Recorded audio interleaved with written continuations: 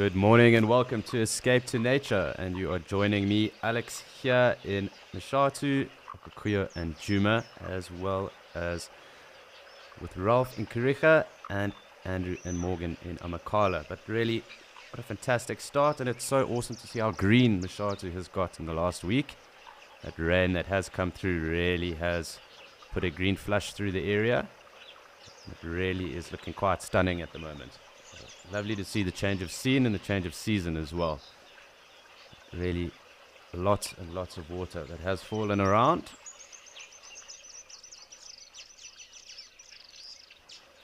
But yes, you are joining me, Alex, here at all the dam cams today as well. So here in Mashatu, Djuma and Okukuyo respectively. A wonderful start to Monday and a happy Monday to all of you that have joined us so far. Really just quite peaceful scenes here this morning, and I'm not too sure what exactly we can expect just yet, but definitely quite awesome seeing the green flush that has now started to come through. So really pretty. Mashatu really is a land of contrasts, and at least a week ago everything else was quite barren and quite brown, but you can see lots of water has fallen, different puddles, green flush as I mentioned. So nice to see some ground cover. I'm assuming most of it is the devil thorn that has started to come through. And when it does flower, it really creates a nice canvas of yellow, the little flowers that do come out. So it does look very pretty. In a few months' time, we will see that. And it really is such a contrast, that yellow and green that does come through. Lovely little frogs at the moment. But yeah, really relaxing. But it is also time for us to have a look and see what the weather is for the day and continue to peruse what might be in the area.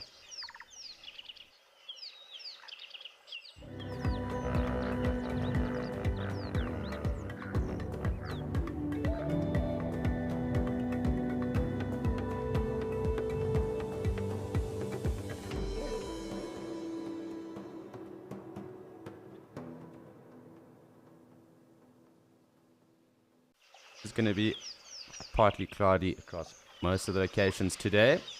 Perhaps some rain here in Mashatu again, which is no complaint on my end. Lovely to get rain back in these areas too. Does mean that some of the animal interactions and that might be a bit different to what we have seen in the past, just because the animals will disperse a little bit with this groundwater that has now started to form in the different puddles and that. So something to note, but really quite fun. Always good to see a change of scene.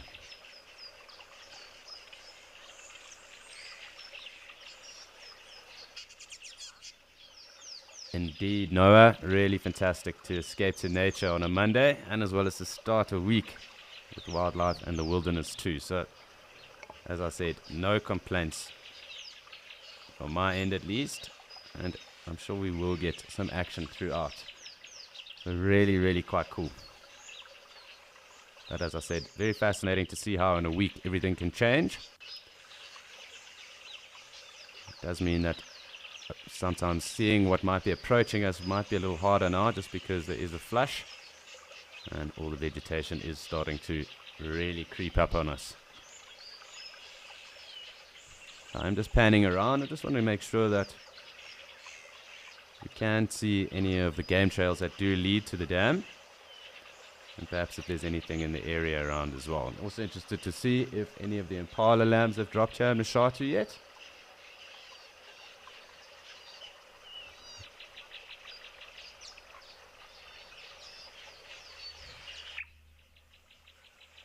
Thanks very much, Sue. Thank you very much indeed. I'm also happy to be back with you guys, and I'm hoping that we also have a fantastic day, at least to kick it off. And of course, some fantastic days following this. But thanks again, Sue.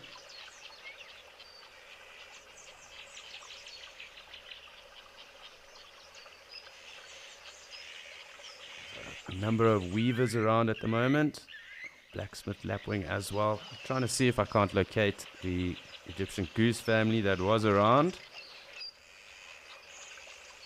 And also just pick up on any of the other interesting things. Yet to hear any of the kingfishers, I don't think.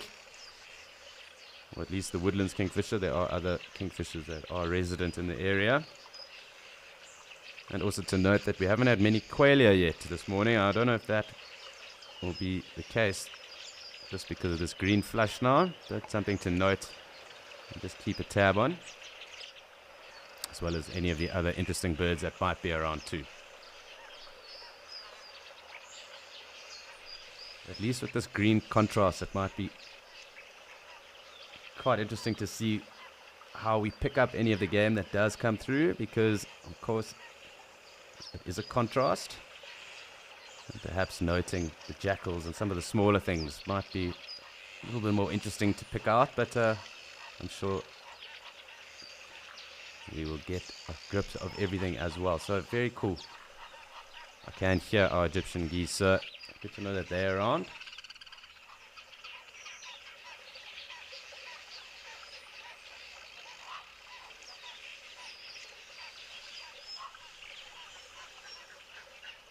And I'm sure with all this water that has fallen, it is going to get rather humid. So that could also entail some interesting behavior, perhaps some swimming hyenas again. And I'm sure the warthog and elephant is around as well. But it is also time for us to shoot across to Ralph and say good morning to him. I'm sure he has already had an interesting start, but nice to touch base with Ralph again.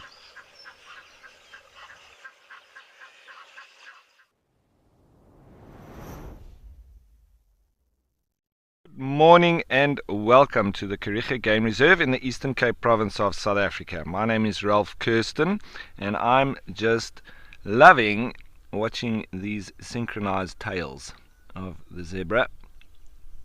And as I say that, they go out of synchronization, but they're enjoying the sun just as I am.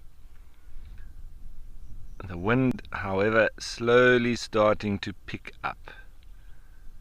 Coming in from the west, but it's not forecast to get very strong today, so I don't think it will be too much of a problem.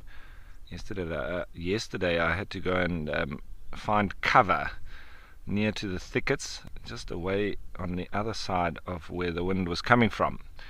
So I think today I might be able to stay out in the open. As we can hear quite a few birds calling as well right now. There's the black cuckoo constantly calling. The bokmakiri there's a pair of them that have been calling not too far from me. Common fiscal shrike that's been hunting as well. There's the bokmakiri.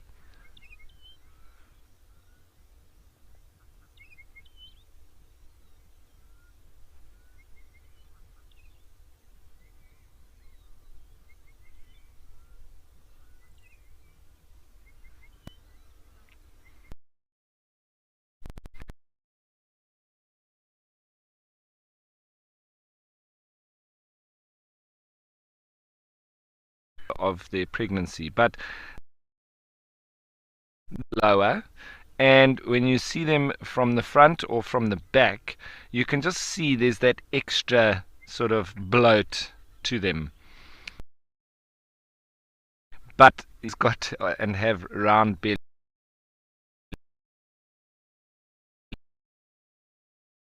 may be pregnant. You can see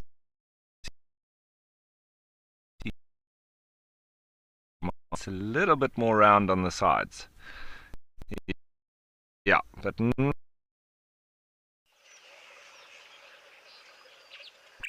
So we will be back again with Ralph again just now. Interesting to hear his take on pregnant zebra. I'm hoping that we do get some of our own here as well, Mashatu. Being in Botswana, the zebra is a national animal of Botswana, so it'll be cool to see if any of them do come through. We did have some good numbers of them the other day, so always good just to keep tabs on what is around in the area.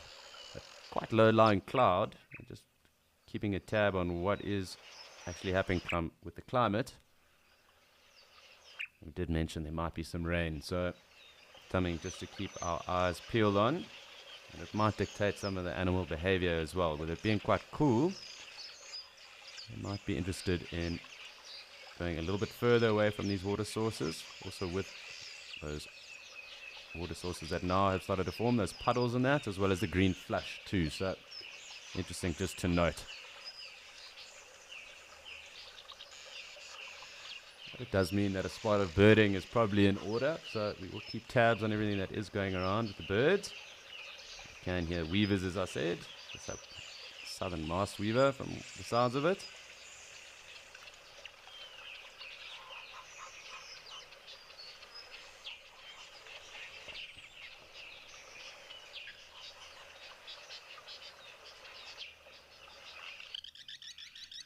You can hear blacksmith lapwings as well. So good just to get a good start with regards to the birds. And possible look and see for the crocodile that might be around.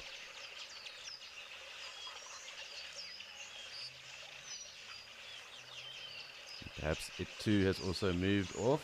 We aren't too far from the Limpopo River, and with the amount of rain that has fallen here, it can be assumed that there's possibly some water in the Limpopo, and it might indeed be flowing. So it could be where he has headed off to, or she, I'm not too sure.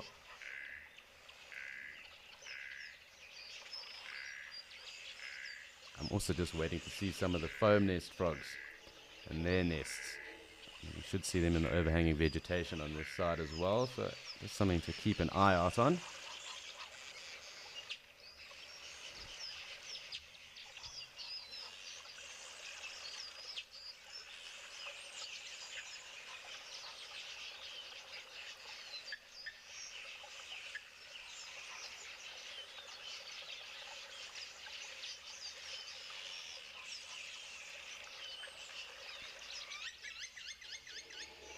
The water level of this dam has definitely increased quite considerably in the last week or so.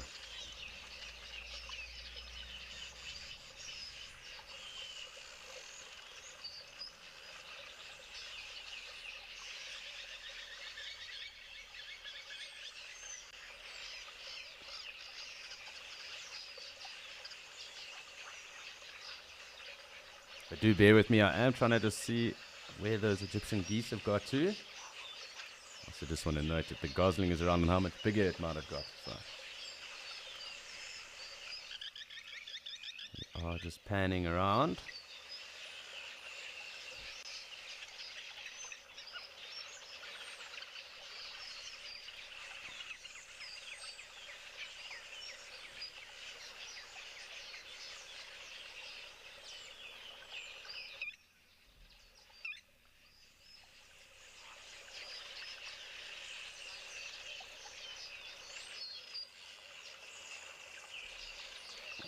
Starting to get a little bit of sunshine coming through, perhaps burning off some of this cloud cover, making it a bit humid, and then again leading to some possible precipitation at some point, maybe this afternoon. It's also crucial to have a look at these little dams and little pans that are starting to form now as well, because you might get some other interesting action in those.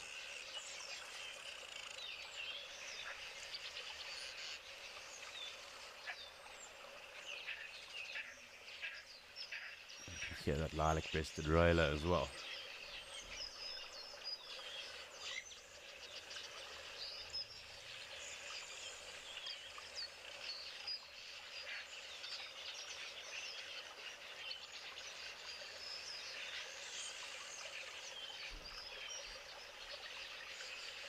Two of our blacksmith lapwings.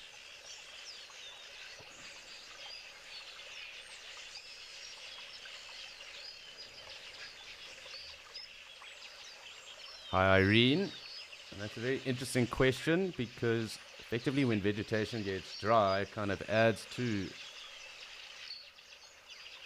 the fire warnings, and that might be happening, and that's obviously with the dry season too, but there are random lightning bolts and that do strike in the summer, and at least 2 years ago I actually had to fight a fire in the Sabi Sands where a house got struck out of the blue and quite randomly at night, and it ignited the entire house and they lost everything unfortunately because of the thatch. So obviously with wet vegetation, with it having rained in that, there's kind of less of a chance of it raining. And fortunately, at that time of the year, it was early January. Having had an amount of rain and there being quite a lot of moisture around, it actually did stem how far that fire could have moved off into or spread. So, different times of the year do dictate that. And obviously with drier vegetation, as I alluded to now, that would mean that there's more or a higher chance of that fire spreading. So with it being green and a lot more moisture, that would kind of suppress any spread that is around.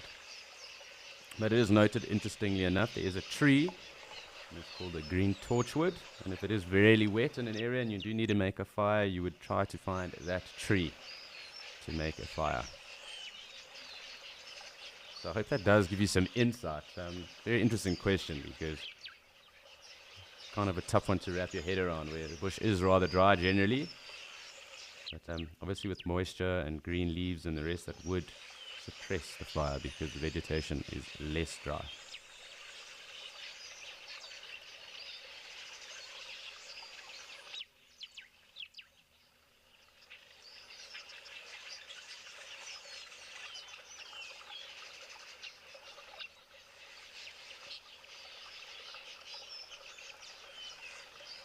So good just to appreciate and listen and hear what might be in the area. You might be able to pick up on some other animals that are around. So good just to spend some time, just take in what is around, and then we can focus our attention elsewhere from there.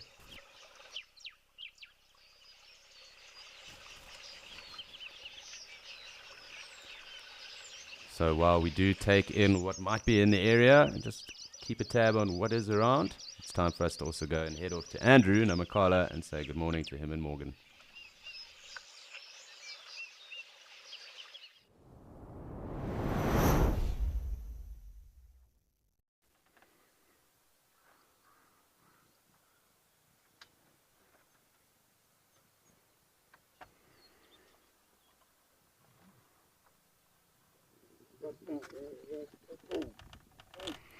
Morning everyone. Look what we have here.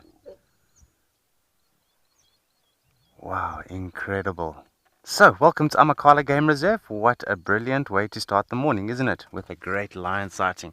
Hello everybody. My name is Andrew. I'm going to take you on safari today. I do have Morgan with me on camera, and we are ready to have some great times out here in the bush.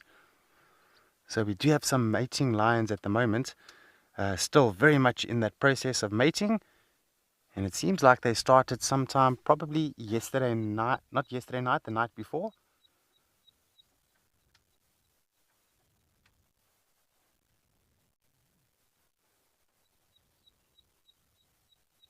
I'm just going to see what he wants to do. Probably just lie down in the shade there. Today is going to be a warm day. My goodness. From the days we've been having, today is going to be about 27 or 28 degrees Celsius. But tomorrow is the sizzler. 34 or 36 degrees Celsius.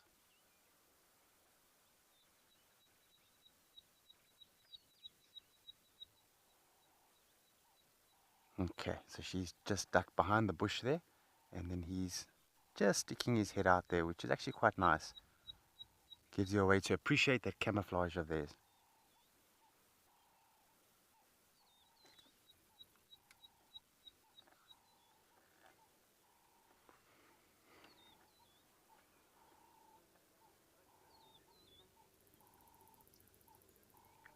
And we stick around here for a little bit and see what he's going to do. I think because of the heat now, I think they're pretty much going to go into an inactive state. But, you never know. They are in a mating process. And as you saw yesterday, as soon as she stands up and moves around, he gets up as well and begins mating with her. So we wait for those moments.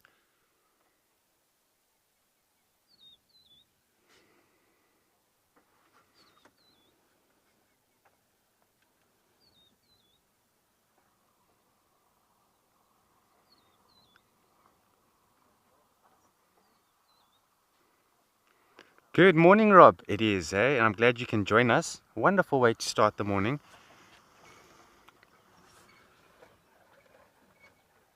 And it's in a nice area as well, Rob. We are just on the road we're off the road now a little bit. But if we carry on the road, it takes us to Buzzards View, which is the ridge which leads to the basin. And I'll often go through the names of the roads so that all of you can sort of start to recognize areas and orientate yourselves as well. But it's a big reserve and it's going to take a bit of time to do that.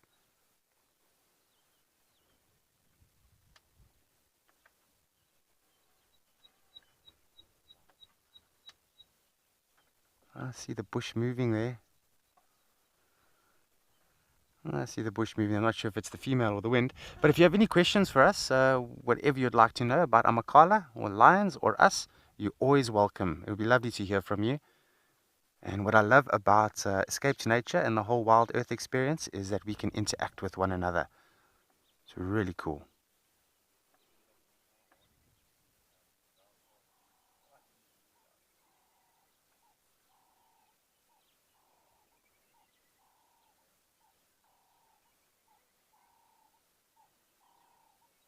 See that bush moving quite a bit there. I think it might be the wind there. And his tail flicking a little bit, so he's a little bit uncomfortable where he is there. I think the heat is shining down on him.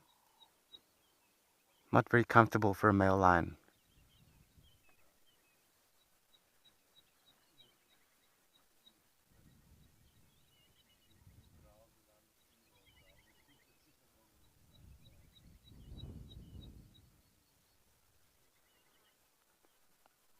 Olivia, hello there.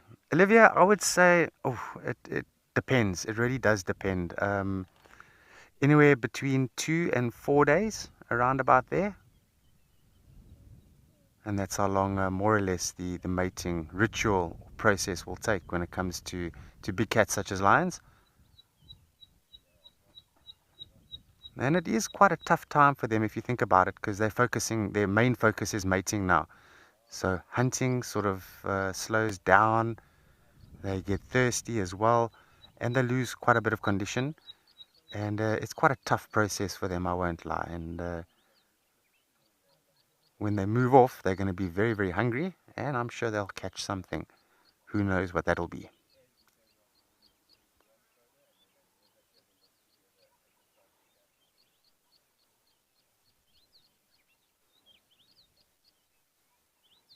What's he going to do? Is he going to stand up or lie flat down?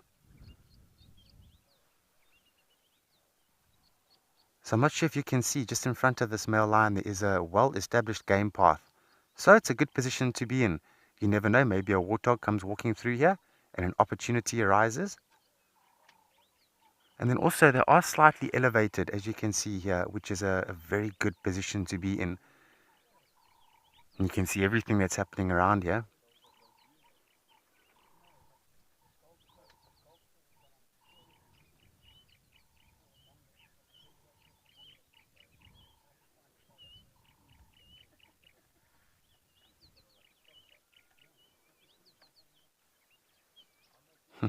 The one day I had a sighting of this very male lion watching the butterflies.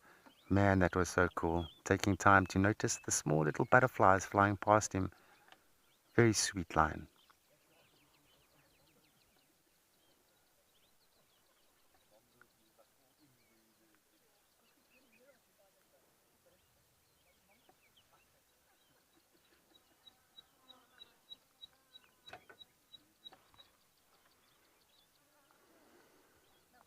Oh, great. He's up. Oh, shame. You're looking for a bit more shade. There you go. That's a much better place for you. Oh, man, look at him.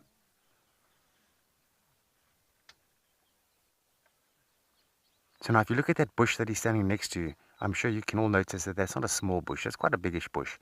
And he's almost halfway up the bush. So he's a ginormous male lion. Probably weighing around about 200 kilograms as we speak.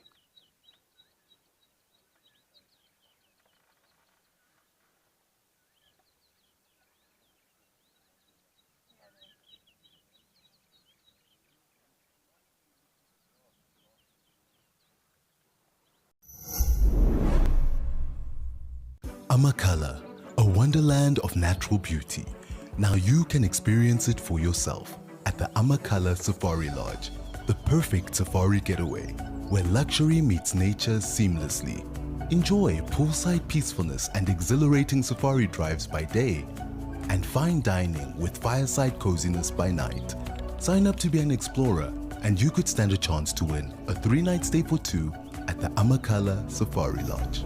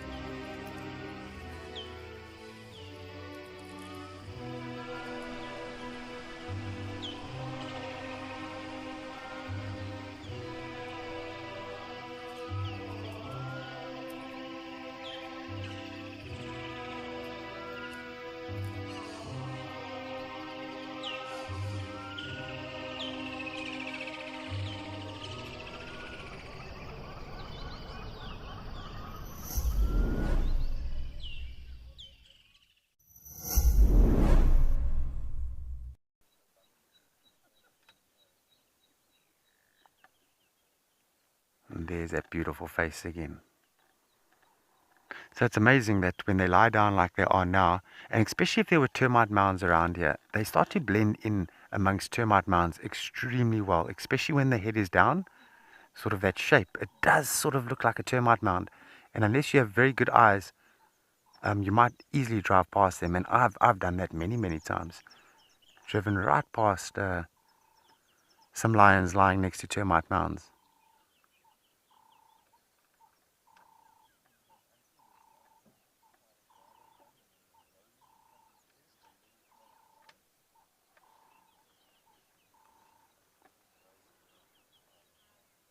James, welcome to the safari. Thank you for joining us out here.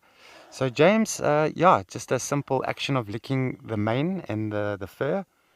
Yeah, their tongue is very, very rough. And if you're a cat, it's going to be a good idea to have a rough tongue.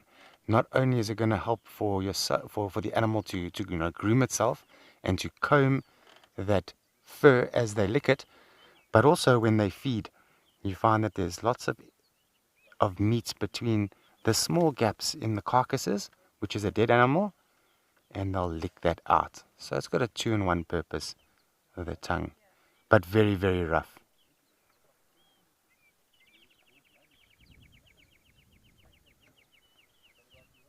And it's actually amazing to see them lick out parts of meat between bones and things like that on the carcasses.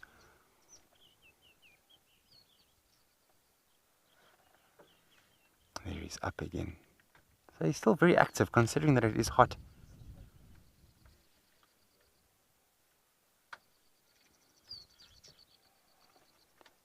Tina has a few benefits. It's going to help, how do I say? It's going to help, I think upset the stomach is the wrong term. It helps the animal or the lion to get rid of anything that's in the stomach that they don't want. So often when they are eating things, they do swallow bits of fur, and then also when he's licking himself, or the females, he is going to ingest fur. And hair is made of keratin, and it's undigestible, so it needs to come out. So sometimes when they feel overwhelmed by hair in the stomach, they'll literally cough up this huge fur ball, and it literally looks like a bird that they cough up. So by eating grass, it does encourage them to, throw up, which gets rid of any contents that they don't want in the stomach. But by no means are they vegetarians. They just do it for sort of a medicinal side of things. And just to get that out of the body. Many animals do it. Cats do it. Even canines do it.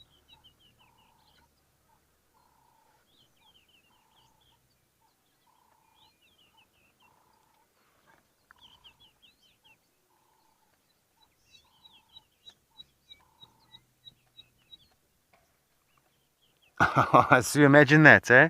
Imagine if you turn into a herbivore. Wow, that would be quite something. I wonder what sort of grasses you would go for if that was the case. But it does seem that way, and if you don't sort of know lion and what they do, people might think that, yeah, okay, well, some of their diet is perhaps, vegetation, but that's not the case. They've got no desire to eat grass for like hunger purposes. That's where they'll need to catch something and eat large amounts of meat. Now, bear in mind that lions need, especially male lions, they need a lot of meat, and they can consume 1/5 of their body weight. So if he weighs, roughly 200 kilograms, he could consume, when he is absolutely full and cannot eat any more, around about 40 kilograms of meat. So that is a lot of meat and mass. So grass would never ever cut that.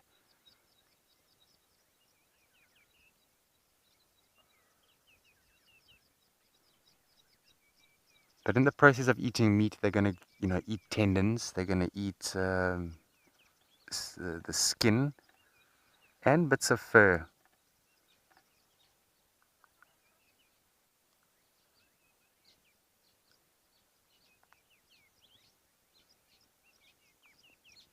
And they may even eat quantities of bone as well. Spotted hyenas are more specialists at crunching bones, and they can survive totally on bones if there's nothing else, bones and skin. Lions can't do that. They need fresh meat.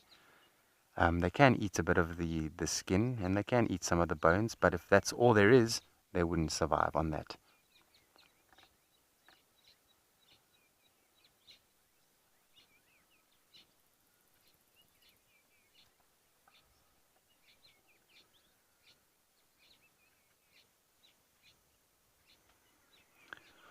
William, I would say yes. And morning, I would say yes. So, if another male lion was out there and was roaring, he would pick up the sound, and I'm sure if it's close enough, and for lions, with their hearing, close enough meaning a few kilometers away, they would feel the vibrations, I have no doubt. But if an antelope was walking around here, I wonder. I think it's more smell and sight and hearing, unless an animal is stomping its feet hard on the ground like an angry elephant coming towards them, or even a herd of buffalo. If a herd of buffalo decides to storm these lions and start stampeding, they will most definitely feel those vibrations.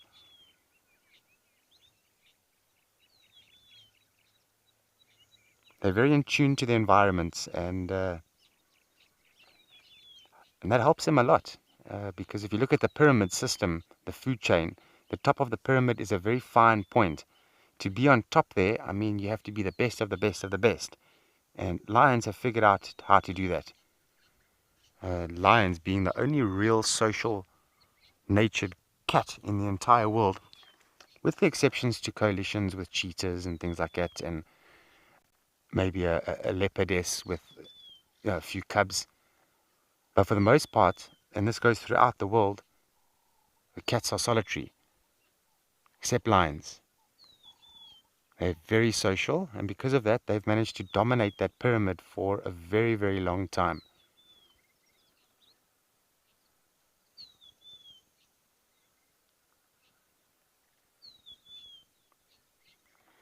But life is not easy on them. They need to be in tip-top condition all the time. They cannot afford injuries and sickness. It's often enough an injury can lead to their downfall.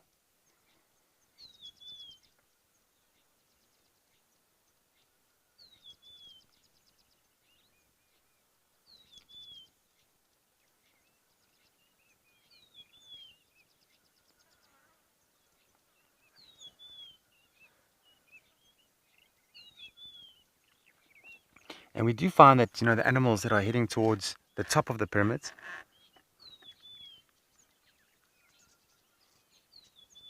Benjamin, absolutely, males or male lion is able to mate with several females with consideration that they're an estrus. So if there was 6 females here and 4 of them were in estrus and ready to breed, the females will compete for his attention. And you'll find that the females might start to have a little bit of an argument with one another so that they can take rights that the male would mount her and mate with her, because just like the male, just like the female, they're very interested in promoting genetics. That's what wildlife is all about. Promoting genetics and surviving another day. Very simple system.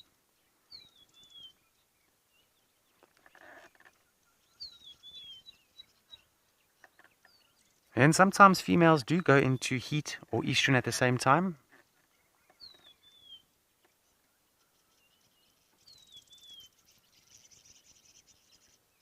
And because the mating process does last quite a long time, between 2 and 4 days, it's a long time actually, he would get through however many females are in estrogen. And then you're going to have quite a lot of cubs if they fall pregnant. And that essentially slowly starts to build a super pride. Because females, when they grow up, they generally stay with the pride. Whereas the males, they get kicked out and they need to go and look for their own territories.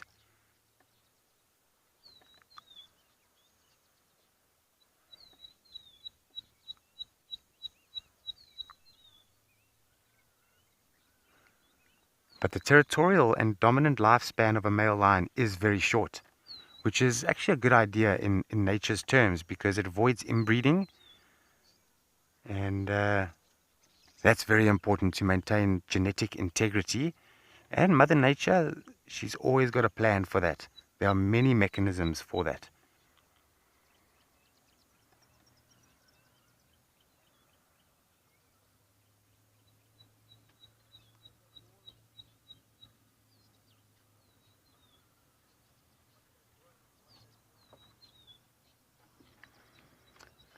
Lucas, that's also an interesting question. So it also depends. If the female falls pregnant, then that process is now done for at least, I would say, 2.5 years, because the cubs will be in the mother's womb for 3 months when she falls pregnant, and when they're born, the cubs will grow up to become sub-adults and are very dependent on the mother for between 2 and 2.5 years.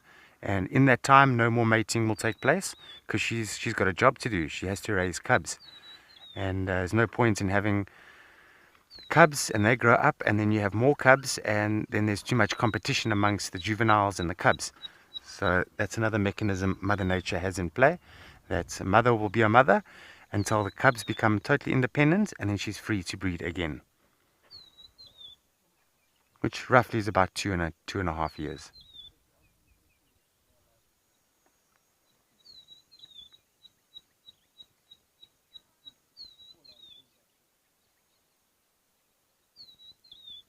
I don't know if you can hear that bird. There's a rufous-naped lark calling somewhere here.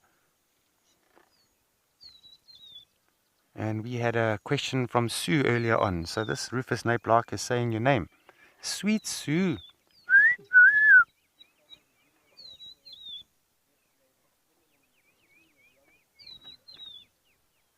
And that's how I remember the bird calls. Just making simple word associations with the bird calls.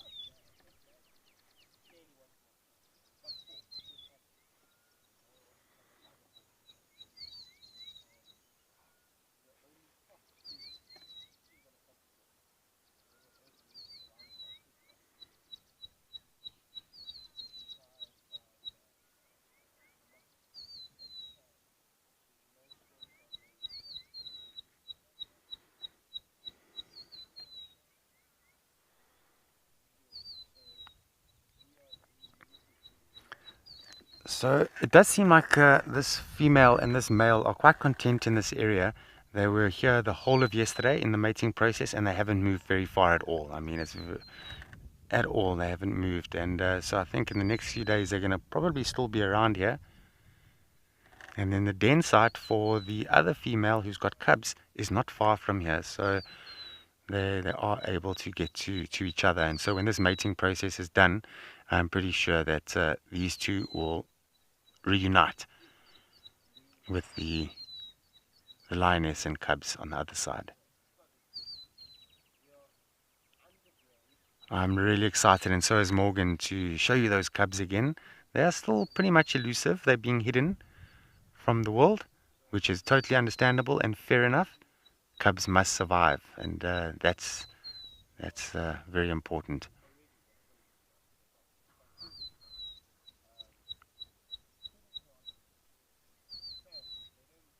And they get very well hidden for 6 weeks, sometimes 8 weeks. So when we managed to show you the cubs that first time, it was a bit early that they came out. It was in week number 5, I think. And since then we have seen them one more time, and then since that we haven't seen the cubs at all. So, but we'll have another opportunity.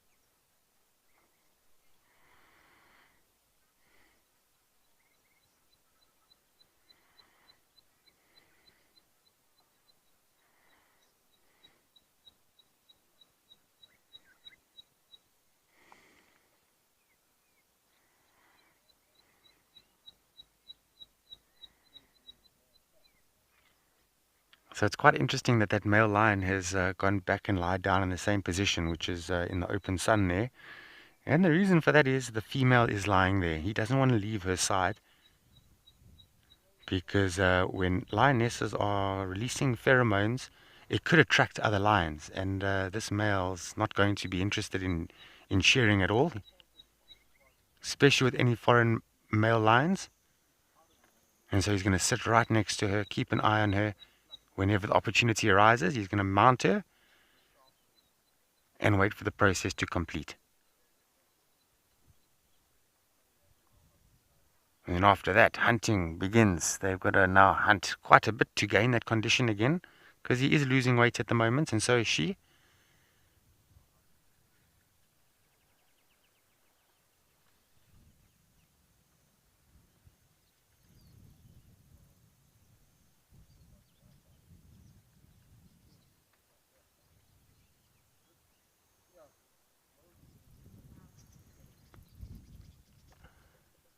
Morning, Nadia.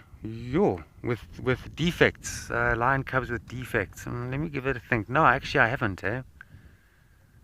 I don't think I've ever seen anything with defects, to be honest with you.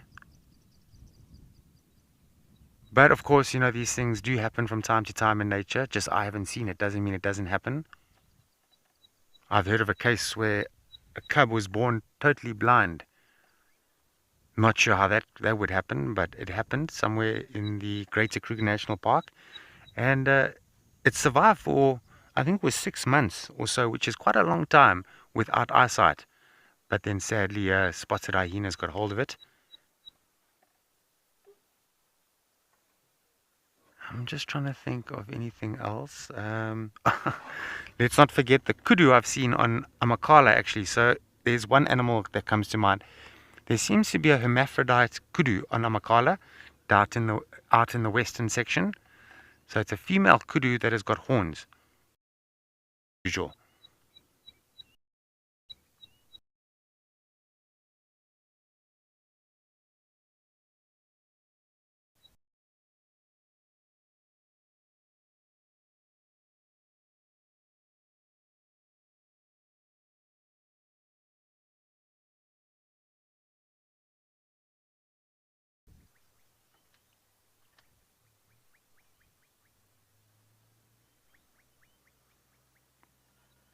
Okay. I'm going to send you off to Alex in the meantime, who's in Mashatu in Botswana.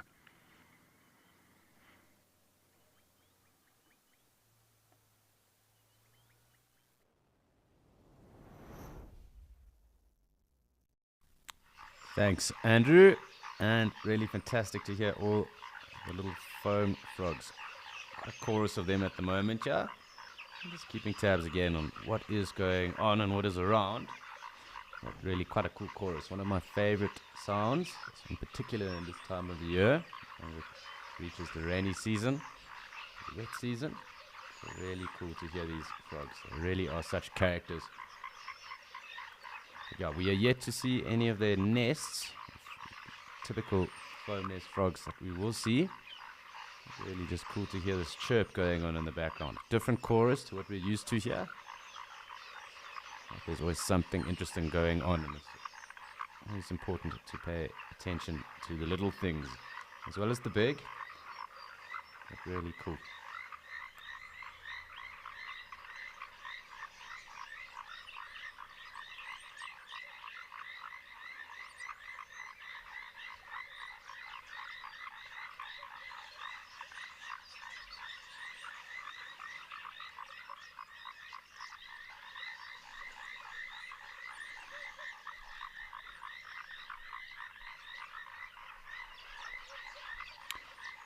So always cool to appreciate the different sounds. But it is also time for us to go and see what is happening up in Ukukuyo and any differences that might have changed up there.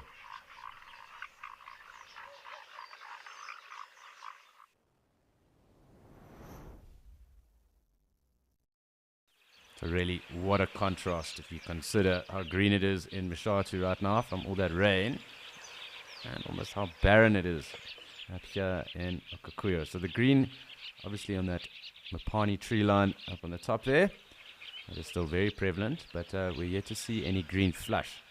I'm not too sure if there has been any rain, but it's cool to be able to take in really different sceneries and landscapes right now. So I'm going to take us a little closer in, again to see some wildebeest. There was some springbok and there was some oryx around as well, some gemsbok.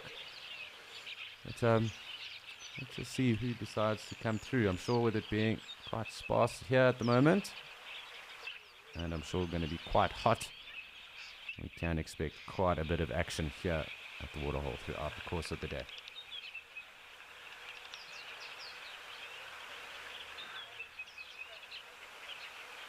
It does look like some zebra in the distance too.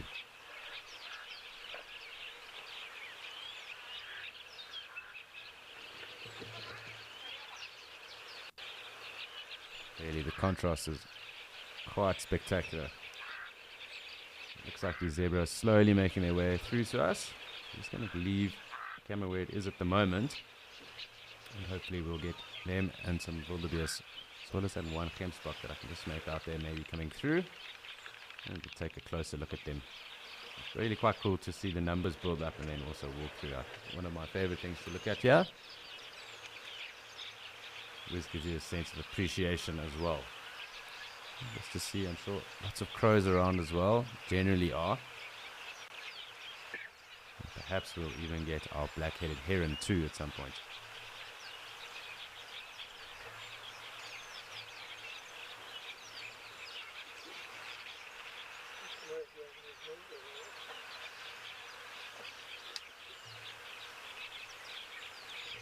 Pied crow, looks like a Cape crow as well as the zebra and wildebeest milling about there in the back.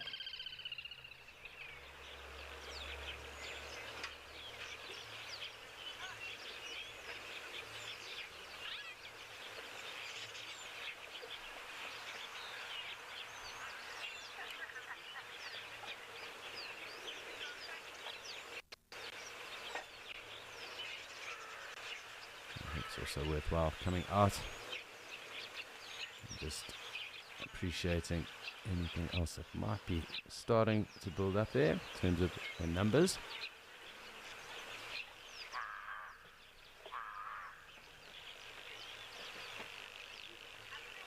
Hi Jojo, so it really does obviously depend on the quality of the fault and the quality of their condition. Because the quality of their condition would mean that their immune system might be lower if they were in bad condition.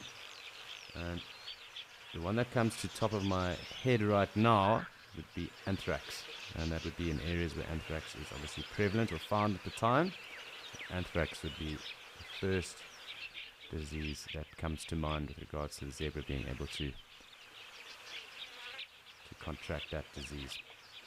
There was some studies done up here in Etosha itself, and obviously because the zebra do dust bath, or they do roll around in the dust too, and there are spores, and the spores of those anthrax were actually found in some of those dust baths. So that is why my thinking is geared towards anthrax being the first one. They would also be subject to something called bloat, or the twisting of their stomachs, because they've got quite a large cavity on their chests as well.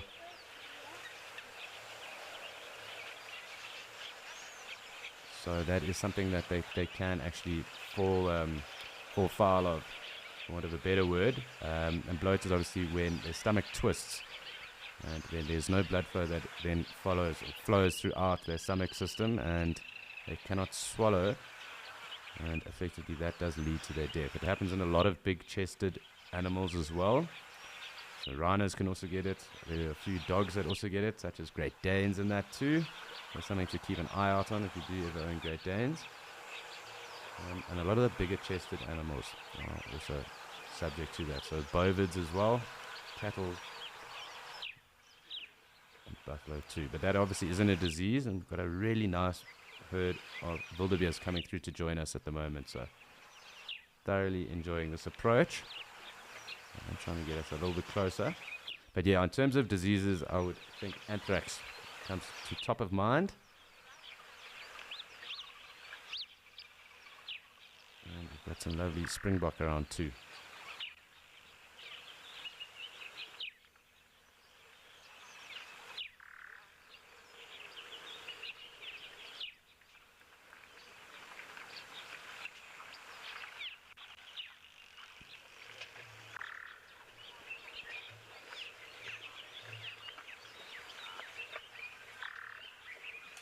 Some zebra as well coming down from the left hand side, so looks like we are kind of in the center of the funnel.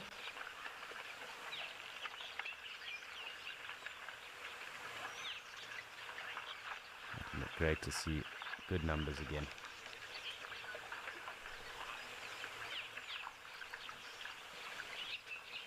I'm trying to take us in for a closer look.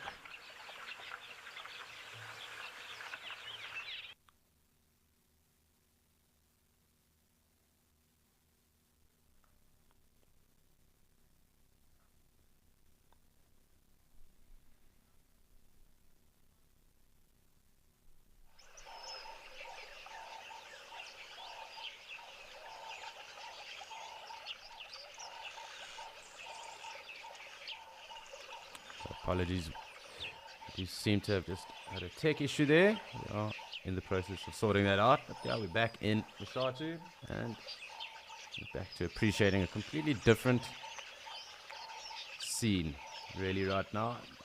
Really a contrast with regards to how green it is here, and that open contrast of Okakuya as well. You can just hear a hornbill, a couple of hornbills here in the background. As well as our doves.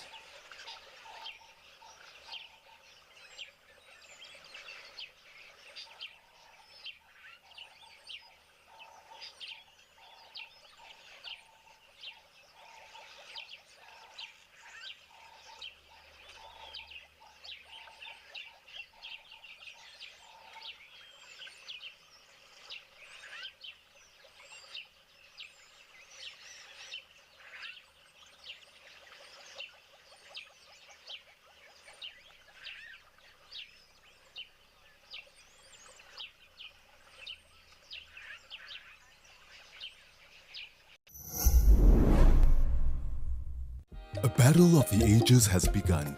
Now one guide reigns victorious. The rest covet his crown. Now, backed by popular demand, it's Animal Bingo. It's time for a shot at redemption to become the Safari King or Queen. Scores will be kept on a leaderboard and the ultimate winner will be crowned on Christmas Day. Catch the chaos and contention on every Saturday Sunset Safari.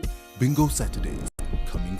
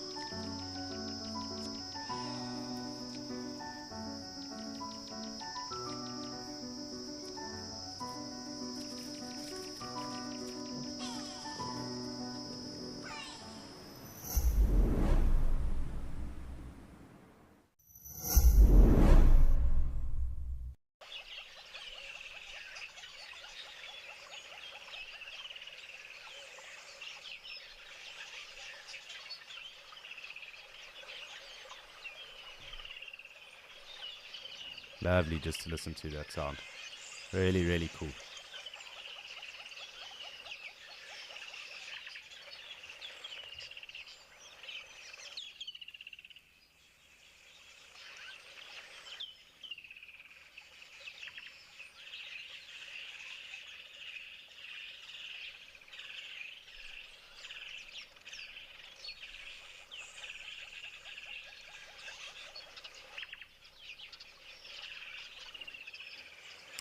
So I'm going to enjoy the first sounds of, for me, what is Christmas and the festive season, being these woodland kingfisher. But you guys are going to head across to Rolf.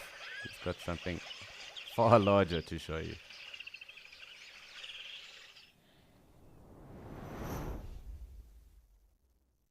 Patience has paid off here on the Kariega Game Reserve.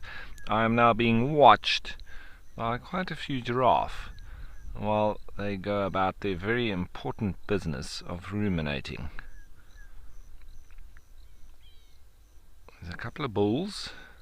There's also a couple of females that are also going to walk in to this picture shortly. Watching me, watching them. Giraffe are rather curious, but they have quite a nervous, curious nature. They're always seemingly scared of everything, except each other. They do like to fight, especially the bulls. I think they're quite intrigued by me.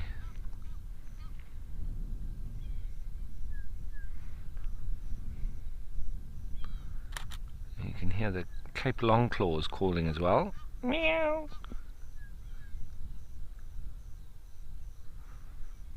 Now, there's one just off to the left, but I want to show you its lovely fat cheeks.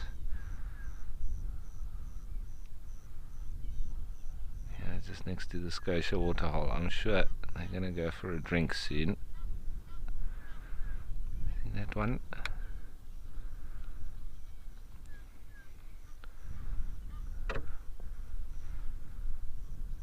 Beautiful. The sun poking through, but there are clouds starting to build. It's not forecast for rain, but who knows. Look how fat the cheeks are.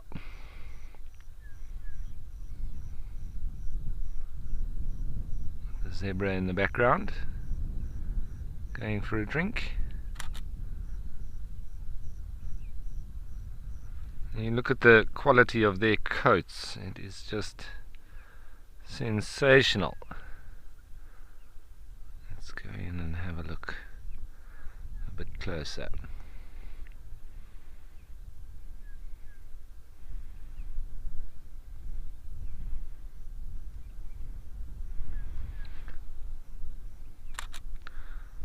Let's make for a nice mosaic.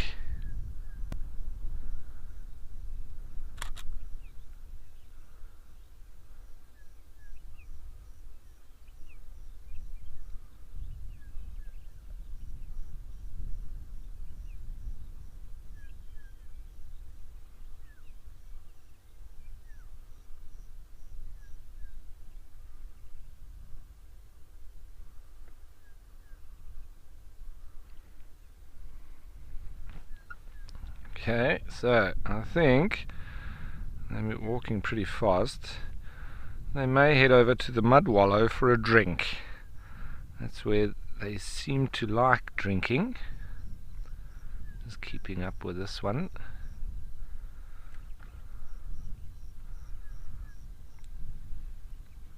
I can't zoom out anymore. That's how close they were to me.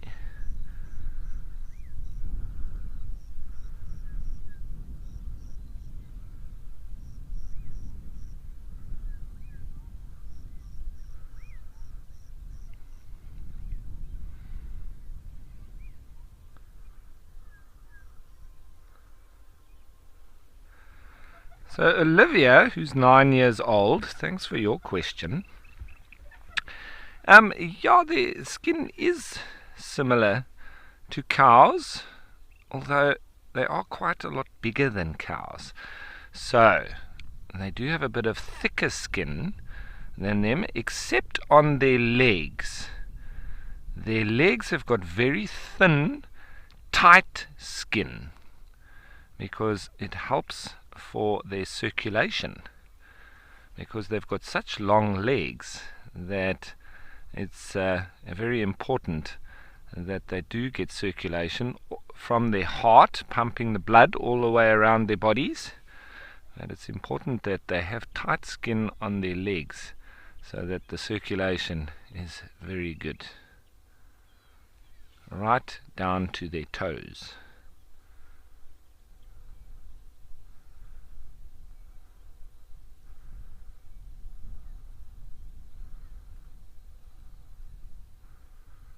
Thinking about going for a drink.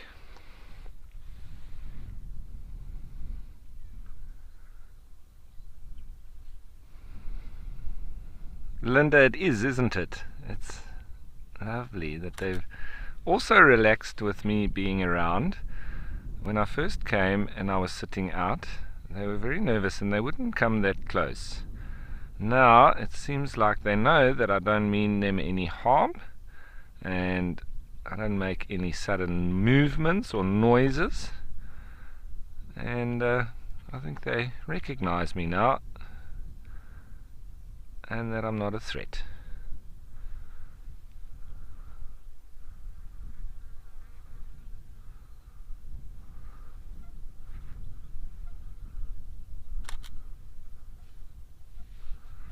Still a little bit nervous of that water.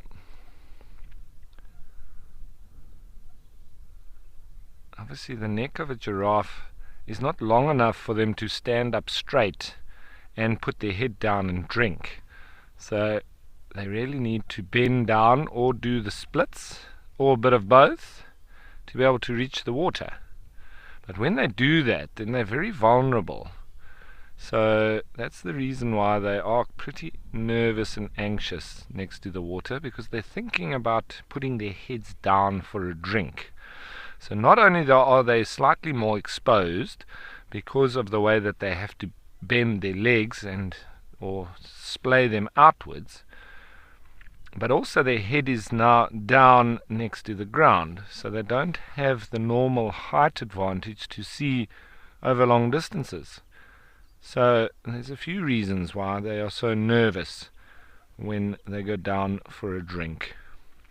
And that's why they also take so long in deciding to go for one, because they need to make sure that there's nothing about that could be of danger to them when they actually put their heads down.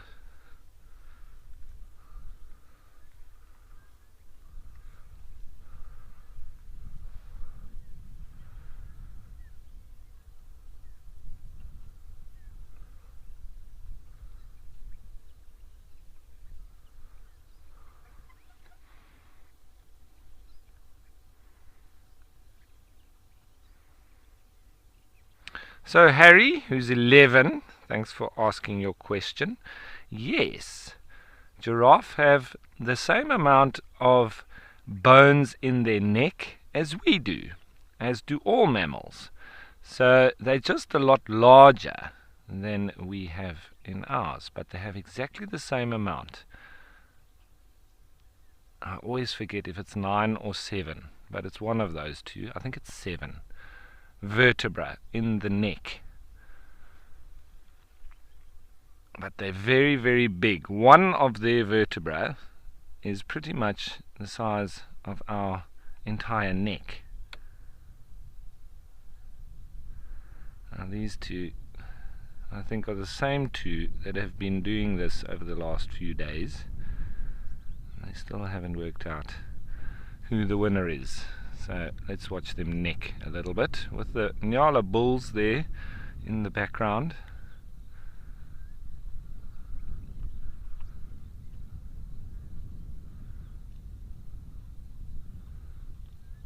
Pretty much equally sized are these two giraffe.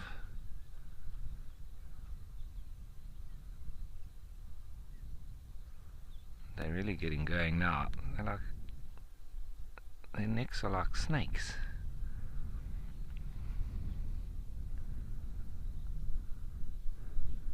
And they also push and shove each other, apart from the necking, and hit each other with the club that is their head.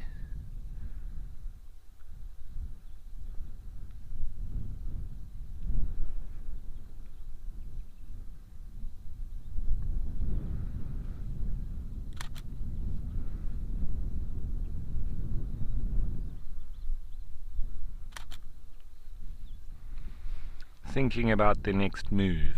Who's going to go first? Oh, there they go. Puff.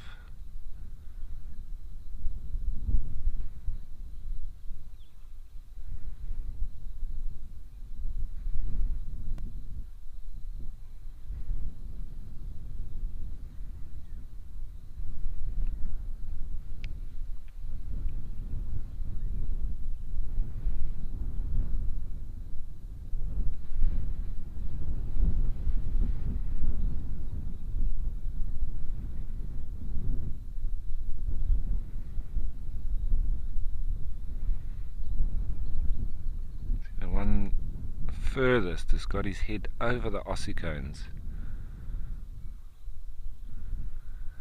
So Natalie, your guess is as good as mine. What they can do is they can have a 5-minute necking fight, or it can go on for days or weeks, but they obviously don't do it all the time.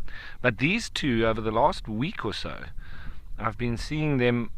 Not every day, because there was 1 or 2 days of rain that I didn't see them, but when it wasn't raining, I've seen them every day doing this. So you can see they're very evenly matched in size and probably weight as well. Wow. And so they're probably having a bit of a problem in working out who's the dominant one. And that's what can happen if there isn't one clear and obvious winner. The fights then can continue over a longer period of time.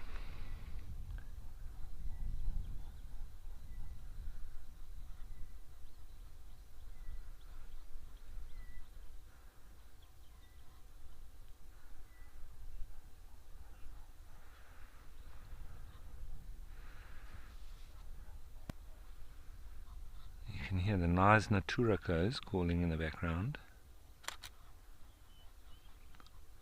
And a red-throated wryneck.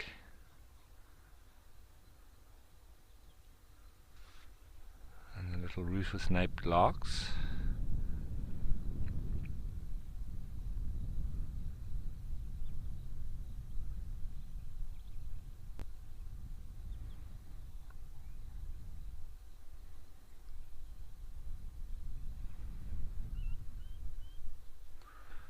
It's like a pendulum. They do get quite a swing on it sometimes.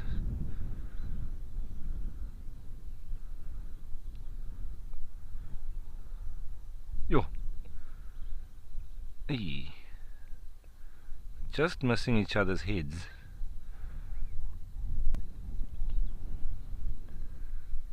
It's like giraffe mixed martial arts. They're into the grappling now.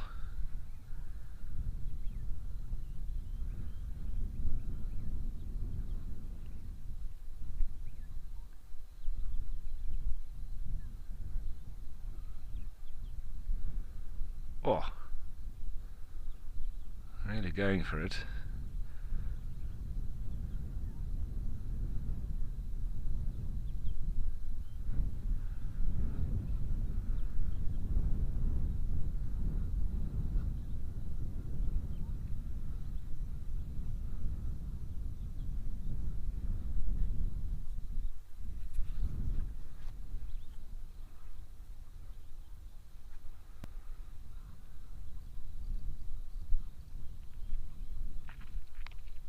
It's only the bulls that do this. I don't see the females doing it.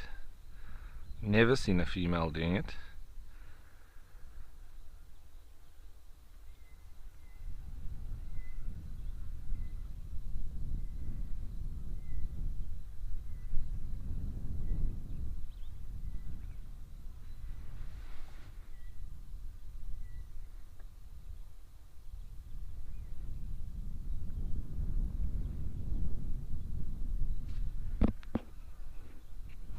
So quite a few swing and misses there.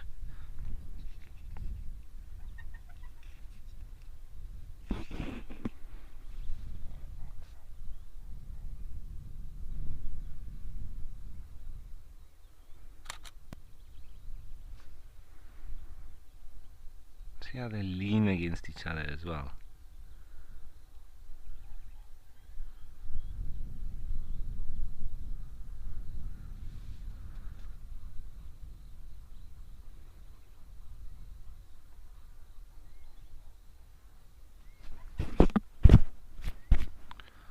Sorry, there's a nest of little spiders on the back of the vehicle here somewhere, and there's tiny spiders everywhere. So sometimes when they crawl on my face, that's the only time that I'll really jump. They're all over the place, so sorry about that.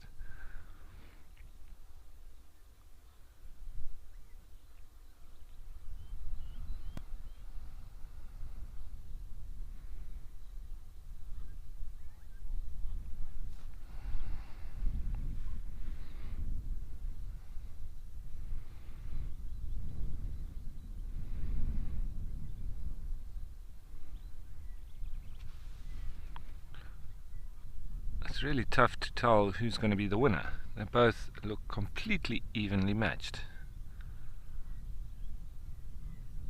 They could be twins.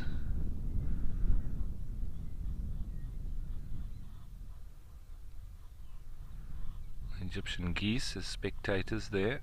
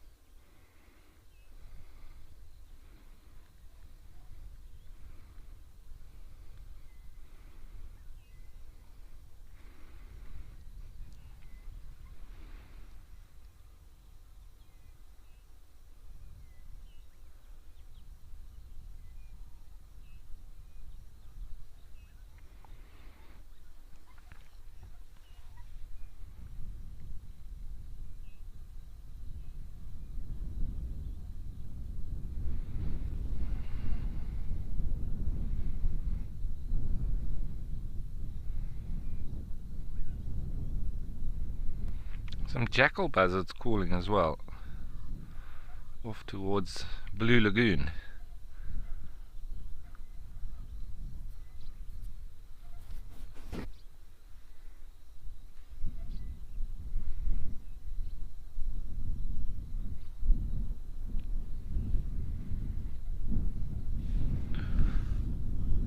You see, they sort of try and catch the other one unawares, but they seem to know when the other one's going to swing at him. And then that one furthest keeps on pushing on the top of the closer one's head with his head. Yo, that's a good shot. Oh, another one. I think this one closest to us is slightly getting the upper hand. He's landing more knocks.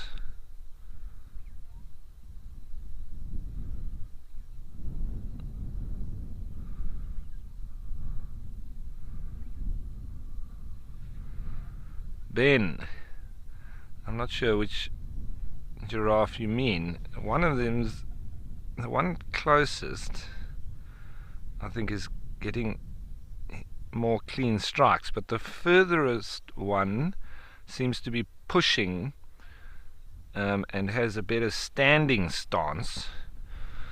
But yeah, it's all up in the air for now, Ben. Yeah, that was a near miss.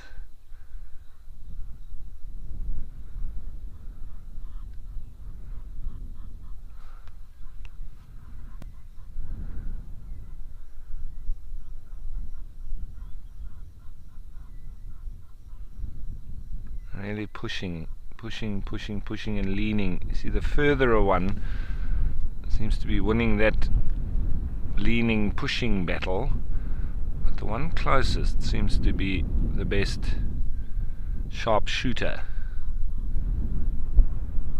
He's landing more punches.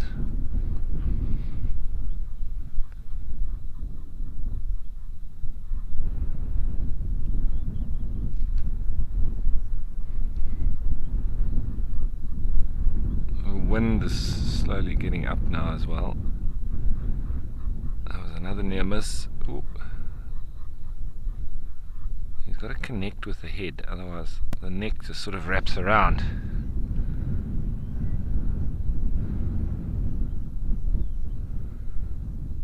So Helen, yeah, I'm not sure if it is tired or if it's just playing the game. But it could be, you could be right. As I say, I think the one furthest is a little bit heavier, slightly bigger now, the more that I watch, and getting pushed. So maybe that's the tactic, drain the energy and then go for the blows. It's a bit of wrestling mixed with boxing.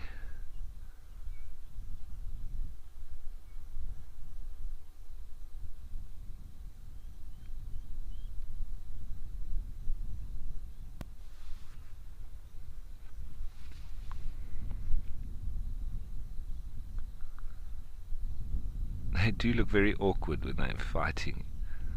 It's not a very, doesn't seem natural.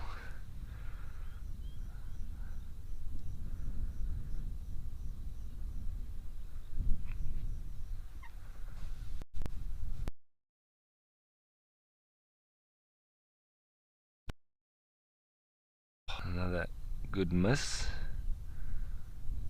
And oh, there was a good connection.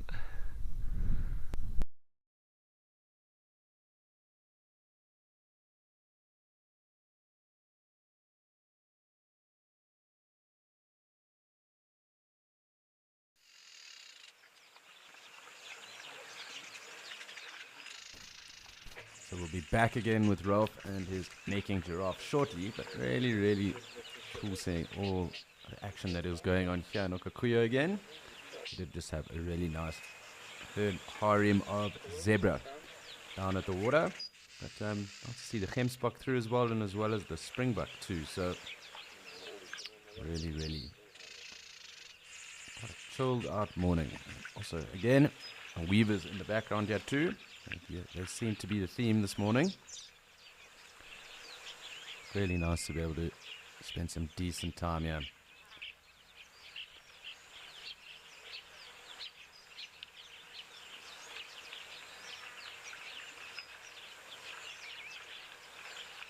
A couple of those in the macro sandgrass as well again in the background.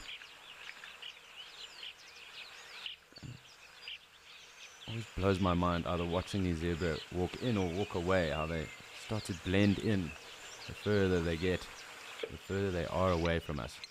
If they're standing still, it's kind of hard to even make them out.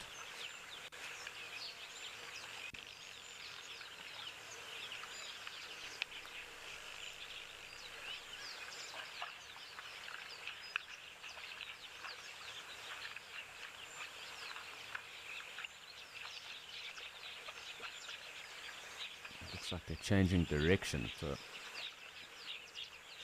interesting just to see the paths that everything takes in and out of here.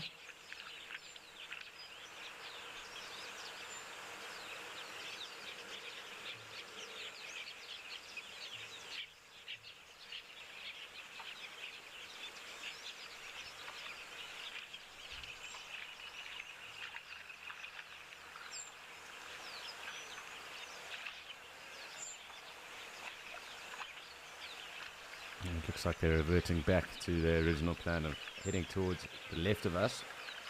But again, maybe that is just the winding of the game path that they follow out, although it doesn't seem that there's much of a game path really.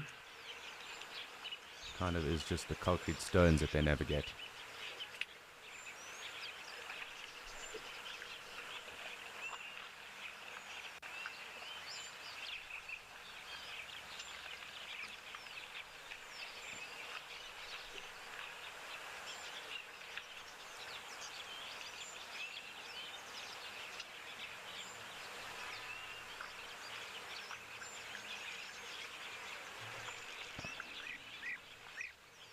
European bee-eaters as well. Lovely bird choruses at this time of year when everything migrates back down towards us. Always good to note the difference. But also a very placid morning. A great silhouette there on that gemsbok that has just been in the water and moving out again. Superimposed onto the surface. So really, really cool to see that too.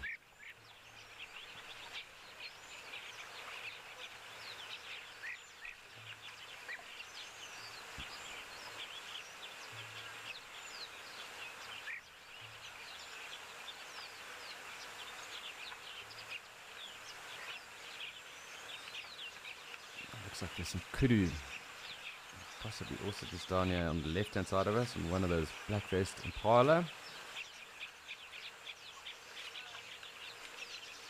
Kudu also moving off.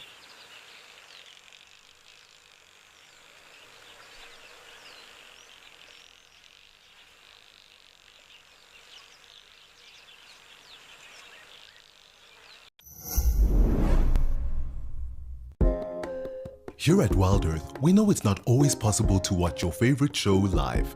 If catching up on safaris is critical to you, then download the Wild Earth app and watch the catch-ups here first. Catch-ups are available on our app before YouTube, and in addition, there are cut-downs of each show for those who only have time to watch the best bits. That was incredibly cute. Download the brand new Wild Earth app today and don't miss out.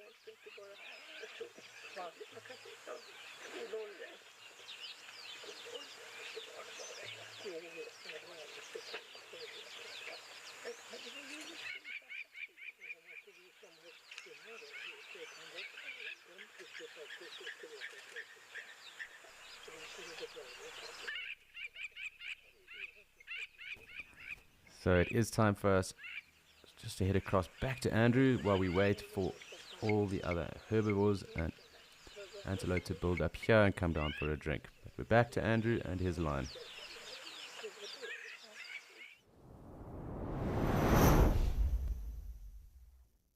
And they are very inactive at the moment. He has laid down and he is sleeping strong there.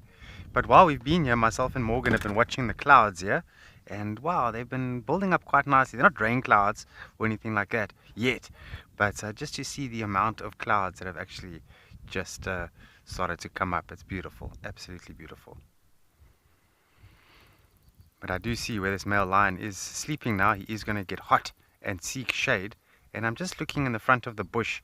That's where the nearest shade is, so he might just get up at some point while we're here and just lie down in the shade there. That'll be nice.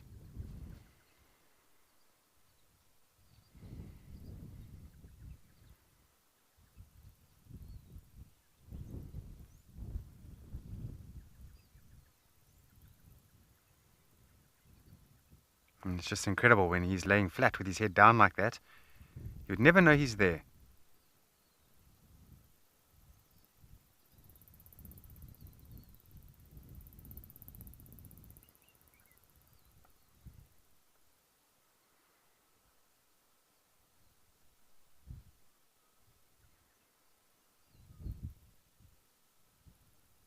It's very interesting. So from this morning's early safari, when the guides went out, from what I've heard, they also had some splendid sightings of these two mating. And yeah, definitely memorable for the tourists that come out here, something they probably will never forget. And also for myself, from what we saw yesterday, I will never forget that.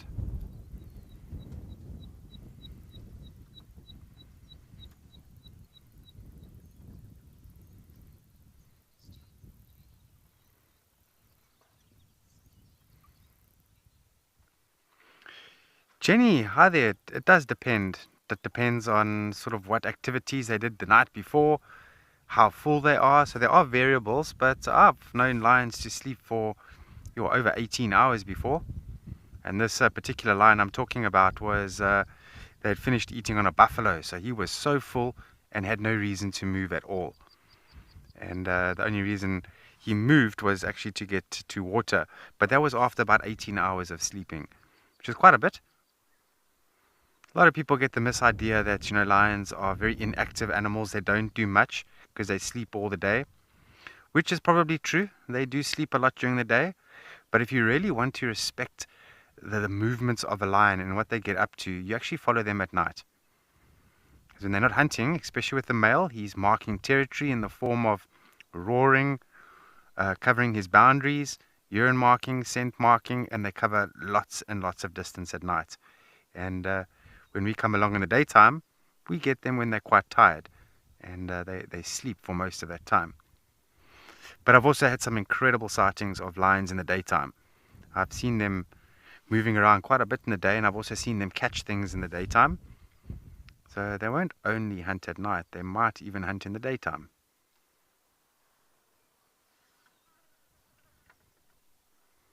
And I've also experienced a coalition of lions, 2 male lions, who spent the whole of the daylight hours walking around their territory and marking their territories. So it's not need to say that, yes, are they nocturnal animals because you read this in the books. They make their own rules and they can move around quite a bit in the daytime as well. But they're most successful and most active at night.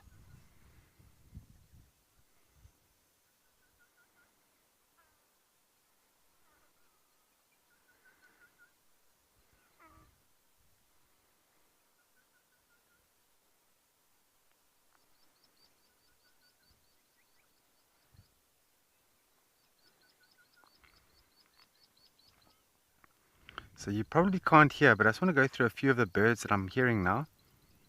So I can hear a karoo prinia, you might just hear that. And an orange-breasted bushshrike, not too far away, and a lesser honeyguide. Where is that, Morgan? Oh, sweet. Morgan has spotted a few warthogs that are oblivious as to what is going on here. Good spot, Morgan. Now let's just watch and see if these warthogs pick up on the scent of the lions, because they were lying there yesterday. Oh no, can't level out there. Quite a tricky area that we're in here. We're on a sloping piece of land here.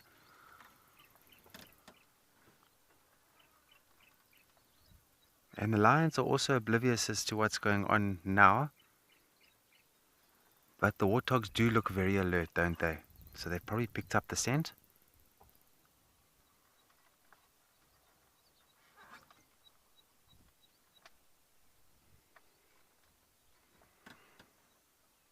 And you see the one warthog is smelling the air. I think they are fully aware that there could be something around here. And believe you me, warthogs know exactly what a lion smells like. They're not just smelling a predator. They're very smart animals, warthogs. You see how those warthogs are walking with their hair all raised up, making themselves look bigger with their snouts in the air, picking up the scent.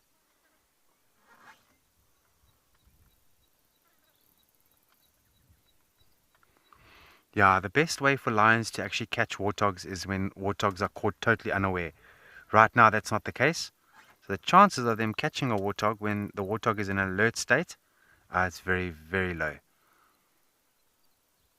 And as I say, warthogs are very smart animals.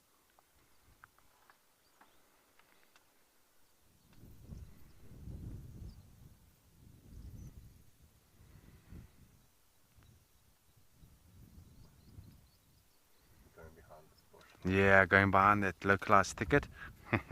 We'll keep an eye on them though. And they're going to walk off, I'm pretty sure. And the lions continue sleeping. They don't know what's going on. The breeze is pushing towards us. So they are not going to smell those warthogs.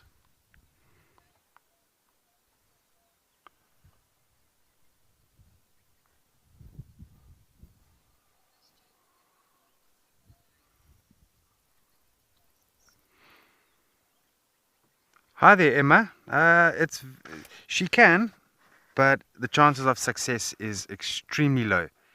Because the minute she stands up and tries to, get into an ambush position or a formation of sort, that male lion is going to be right behind her, and he'll have sort of other intentions in mind.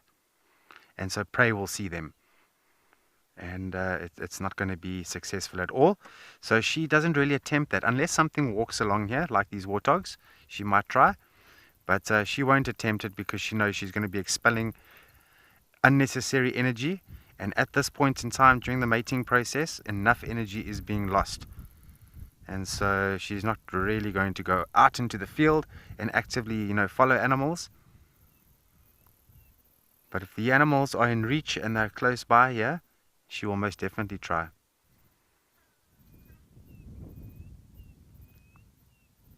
And then there will be a lot of aggression. If she had to catch a warthog or something here, there will be a lot of aggression amongst these two lions. Mainly her towards him, because there's a kill, and we know that already heightens the aggression levels with lions. When there's a carcass, they're a lot more aggressive. And then plus he's going to be trying to mate with her, so she's going to be extra aggressive. And this is where she might bite him quite sore. I've actually seen a lioness, I can't remember, was it a bushbuck? Yeah, this was a few years ago, eating a bushbuck, and the male lion was behind her, mounting her. And the amount of growling that was taking place, she actually turned around and totally bit him. And then she took the carcass into the thicket of the bush and literally reversed herself into the bush. And that's to stop him totally from being able to mount her while she's busy feeding. But as I say, it's quite uncommon, but it does happen. I've seen it.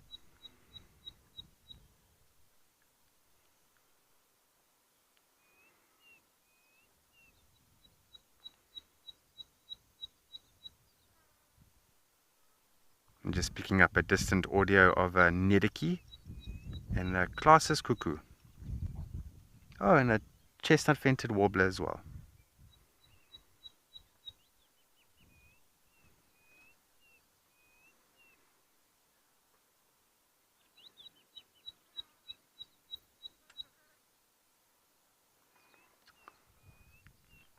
It's amazing how concealed they are just behind that bush. You'd never think that there's 2 adult lions there. Would never think that.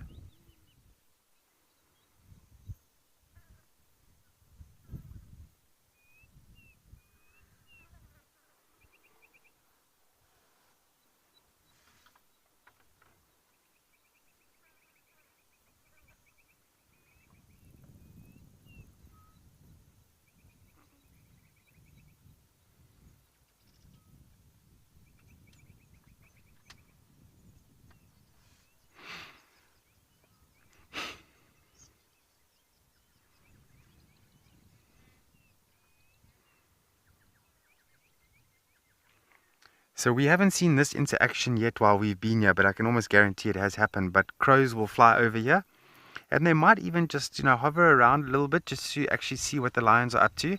And then they might even just sit on the branches nearby. And then by doing that, all the general animals, they're going to know exactly that there's something going on here, and they're going to try and avoid this area. So crows often give the presence away that there can be something. And from a naturalist point of view, we often use crows and certain species of birds as indicators that they are watching something that we can't necessarily see. It's amazing how other wildlife can help you to determine what's going on in the area.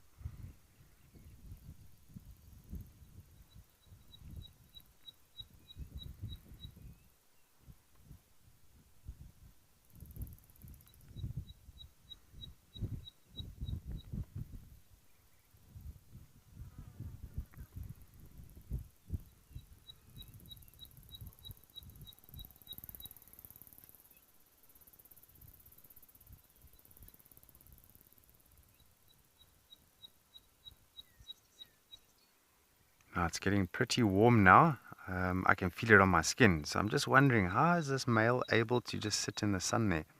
It's amazing. Maybe he's got some shade going over half of his body that we can't necessarily see.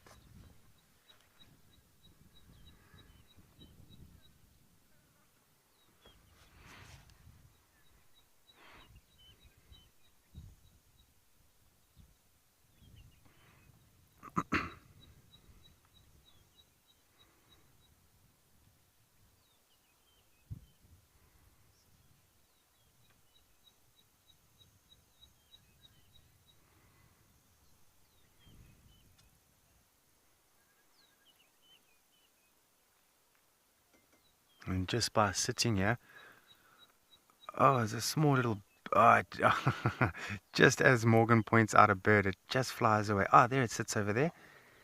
You got it, Morg? Let me just confirm with binoculars. I think it's a familiar chat. Man, that's the one, a familiar chat. Just flying on that game path now.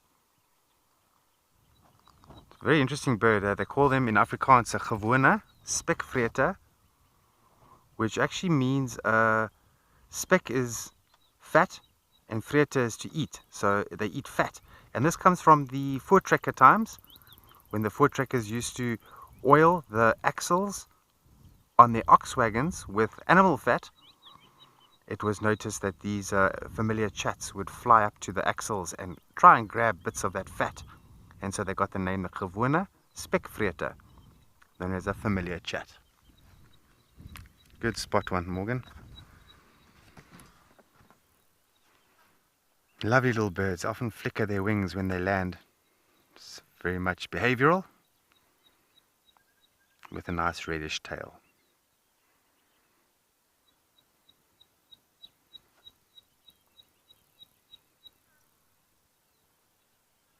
Alright, I think we're probably going to push off and try and look for something else. We're going to send you over to Alex now. I believe he's got some zebras in Ukukuyo.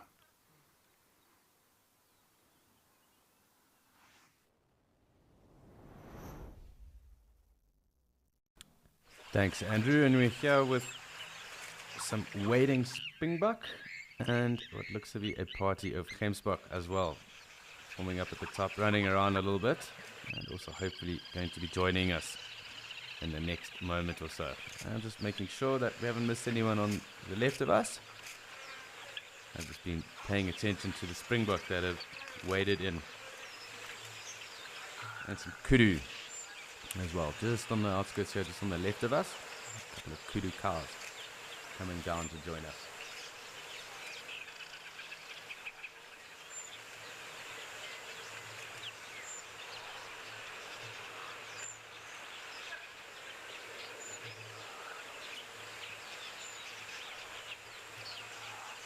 Really nice to see all these different species around.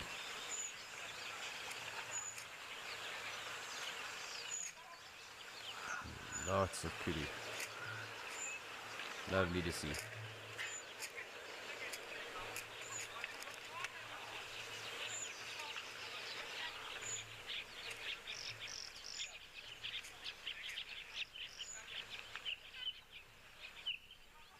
Hi Ronnie, so kudus are predominantly browsers, and if you do see them kind of feeding off the floor, it'll be generally because they have flowers that might have dropped. So in particular with Cagelia or the sausage trees, those flowers, they'll eat those, and fruits too. So they aren't known to graze, but I'm sure if there are some really fresh green shoots in an area, they might be tempted, but they're predominantly browsers, so meaning they will browse off the trees, not eat grass.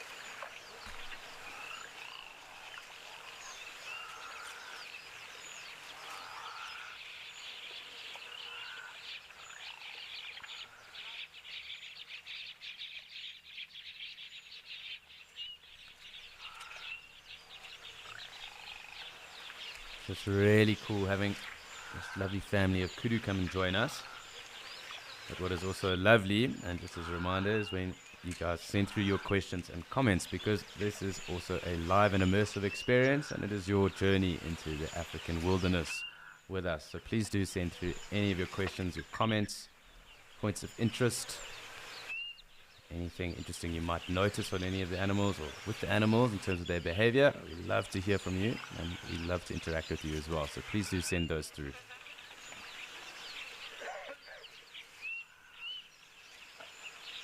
Looks like all these gemsbok are slowly making their way down, and I'm sure we'll get them wading into the water too. So always interesting and great to watch them wade into the water here.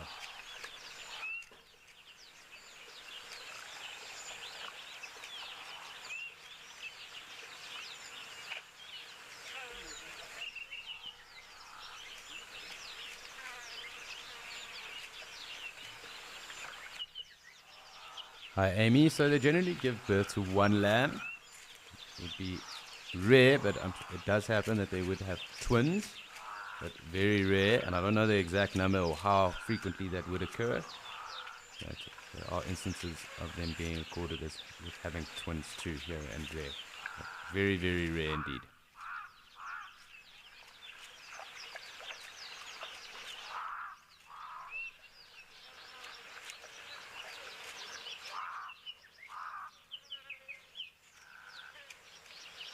Quite a cool contrast with three different species here. The two bigger ones being the kudu and the gemsbok, as well as the springbok now wading in.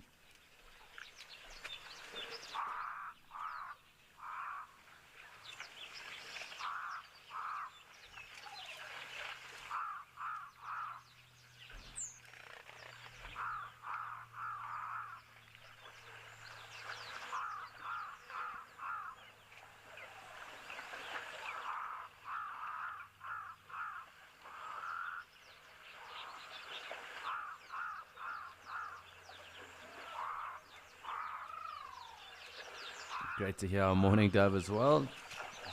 The other sound to that very loud crow, that little brrr, is the morning dove.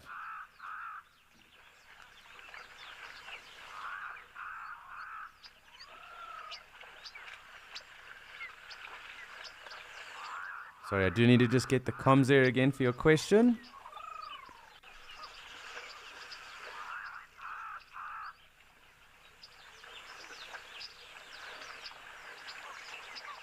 Hi, thinking man, and that is a very interesting question. Which antelope has the longest lifespan? And that might change also with regard to which continent we're on. I just want to think quickly because I know the impala are on 12. I do think kudu are a bit longer, but sometimes it also depends on the area that they might be in, and they might have a lower life expectancy with the bulls. So, for example, where thicker vegetation, where kudu bulls get chased into that thicker vegetation, and actually that hinders them, and they get taken out by other predators quite quickly. So it could also be a bit area specific, and I'm just trying to think here.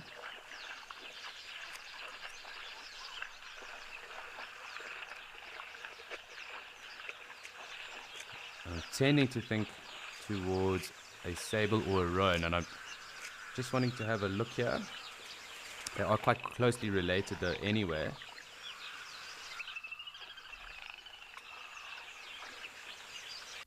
And I think it's actually the roan, the bigger of the two cousins really, and I'm going to find out how old the average life expectancy is, or how old maybe the lifespan the oldest one might have lived to.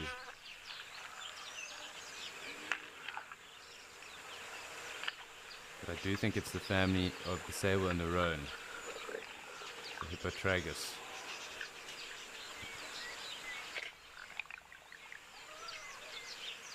So on average they're going to live around 16 to 19 years of age. And the longest living was a roan that was in captivity, and that roan lived to around 26 odd years of age. So definitely in that genus, the sable and the roan being the one that would live the longest.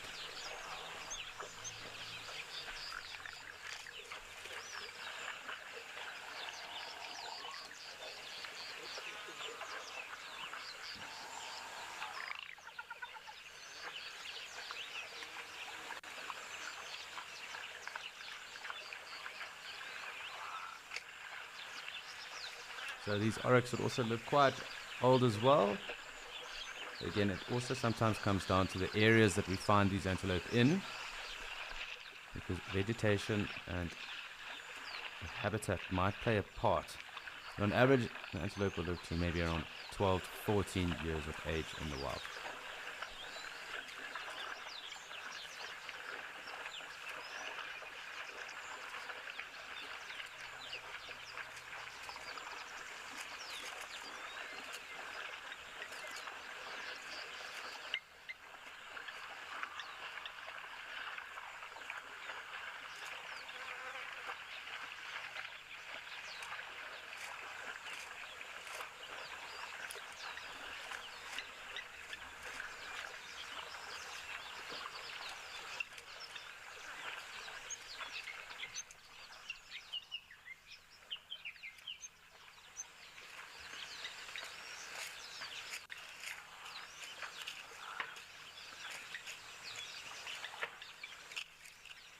Interesting how quickly everything comes through and then vanishes again.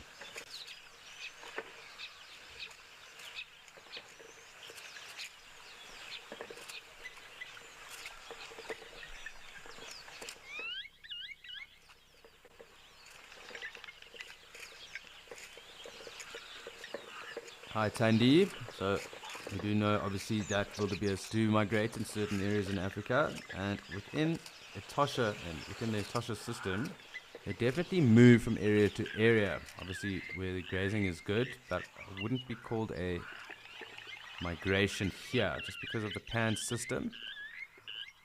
They will kind of be confined to almost seasonal movements around, not necessarily as big as a migration. So the two migrations happen or occur obviously in East Africa, in the Serengeti Masai Mara ecosystem, and in Zambia. There is another migration of wildebeest there. Not here and not in the other areas. There's also some migrations, or two different migrations of zebra that occur in Botswana.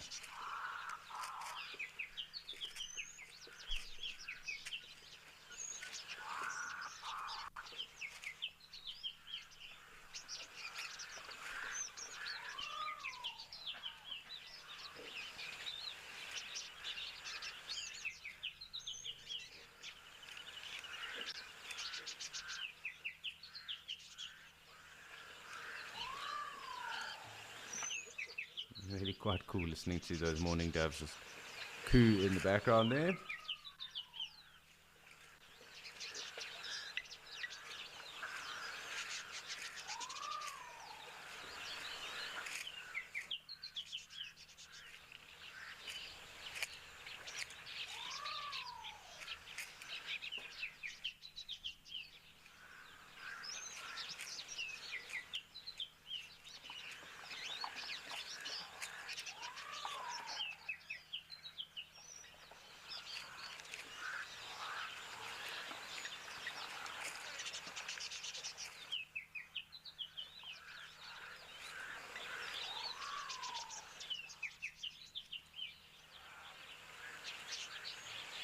It's really quite pleasant just watching everything come in and out of frame. Listen to the bird life that is around as well. Try and pick out any of the new migrants that might have come through to join us.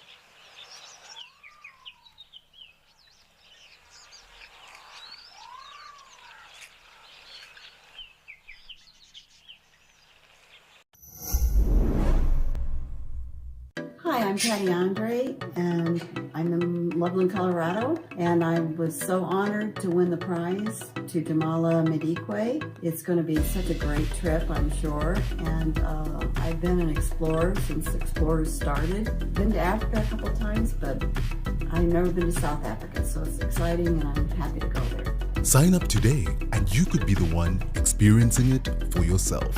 Wild Earth Explorers, it's in your nature.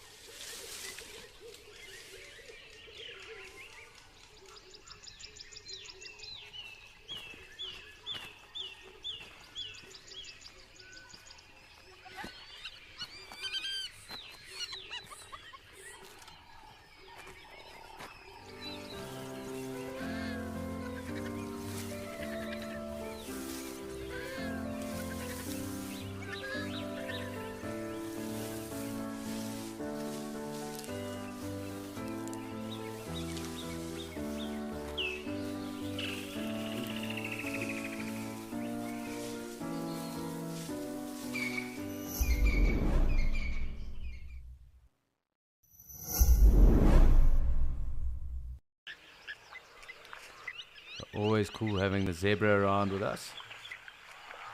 They are quite relaxed at the moment. They do generally spend quite a bit of time with us, so it's just good to note what is going on. And they seem to be quite relaxed right now.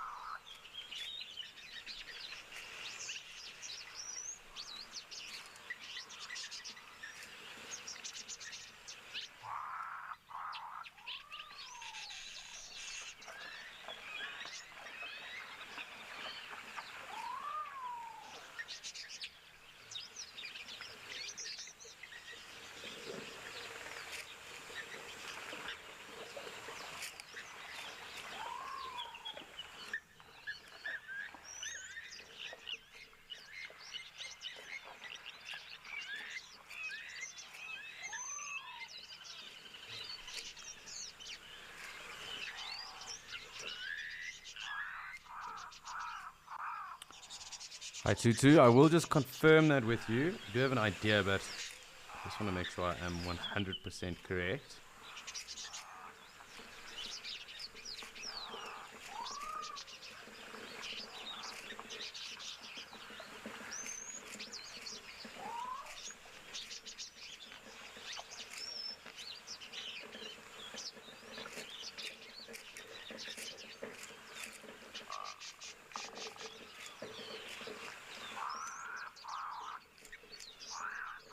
So from what I can see, the name Okakuyo actually means elephant's bath, which is very apt for the area because the elephant do obviously bath here, and because of the calcrete and the calcium deposit that is in that, they are also known as the white ghosts of Etosha, because it does make them quite white and ghostly in appearance after they have dust bath and it has dried on them as well. So the word Okakuyo is known as elephant's bath.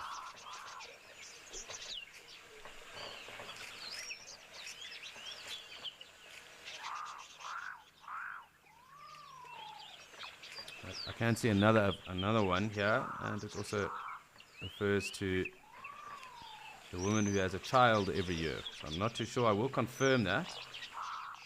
I'll have to ask my colleague Rolf, because he definitely will have the correct term.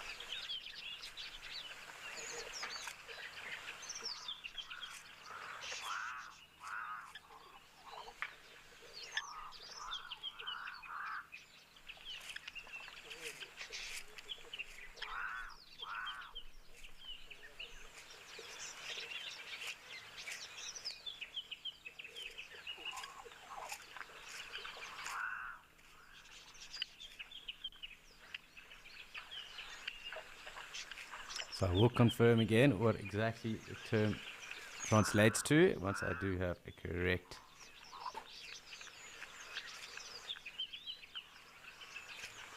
answer on that. But really cool.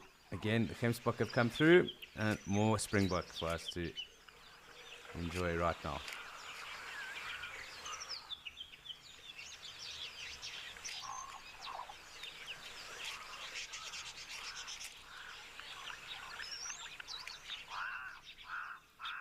Hi, John D. So that's really quite a broad question because basically all animals have very good senses and they obviously are refined and far better senses than any of this, or any senses that we have as humans, barring maybe perhaps taste.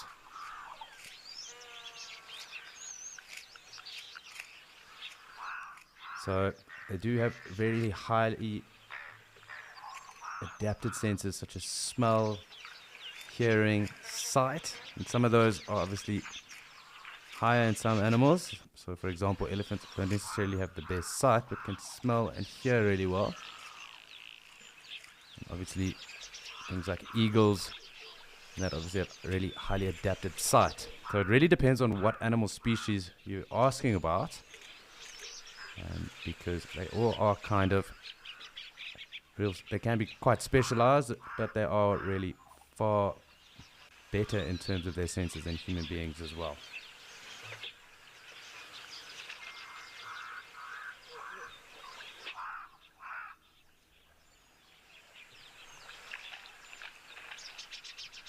So yeah, it really does come down to obviously, what type of animal we're talking about as to which sense we're referring to.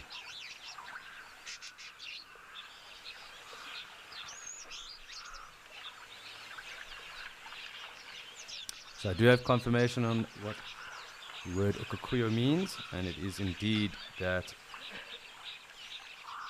it is a woman who has a child every year, a woman that gives birth every year. And apparently, and it's an Omwambo word in Oshiwambo language. So Oshiwambo being a language that is localized to this area of Namibia from the Omwambo tribe. Really lovely gemsbok coming through right now. And there was a wildebeest walking off in the background too.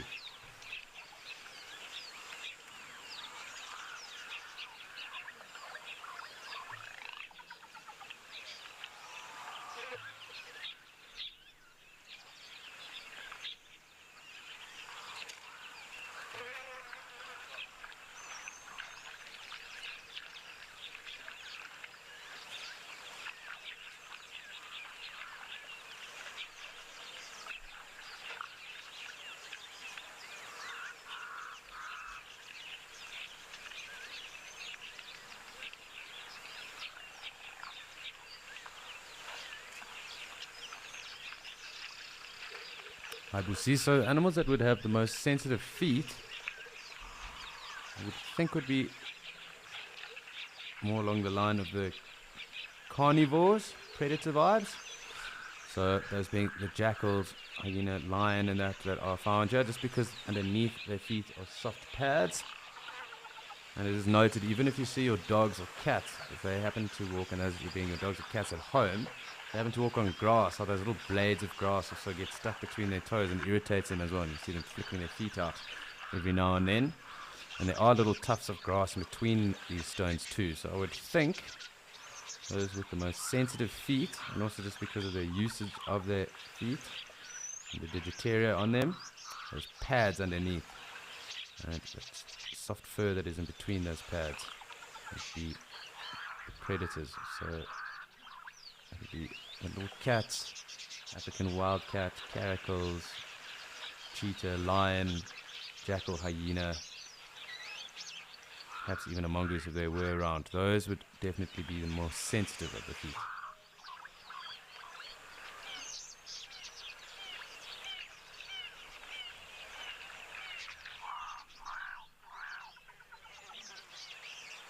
Lovely to hear our acacia pied barbet. Really nice to spend time here with gemsbok again.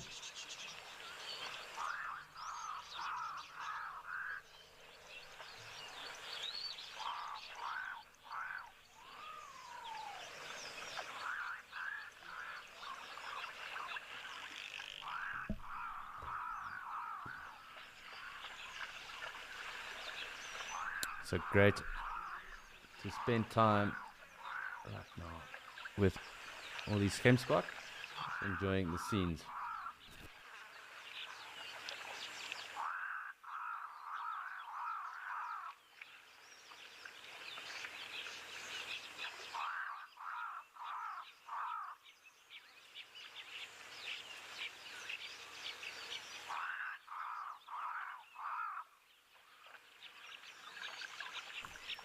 So it has been really fun and awesome to watch all the different gemsbok, impala, kudu, and springbok come through, as well as the wildebeest and the zebra.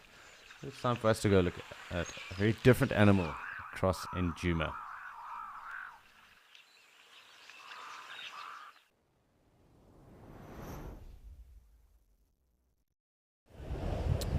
And a very different aquatic animal.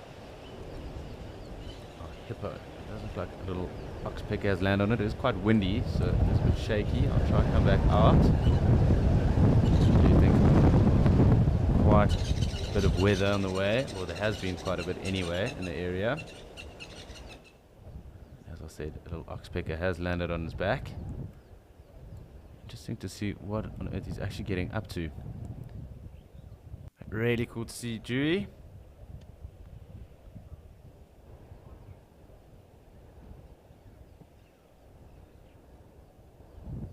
Lovely to see someone different as well, and of course be in a different area.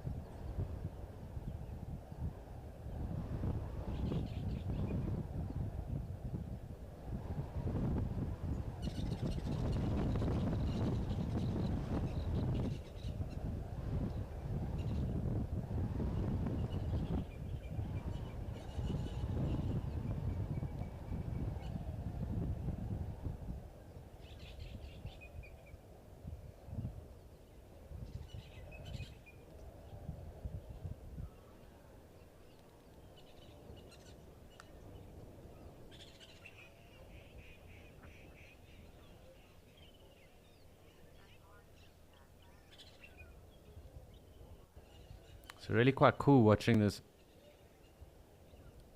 oxpecker on the back of the hippo.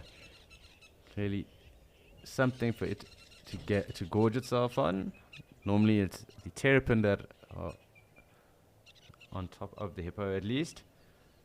But really cool to have both of them. I'm assuming those little splashes there are also terrapins, probably getting ready to sunbathe off the top of the hippo.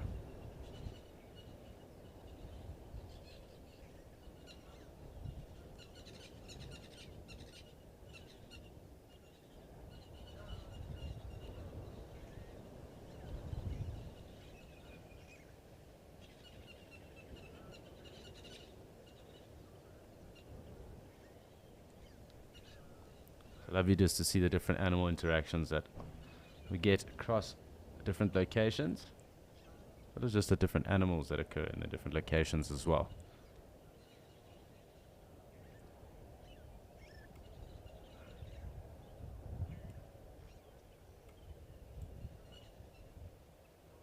There goes our oxpecker. It does seem like Dewey's submerging. I can hear the woodlands kingfisher here, so I was told also that Alice saw and found the first one here on Saturday. So just great to have more of the migratory birds back. Lots of cuckoos already that we have heard. But great to note that the woodlands kingfishers are back. And of course, the hardy-daws.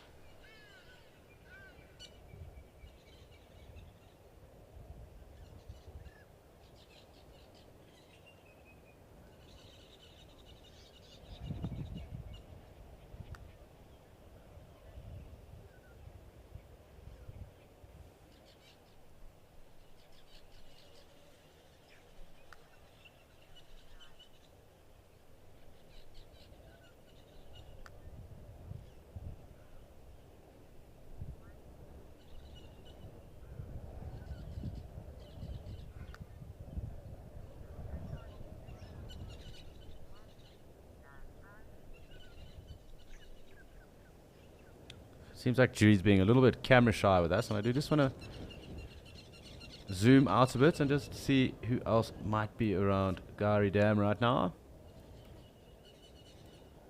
Perhaps there are some other birds or some other herbivores around. So just cool just to have a pan around. It is clearly very windy. Perhaps there'll be some weather later, although the clouds look like they have lifted a little bit. But I mean, I'm not on the ground, so it is pure speculation. And you can see the odd blue.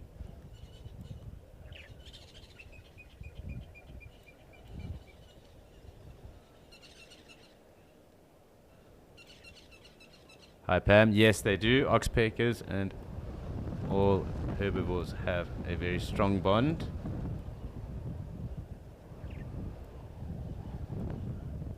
They will take the opportunity to take on any scars, and that in particular with the hippo bulls, because they will fight, and obviously they do get quite scarred when that does happen. So oxpeckers will take advantage of that because they evidently actually enjoy blood and not necessarily just ticks. So they do go for old scar tissue and scarred matter as well. Sometimes it does irritate a number of the animals too, and that is the case, because obviously it keeps those wounds fresh and open, and it is in fact, or indeed, the blood those oxpeckers are after.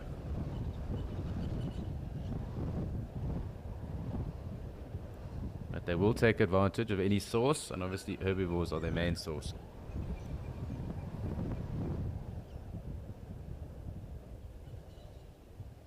So it's rather windy here, and I am just trying to make sure that I pick up anything else. But while I scan around and have a look, it's time for us to get back to Ralph down in Kariega.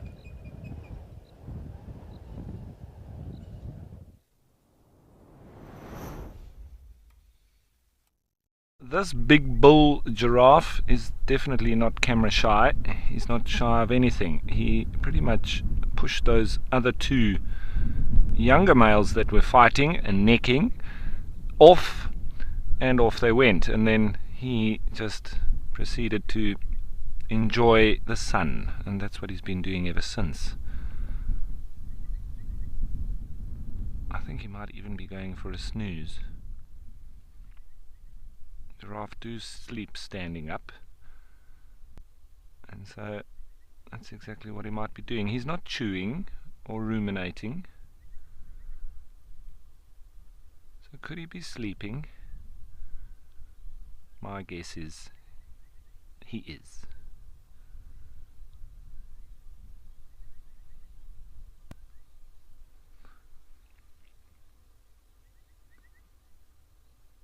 It's not very exciting when giraffes sleep.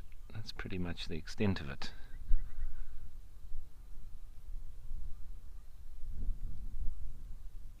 Oh, a little bit of a tail swish. But he is a magnificent bull. Take a couple of shots on him. Maybe he's not asleep. He is definitely enjoying the sun, I think.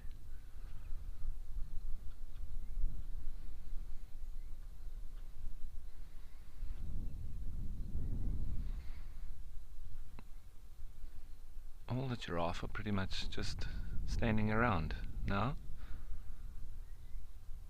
having a bit of a mid to late morning relax.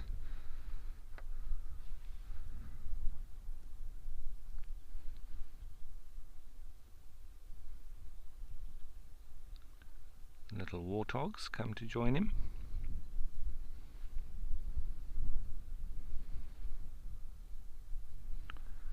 Just doing a bit of grazing there.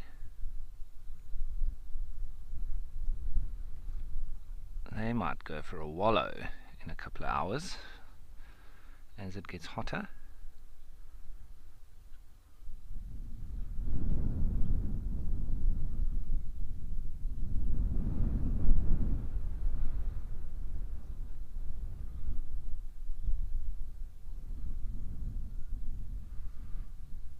One, two, three, four, five. Jack are having a fantastic hair day.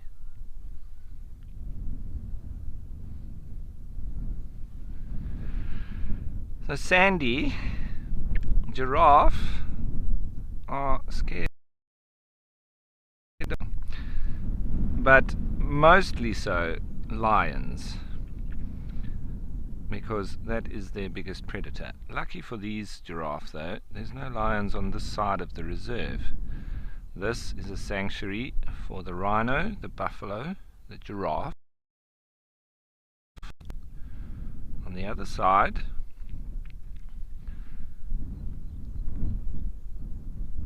alright, anyway, I will finish that conversation in a minute. Seems like Alex has a lovely surprise for you.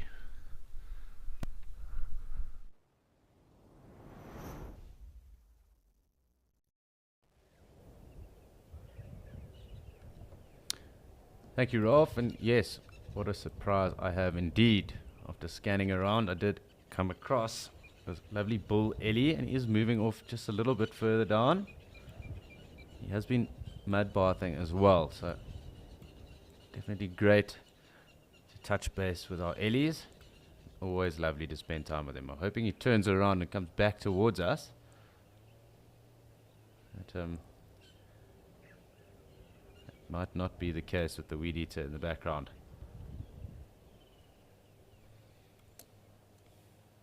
But really quite an impressive bull. Really big, nice body size, lovely big trunk, quite impressive tusks as well.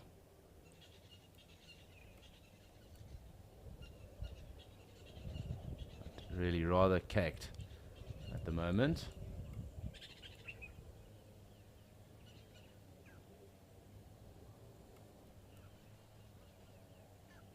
There we go. Really a lovely bull. Massive head, big tusks, and a really, really thick trunk.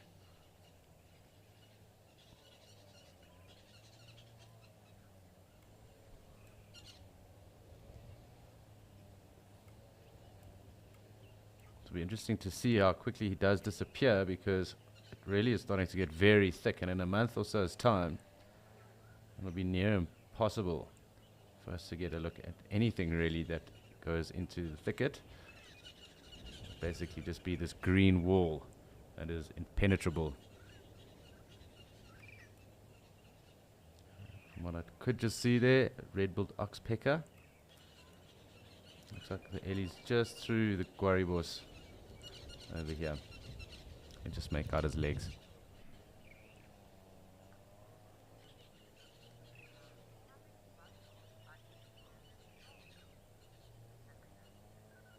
Hi Isabella, so I'm not sure if you mean jaw or in trunk, that there are many in their trunk.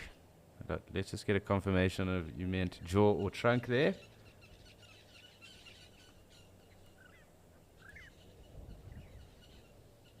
So I'm assuming you mean trunk, Isabella, because there are lots of muscles in an elephant's trunk, far more than actually in a human body.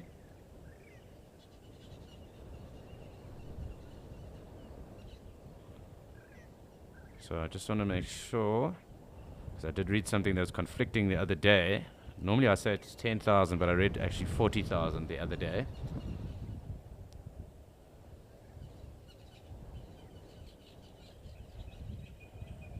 Yeah, so it's up to 40,000 muscles in an elephant's trunk. So really, really impressive.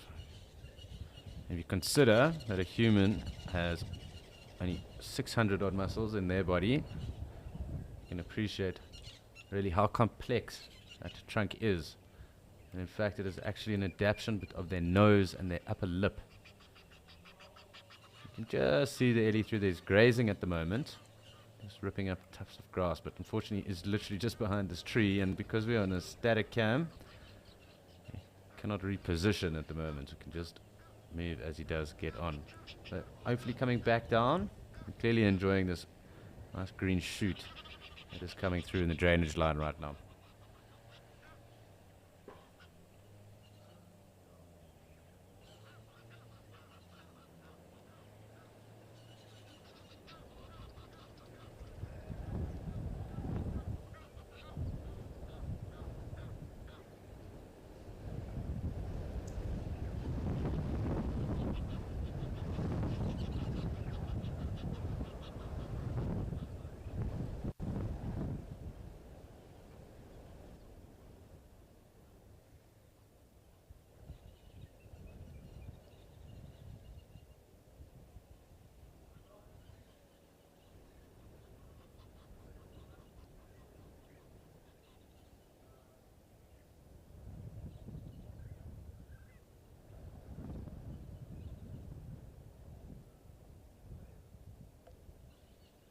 So just interestingly enough, the trunk itself obviously has 40,000 muscles, and those are individual muscles within it.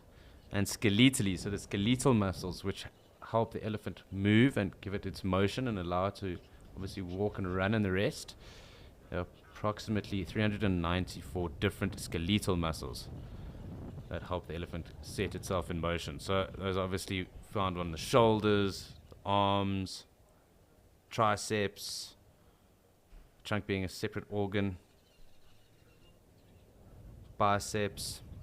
So 394 skeletal muscles and 40,000 individual muscles found within the trunk itself.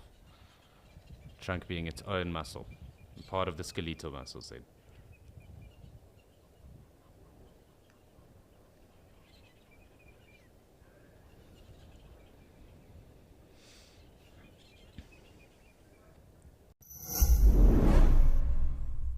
The updated Wild Earth app is here, as well as 12 hours of fresh live content a day for free. You can watch repeats and highlights of shows you have missed, and if you have subscribed to be an explorer, exclusive access to the behind the scenes channel, access to rehearsals for new locations, a chance to give us feedback, and explorers also watch totally ad-free. Download the app today.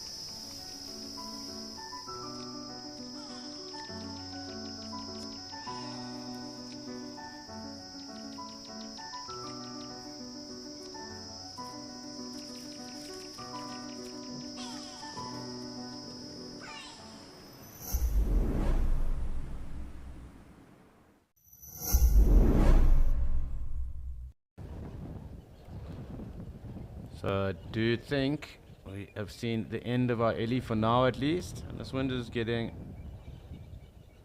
rather hard. I do just want to have one final scan across. Just make sure we haven't missed anyone else that might have come down. Perhaps another elephant.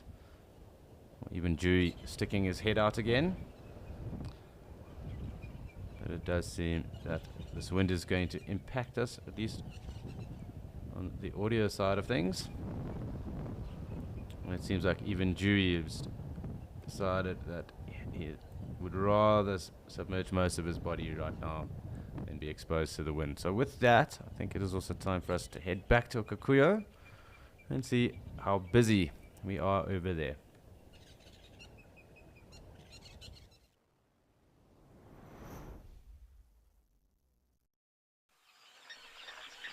So really fantastic scenes over there in Djuma with our bull Ellie, but really a number of zebra and kudu coming to join us here in Okakuyo. So great to spend time with them as well.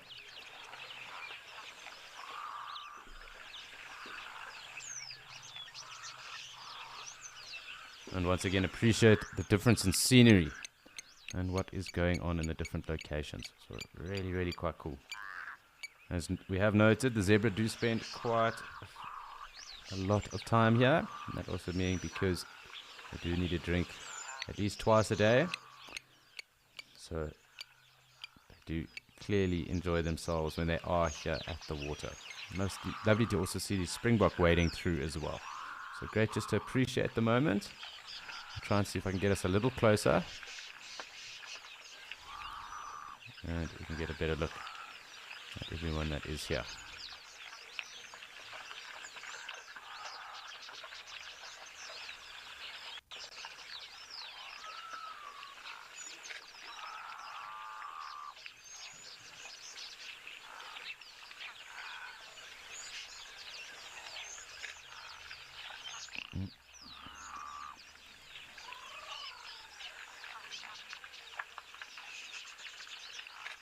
Some gemsbok as well in the distance. So let's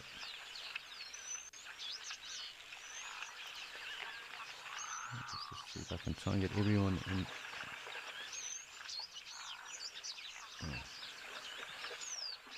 Not being my friend today.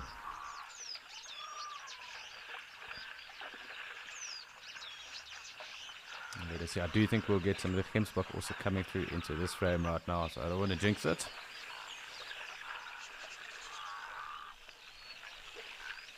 And Wildebeest is quite far off in the distance there. But great to sit back and just appreciate lovely activity here in Okakuyo.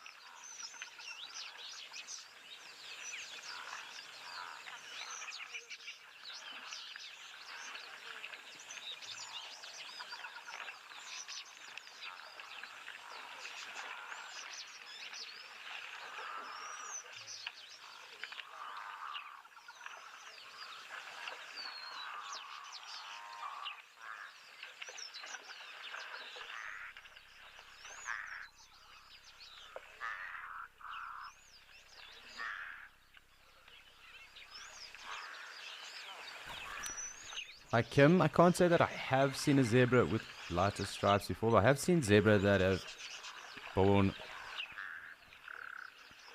scars, and obviously those scars being from being scratched or scraped from lions, and then those stripes of theirs obviously don't link up anymore. And obviously there are different subspecies of zebra too, so some of their manes are a bit shorter, some of them a little bit smaller. Some lack that characteristic shadow line within them. These are the different subspecies, and also the different species of zebra being the other two, mountain zebra and the gravies. They also look very different to these plain zebra. But I can't say that I've ever seen a very light colored zebra, no.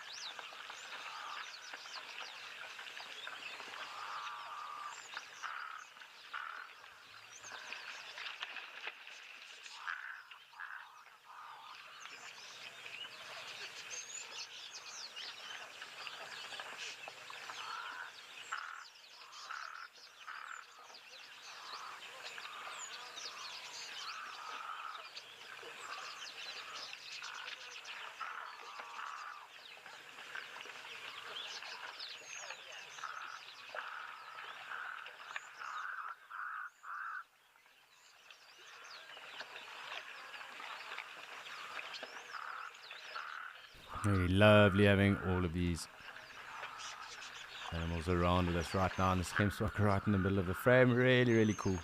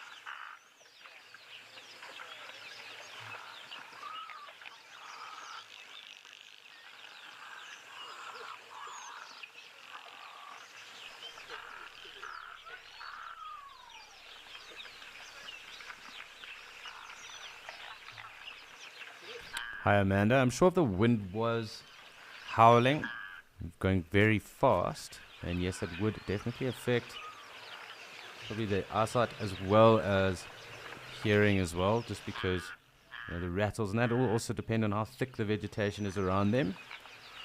It might mask a number of different things. So definitely predators do use wind as a method for them to sneak up on different antelope or their prey, just because it will also help disguise them walking through the bush. That rustle of the leaves, maybe branches crashing against each other, obviously depending on the strength of the wind. So it can muffle the sounds of things around it. But once again, it does depend on the area where that or where that zebra might be, where that prey might be. And being in thicker vegetation would make it a lot harder to hear anything approaching it, definitely.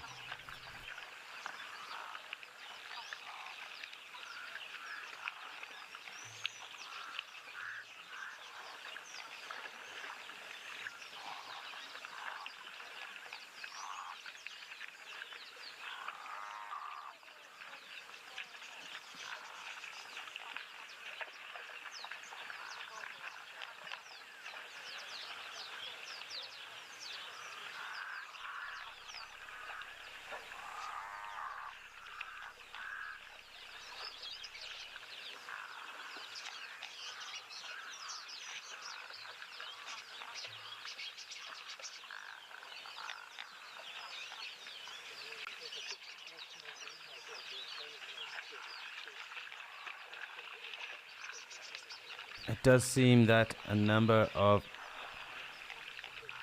everything that has been around, once again, ebbing and flowing here in Okakuyo. And while it does ebb and flow, it is time for us to go back to our elephant bull, who seems to have popped out again in Djuma.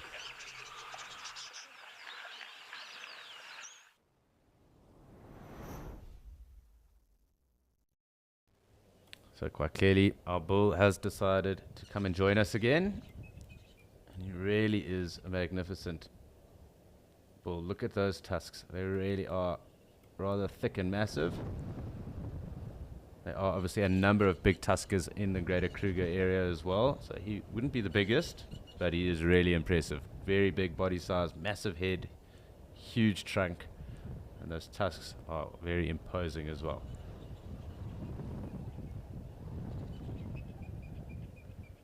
Maybe just have to come out a little bit just because of this wind. But you do kind of get a scope of how big this bull really is. And I'm sure a number of other bulls around you, if he was and must, would probably think twice before engaging.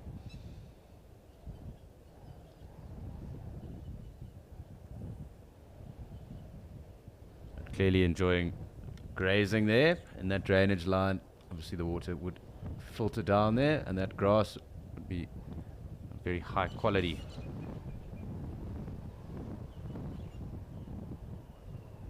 Definitely taking the opportunity to bulk up.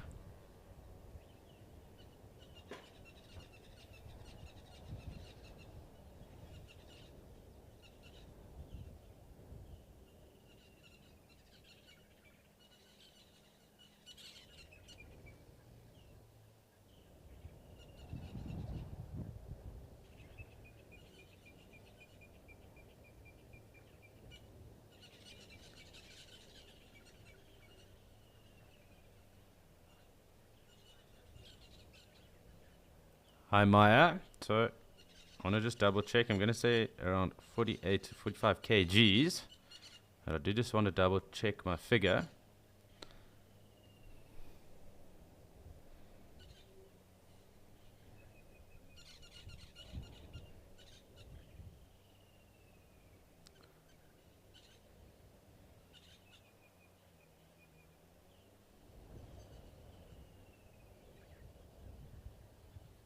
So depending on the size of the elephant, an elephant like this will probably be around 21 kgs in terms of his heart, ranging down to around 12. So obviously with big bulls being far heavier than the females or the cows, you can expect them to have bigger hearts. So anywhere between 12 and 21 kgs is the size of an elephant's heart.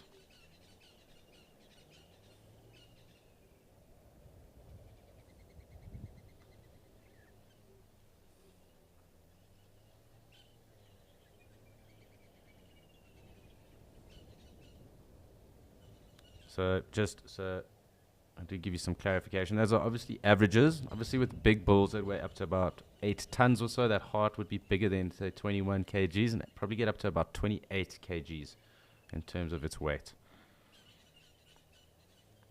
Really, really big.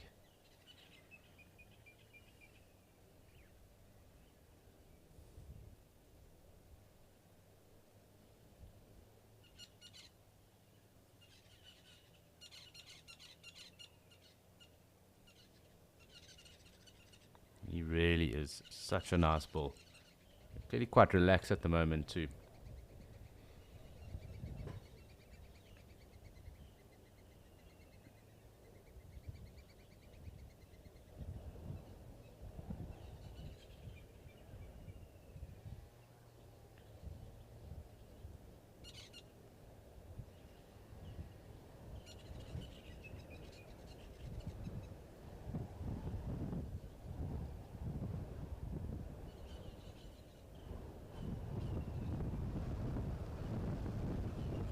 So just out of interest, a big bull Ellie's heart can weigh around 28 kgs, and a human's heart weighs roughly around 300 grams. So really quite a big contrast. And the heart actually beats quite rather slowly at around 25 to 30 beats per minute.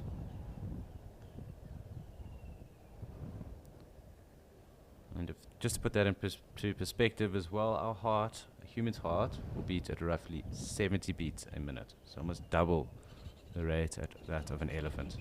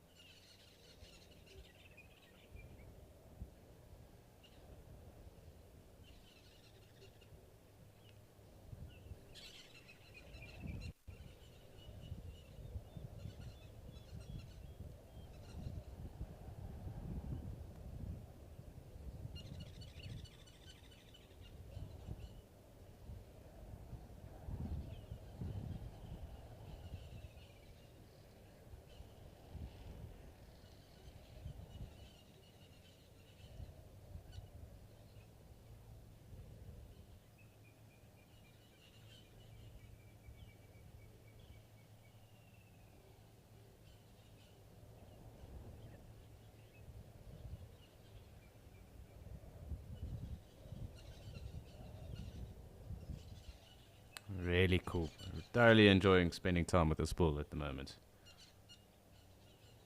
Nice and placid. It would be great if he was a bit closer. However, we can't complain. We can't ask him to get any closer either. So we'll just enjoy our view from here.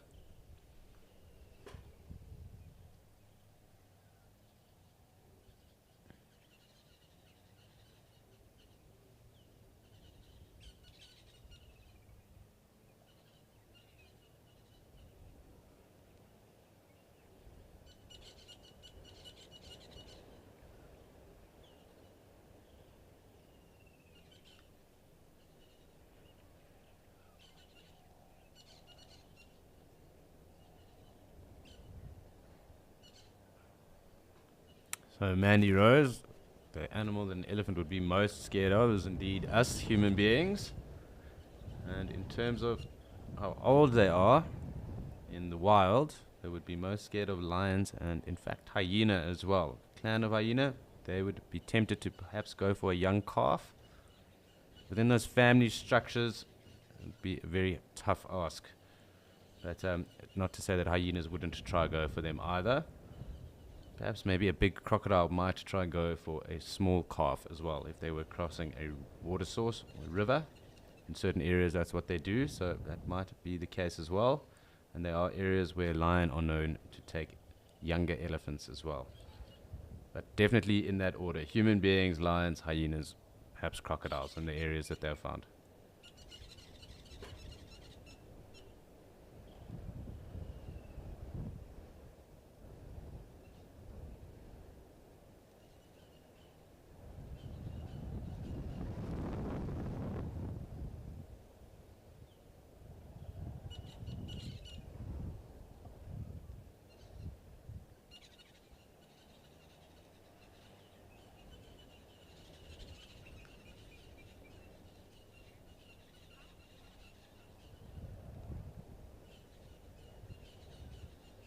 Hi, Jasmine. So on average, it's around 50 to 60 years, but there are outliers.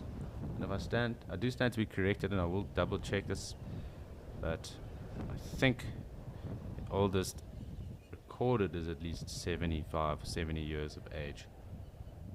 But on average, 50 to 60 years of age.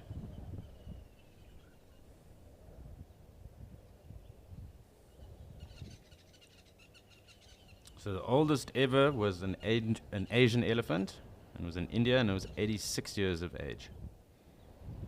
I'll find out how old the oldest African elephant was.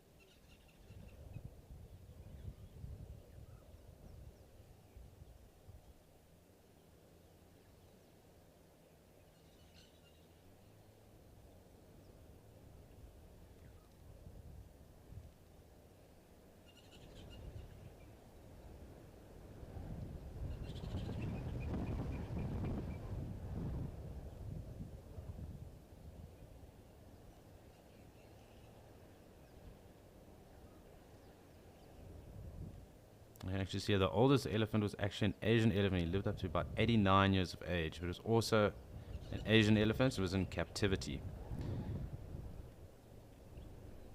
I just want to find the oldest African elephant.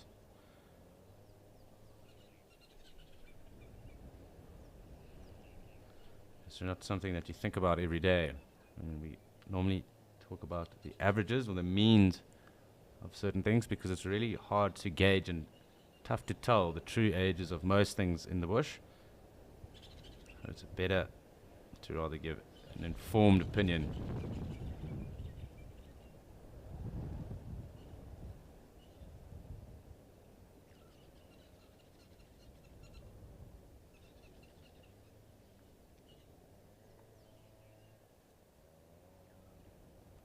So one of Africa's big tuskers, his name was Tim. He died a few years ago in the same area where the oldest cow died a couple of weeks back. Her name was Dida, and he was around 50, they say. But it is recorded or noted that they can get up to about 50 or 60 years of age. It will also depend on the area and quality of vegetation, access to food and water that they do have too. So it will range in terms of how old that they can get, and ranging being how the age or the ages will range in the different areas that they are found.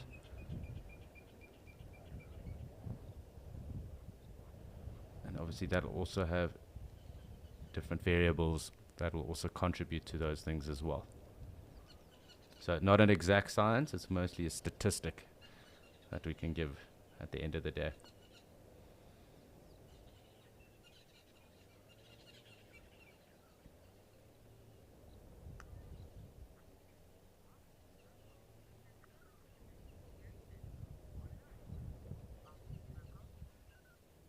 High Arctic Circle. So in areas where there's less human conflict or pressure, that behavior would perhaps be far less. I don't know why the camera just did that. It did just reset. I'm going to go back to the elephant though.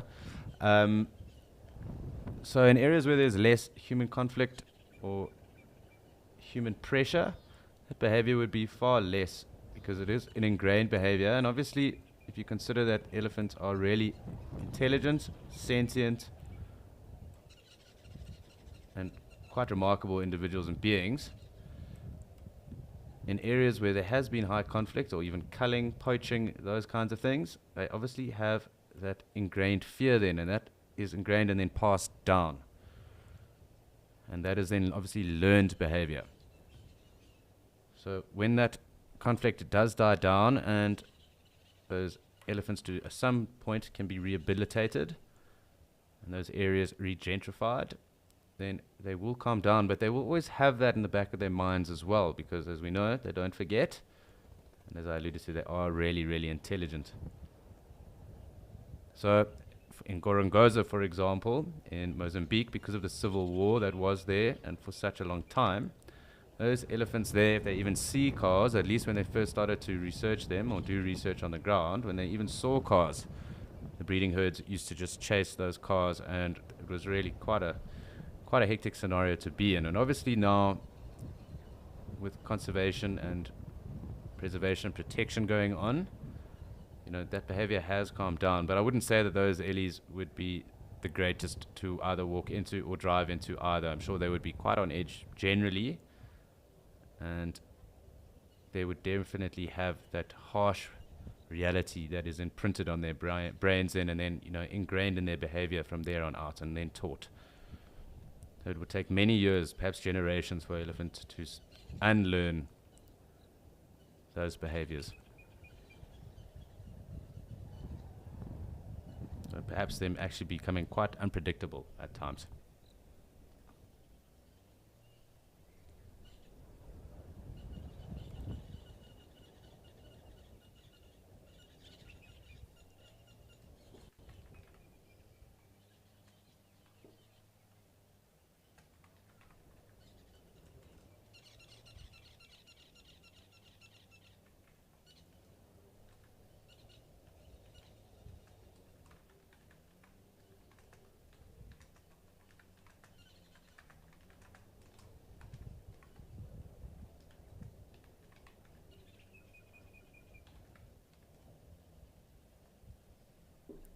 Hi Charlotte. So they in fact have mixed diets, and a lot of their diets are actually really depends on what is seasonal at the time or area that they are found in. So right now, as we can see, obviously it started to rain and the grass has started to come through and the green flushes here, and their focus at the moment will be on these fresh new shoots, the nice lovely new grass that is coming through, because it will be highly calorific.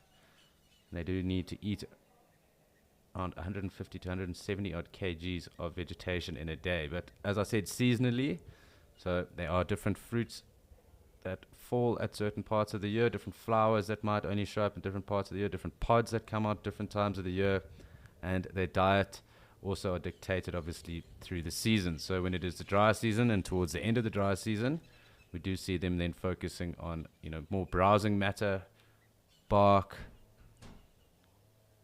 different trees that are also seasonal too. So for example, Normally the indicator of spring is a knobthorn, and particularly in this area, in the Sabi Sands, a knobthorn is the indicator species for spring. And when they come out and start to turn green, those little Mickey Mouse ear leaves, the elephant do spend quite a bit of time focusing on those. And then obviously again the different pods that do come out. So in different areas we have the anna trees, and those anna tree pods are highly calorific again. Buffalo thorns, different acacias, those pods are also supplemented in their diet. As well as in certain areas, obviously the Cagelia and those flowers, so the sausage trees and those flowers, marulas at different time of the year, tubers and chufas and as well. So yeah, it really will be quite seasonal. So they'll need access to all of that and a lot of it, and that would help an elephant live for a long time, or a longer time.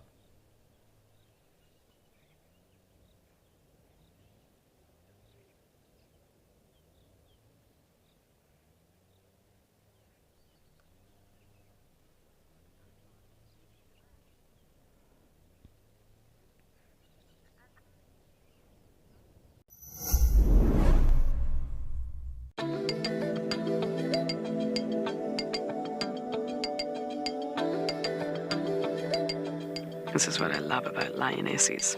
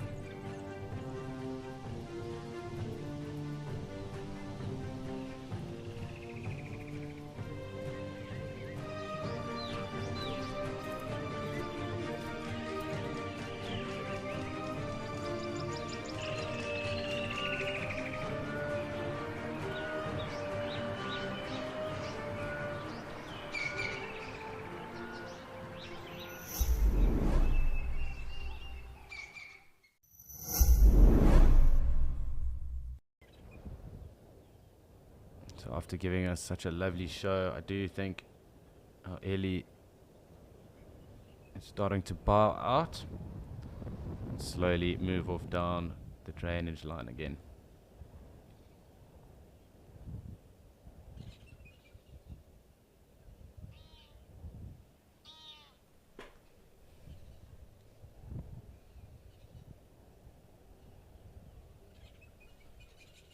So it does look like we have enjoyed what has been a fantastic sighting with our Ellie. He really has treated us. But it's time to go and see what treats Andrew has found for us in Amakhala.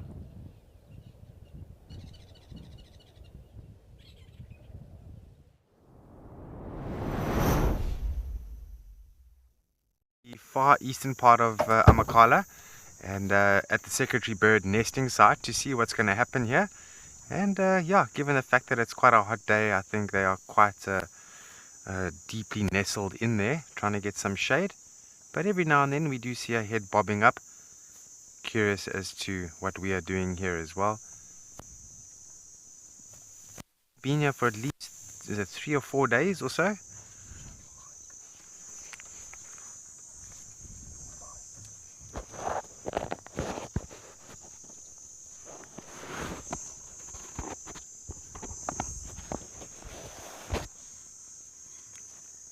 Yeah, we haven't been here for at least 3 or 4 days, and it's just nice to touch base with them and see how they're doing.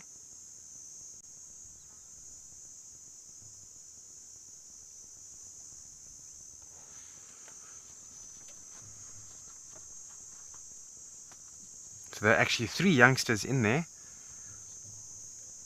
and I presume 1 adult is with them. Okay, great. Morgan has confirmed that, and the other adult, we had a brief visual walking through the open areas here, just doing a little bit of foraging.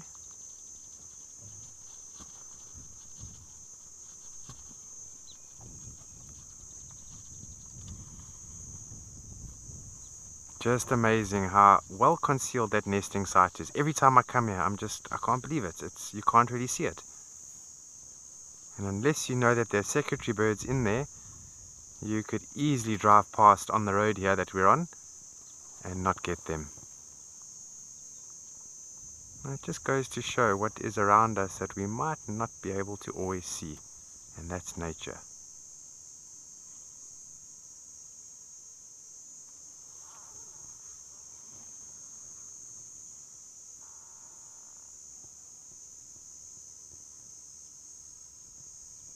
Yeah, but in the previous days that we have come here, myself and Morgan, we've seen so many different things, some really cool things. They've been feeding them, the young chicks, snakes and mice, and I think it was a locust we saw the one day.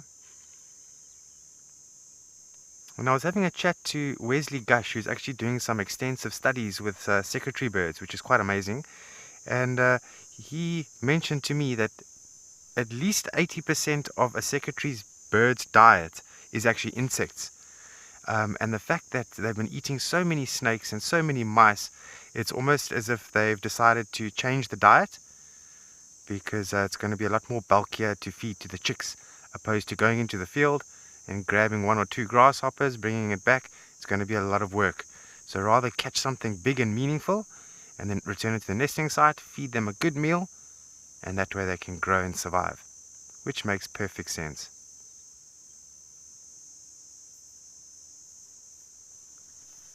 But although, there's a lot of heads bobbing up there.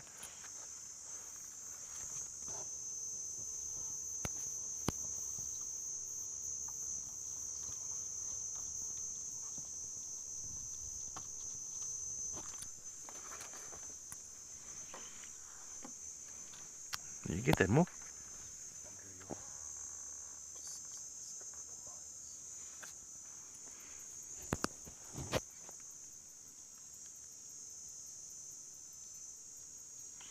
Oh, Randy, you've got the better of me there. How will the egg density affect the chicks? The density of the shell you're talking about? Wow, that is quite a question, I must say.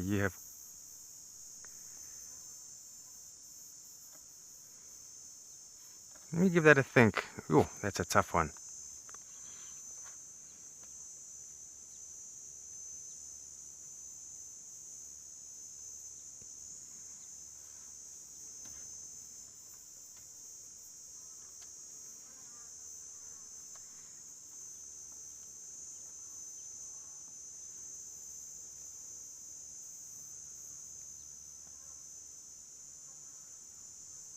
Yeah, no, that's a very difficult one for me to answer. I'll have to do some research for you. The air density, sure. Yeah, let me let me do some proper research on that, and then I'll get back to you on that.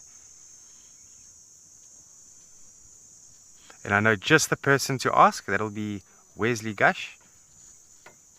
He's quite amazing with his knowledge with secretary birds, and he's been studying them for quite some years now, which is quite interesting because, as we know, there's very little knowledge actually on secretary birds, and to know that someone is studying them, very much appreciated there.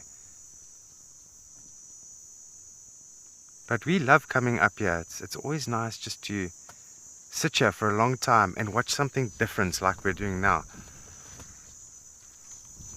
Not every day you get to see the chicks growing up. And there's a few heads there with a few eyeballs looking at us.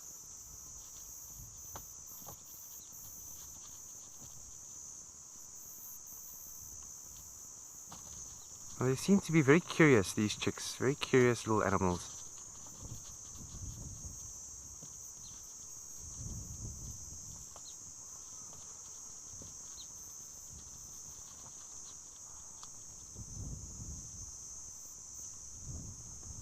And one of the most magnificent sights you'll ever see is actually a secretary bird when it's soaring and flying around. They get this very long tail and their long legs. It's very different to other birds that I've seen in flight, and it's quite distinguishable as well.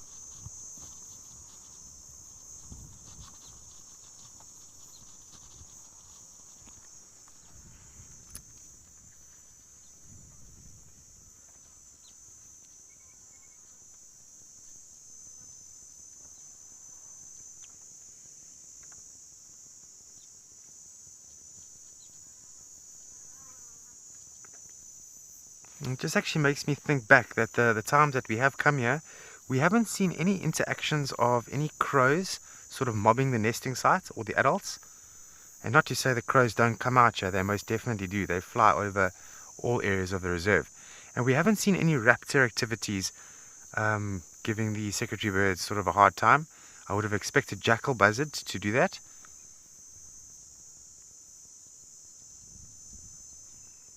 But who knows, maybe this nesting site is truly just so well concealed that they just don't know that they're here.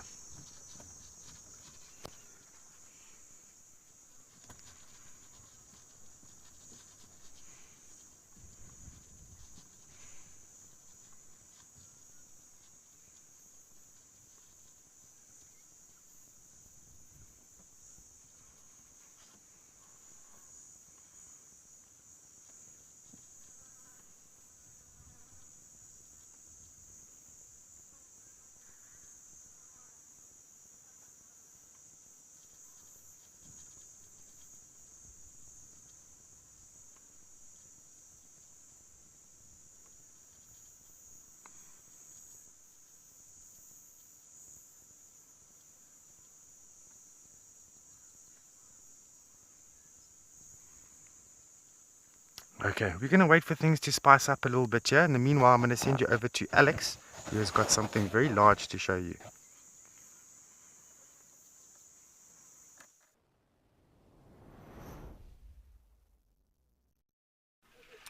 Thanks, Andrew. Yes, very large. And we have 4 very large things, as well as a rather large herd of springbuck and a zebra on the other side. But lovely to see these bulls come through. And I'm waiting to see if I notice the one that I normally recognize. It's quite a big bull, and he doesn't have much hair on his tail either. Really big bodied and broken tusks. Generally how I recognize him. Let's just see if we can get a little closer.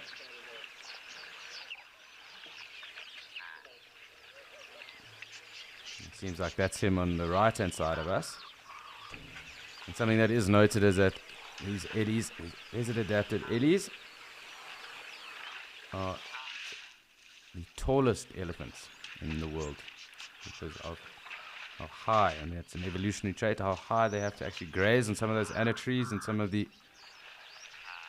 camel thorns as well, cameel doring worms. So it's an interesting trait. The white ghosts of Etosha, as well as that. Is what they are referred to too. But also nice to see the gemsbok in the distance there. Great to just see these guys here on what is quite a hot morning. Almost mid-morning now.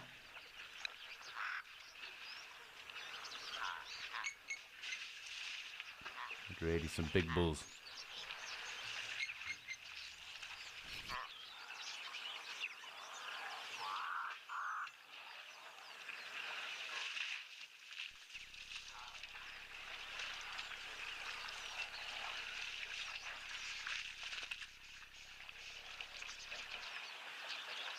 Hi Harpo is 10 years old, and They don't sweat, although through their glands they do secrete on the top of their heads, on their temporal glands, and that is generally when they're stressed or when they're in must. So females when they are stressed out, and males generally when they're stressed or in must. So what they do to regulate their temperature, because they don't really sweat, is they use those big ears. Those ears act as an aircon for them and can help drop their temperature down quite considerably. And those ears are very thin, so it allows that blood to almost be on the surface area and then obviously be cooled down as they kind of pan those ears in and around. So by flapping those ears, it helps spread that blood around the ear and cool it down as it comes down, that wind that is created then through the flapping.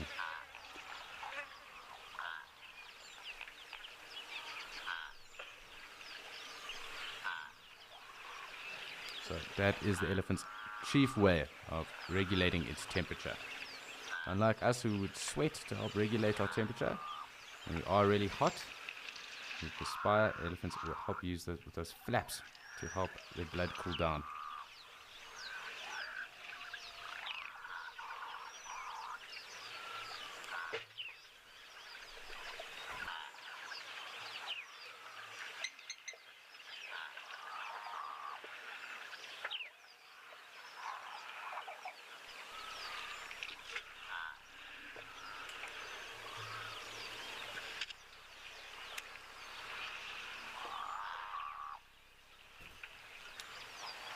So again, so when those elephants obviously do use those ears and the flapping to act as an aircon for themselves, they roughly regulate their temperature down by about 8%.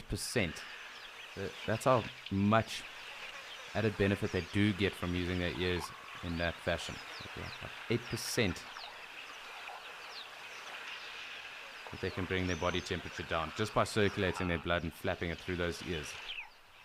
And really quite huge.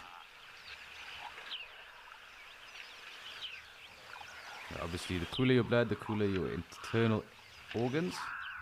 Having cooler internal organs, brain, heart and the rest, that will help with regards to being able to manage the heat in particular these hot areas where they are found. But also, they obviously use water. They spray themselves with water and mud too to help also cool down. They love swimming. And they also use this mud as a sunscreen and dust too. On top of using it to help with any parasites or ectoparasites, anything that might be on their skin, causing irritation or biting them.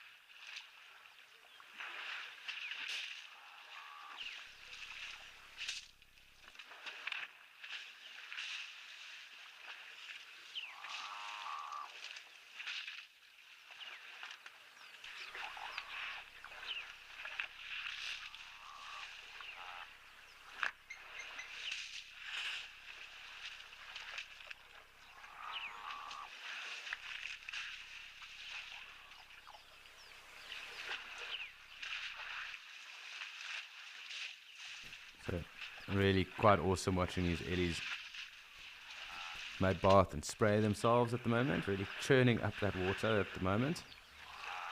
Really quite spectacular.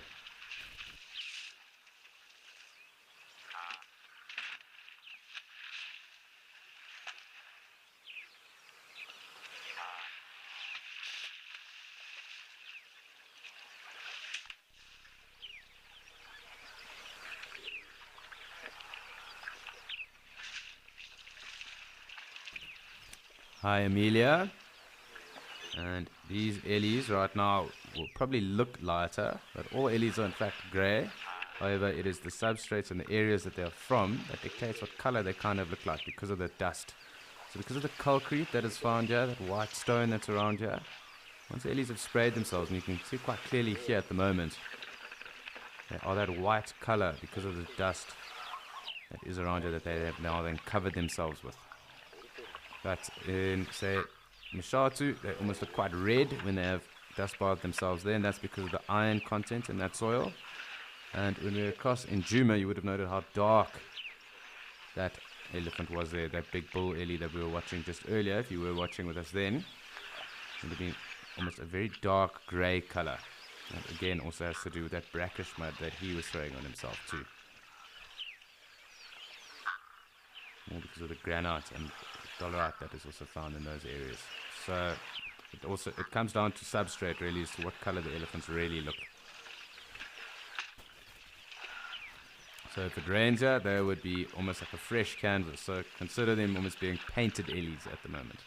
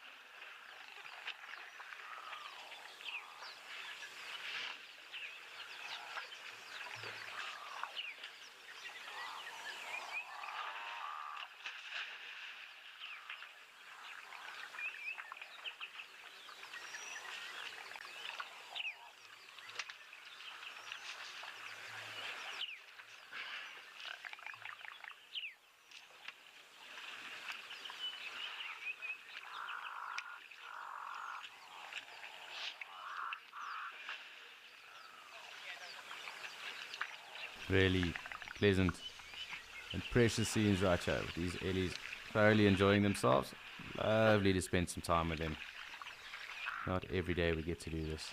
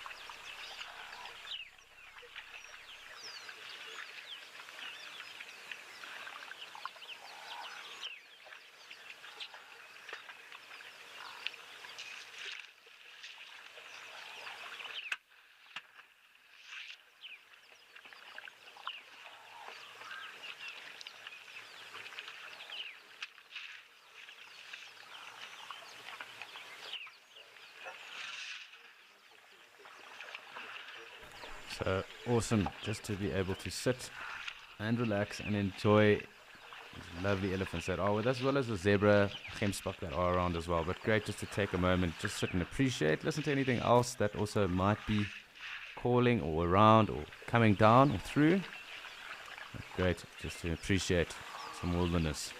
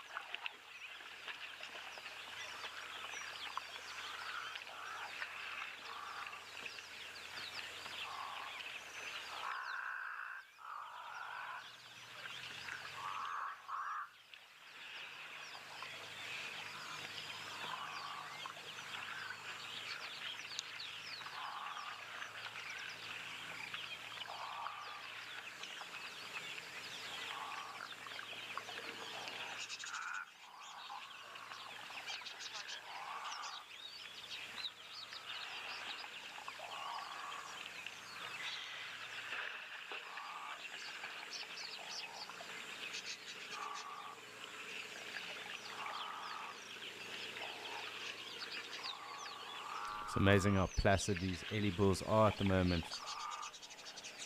They're just resting with their trunks in the water. I'm sure just taking the opportunity to cool down.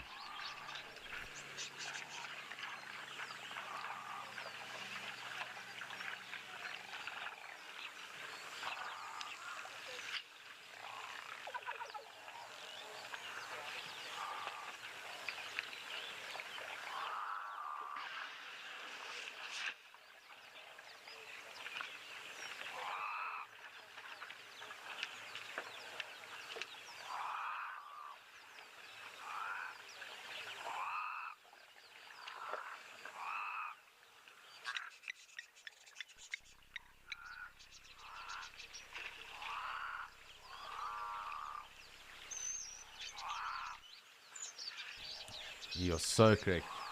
It really is so relaxing listening to all these sounds. And also just spending time with a relaxed elephant. You really are so correct, Lisa.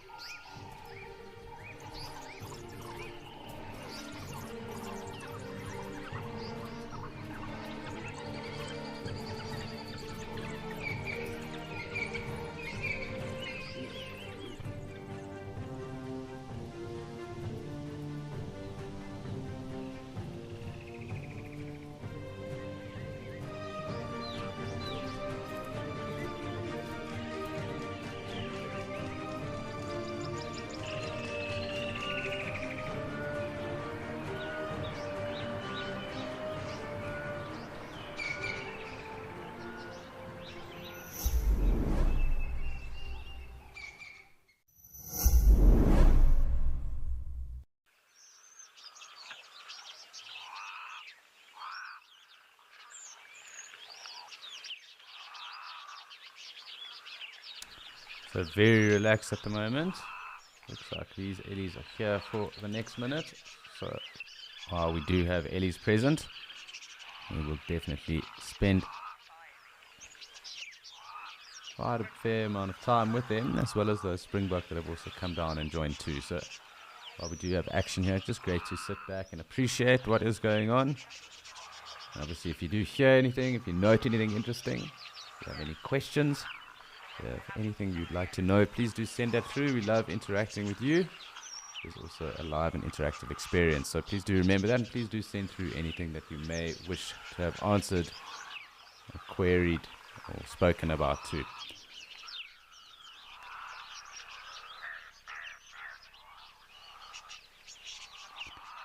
So while we have a picture perfect scene over here, it's time for us to join Rolf with a picture perfect animal in Kariega.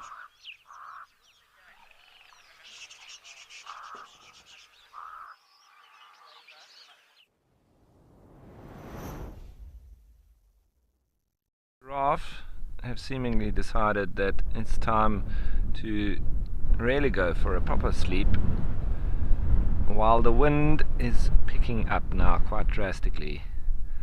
It is that time of the year. We can expect this kind of wind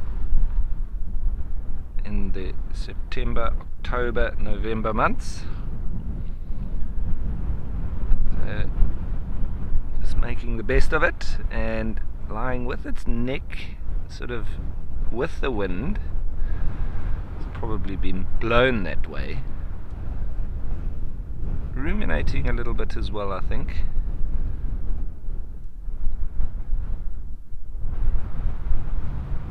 But yes, you can see by the wobbles there that the wind is picking up.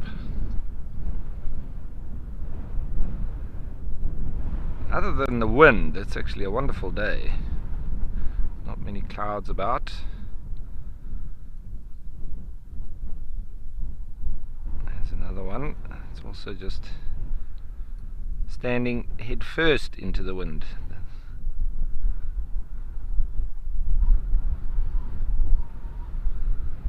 So it's all pretty calm here on the Kariega Game Reserve.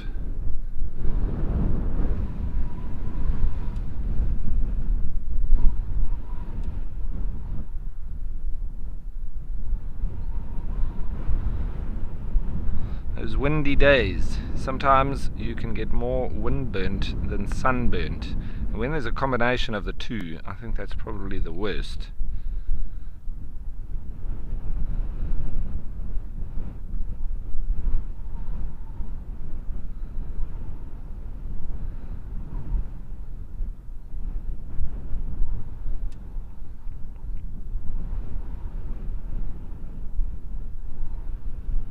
Time for some shut-eye.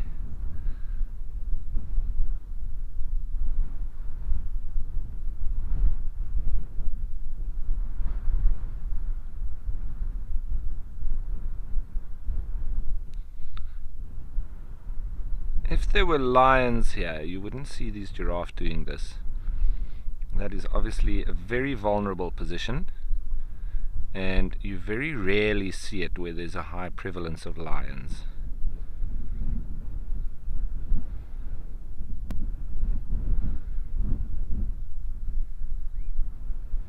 So they do feel that pressure, and their behavior reacts accordingly. So more relaxed where there's no predators, as well as hunting.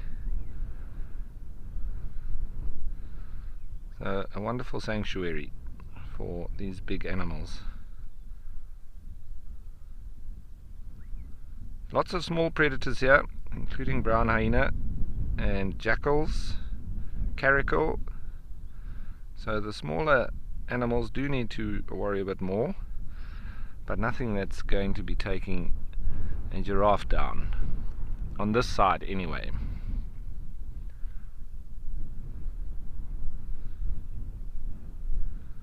The Blue Lagoon system off there in the background.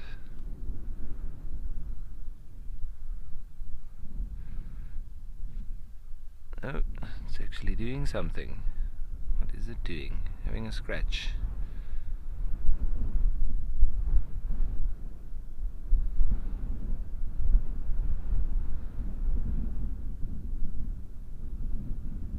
Anyway, let's leave that one sleeping.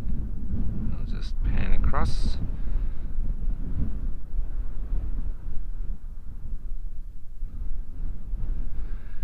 So Yolanda, a giraffe they can, like I was saying, where there are predators, they can pretty much stand most of their lives. Now, when they are young, they do lie down and sleep like most youngsters need to. They need their rest, but they are very vulnerable then. So if there's lots of lions around, the more you lie around, the more chance you've got of being eaten. So the highest mortality with giraffe is in the first year, and that's when they are quite curious and they also lie down a lot. So that's when they become vulnerable to the likes of hyena, leopard even, and lions. When I was in the Masai Mara for Wild Earth and Safari Live, I also came across a leopard with a giraffe up a tree and mommy walking in the background. Shame for her, but it was absolutely incredible. That's the biggest kill that I've seen a leopard take up a tree, and it was a monster leopard. So they can fall prey to them. Just going across, there's some other sleepy characters. Been a rough night. Here next to the wallow, zebras are still standing around. There were a couple of warthogs there too. Just want to see what they're up to, because they're normally not so sleepy. That's Egyptian geese. I thought those warthogs were also there in the corner. They may have just gone over that little ridge.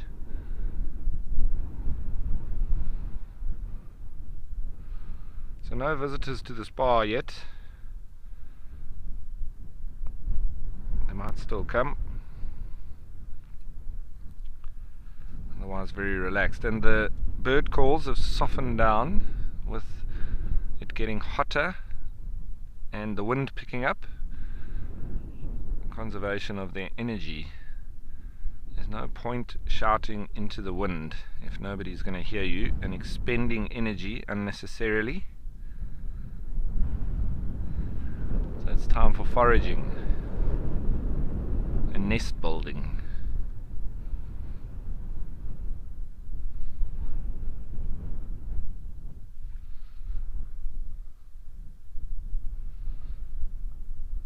There's the warthogs up there in the corner.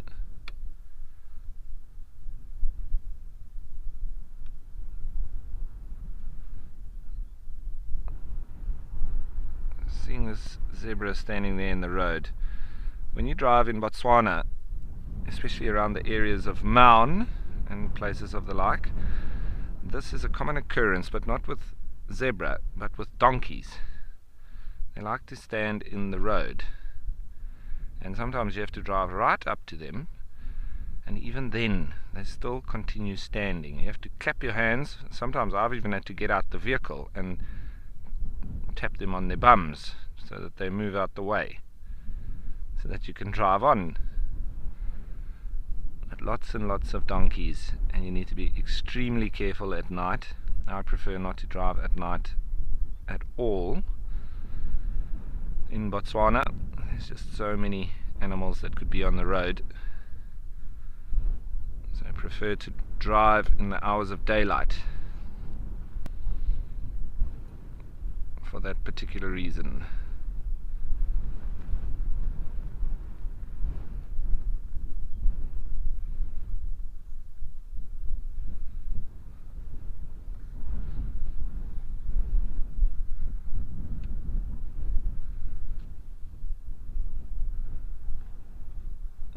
That zebra's had enough. I think it's that younger one. I'm completely flat out now. Getting some important Z's and probably collecting some ticks while it's at it.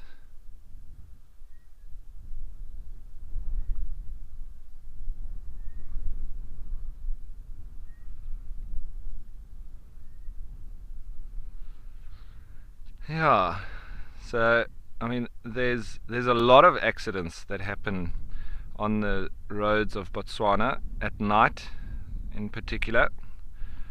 I had an accident. It was near to Kang, but I was coming from Namibia on the Trans-Kalahari Highway, and I had my old Russian Lada Niva 4x4 machine that took me anywhere and everywhere through Mozambique, Lesotho, Swaziland, Namibia, and I was returning from Swakopmund going on the Trans-Kalahari Highway, and I always used to stop over at Kang. It was my halfway mark, but it was about 200 kilometers to go when the sun set, and I thought I'll just push on and get to Kang. And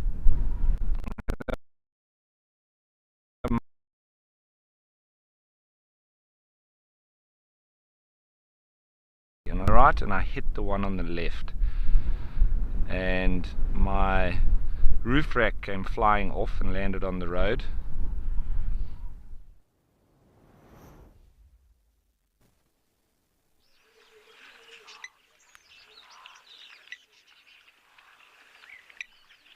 Sorry, also we will be back with Ralph just now. I'm sure he'll continue his story shortly, but we are back here with a number of wildebeest, zebra, some gemsbok, and of course our bull eddies. I really hear this bee eater in the background as well. Really fantastic scene playing out.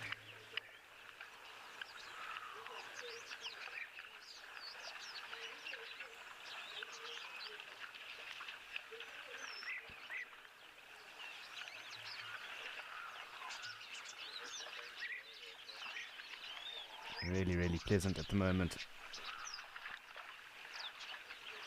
It's always great when everything comes through, and these bulls are clearly quite relaxed, allowing all the other game to have a drink, not throwing their weight around at the moment either.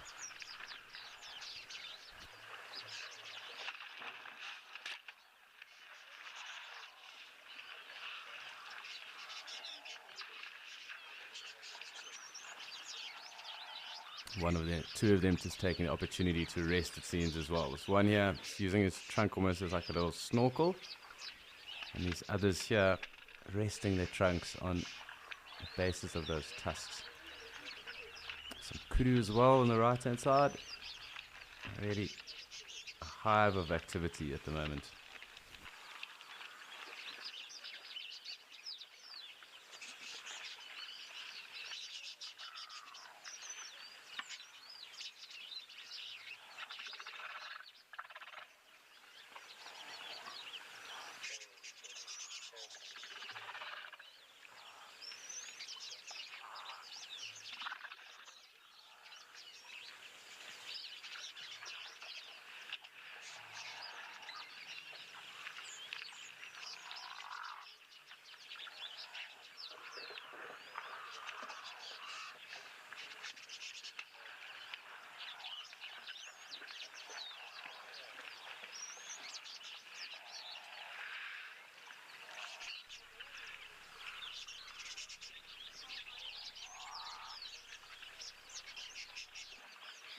Yes, Tom, they really are specimens, these bull eddies. Massive individuals. Particularly the one that's closest to us. I think he is the hairless-tailed bull that we see quite regularly here as well. The one in the water too. Very large size.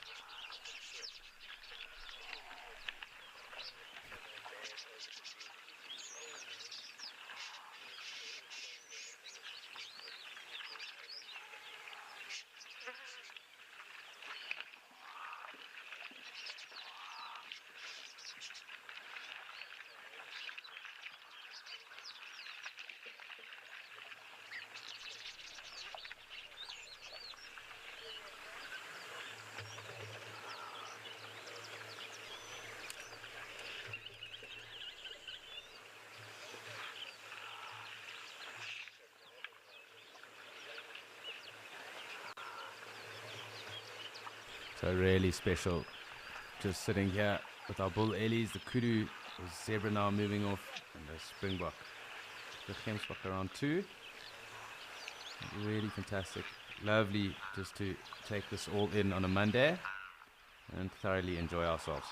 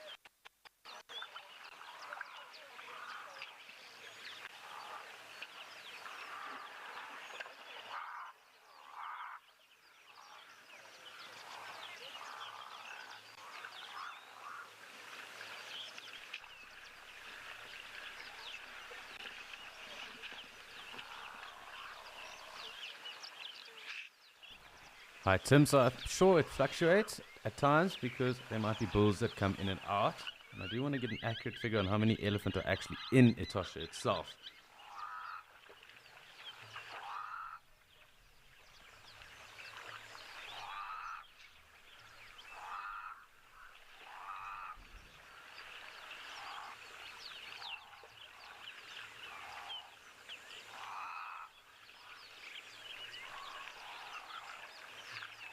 So there are roughly around 2,500 elephant in Etosha, so a really large number. And those are the ones that are resident within here. So there will be some that obviously disperse as well because there aren't fences around Etosha Game Reserve either.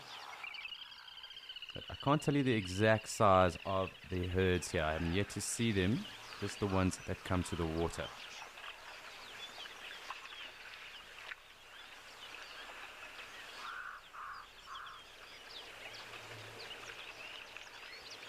But just with regards to the elephant sizes, or the herd sizes here, I mean, with regards to the breeding herds that we've seen here, it's up to about 20 to 30 odd individuals at a time. And we do see different herds coming through as well. So I would assume that the average sizes are between 20 and 30 in a breeding herd, which is fairly large, actually incredibly large.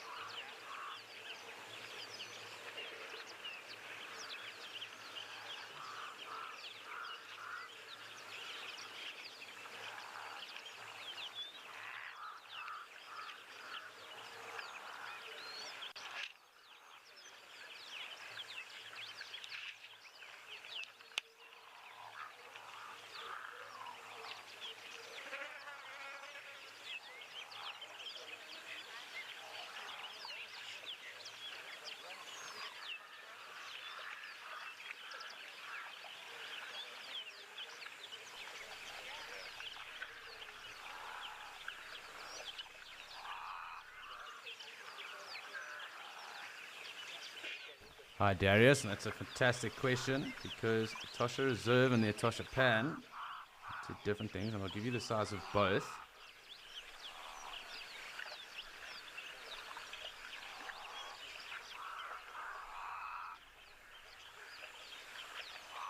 So the Pan itself, so this ancient old lake, is 473 square kilometers, and that's roughly a third of the size, my memory serves correct, of the size of Etosha itself. And I will just give you that figure too, because it's quite important to note both. And the size of the national park here is around 270 square kilometers. So a bit bigger than a third, but I think the outlying area as well, so the depression that obviously contains the Pan itself, from what I did read, is around a third of the size of the park itself. A very big national park.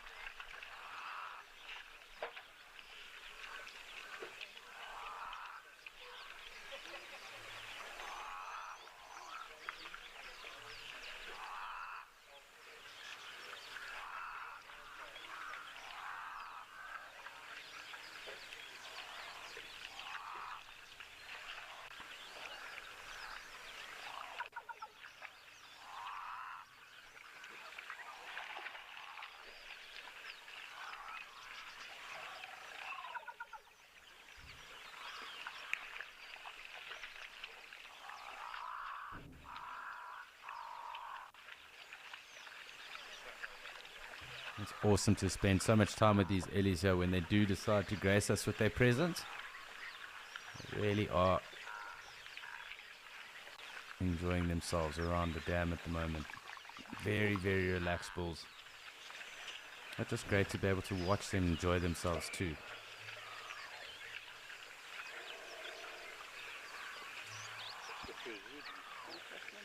It really does seem to me that the one bull that's standing right there in the water is kind of resting and just using his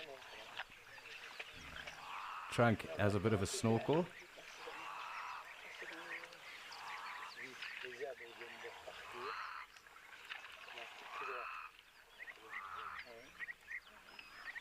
Every now and then you just see it twist up, kind of like he's holding his breath and then getting a new fresh bit of oxygen into those lungs of his.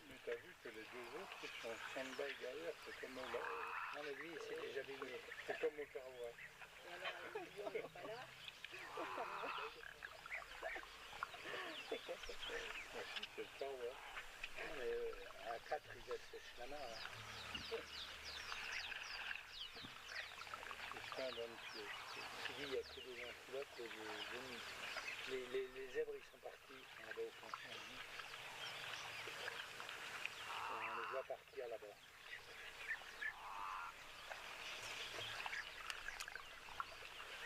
Et une antilope qui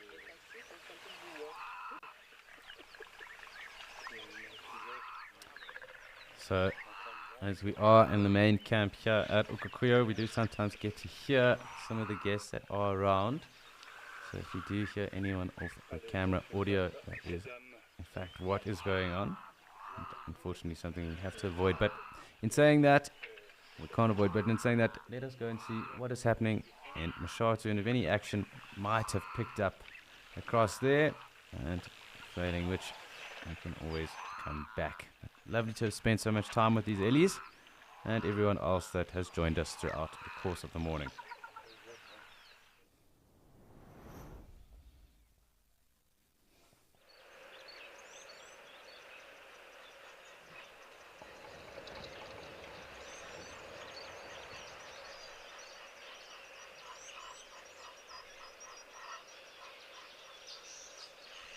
So I'm just taking a second just to listen to anything that might be around. You can hear some blue wax bulls. Also just to scan around and see if I can pick up any movement.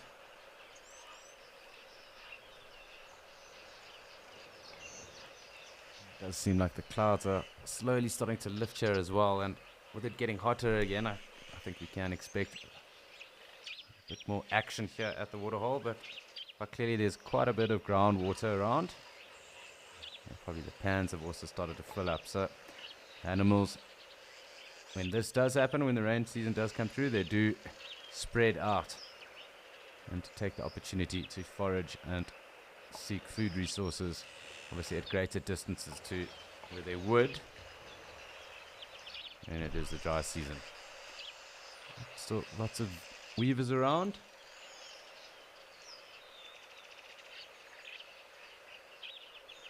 And did obviously have this woodland kingfisher too, so quite interesting. But yeah, the waterhole behavior definitely does change up in the summer seasons. Cameratra there.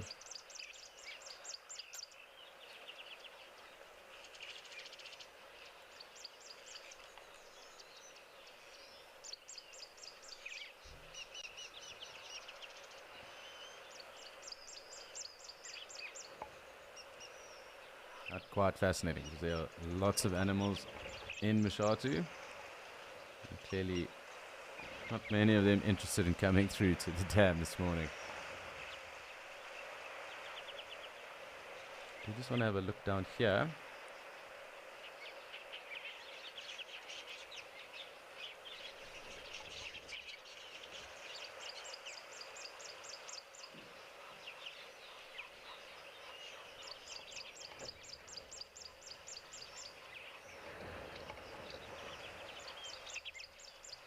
Trying to make out what exactly those little white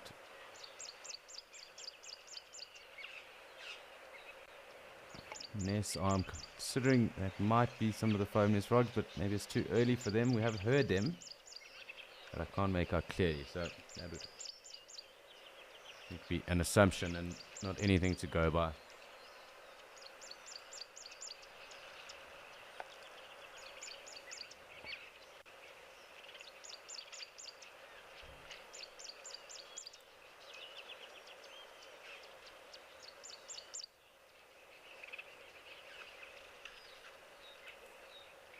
Not even the guinea fowl around today.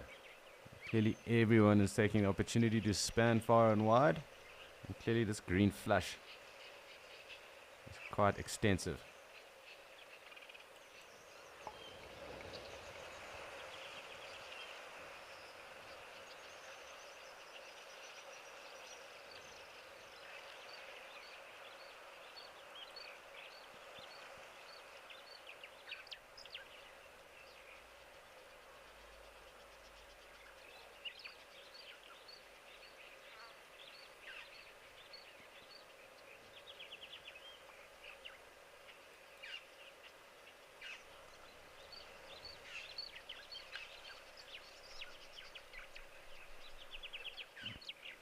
Yes, Jonathan, it really has. On the week that I have been away, it has literally transformed completely. Lovely green flush at the moment. That green cover that was actually all brown a week or so ago. So really great to see how quickly it does change. And what a good sprinkle of rain does for the environment and habitat.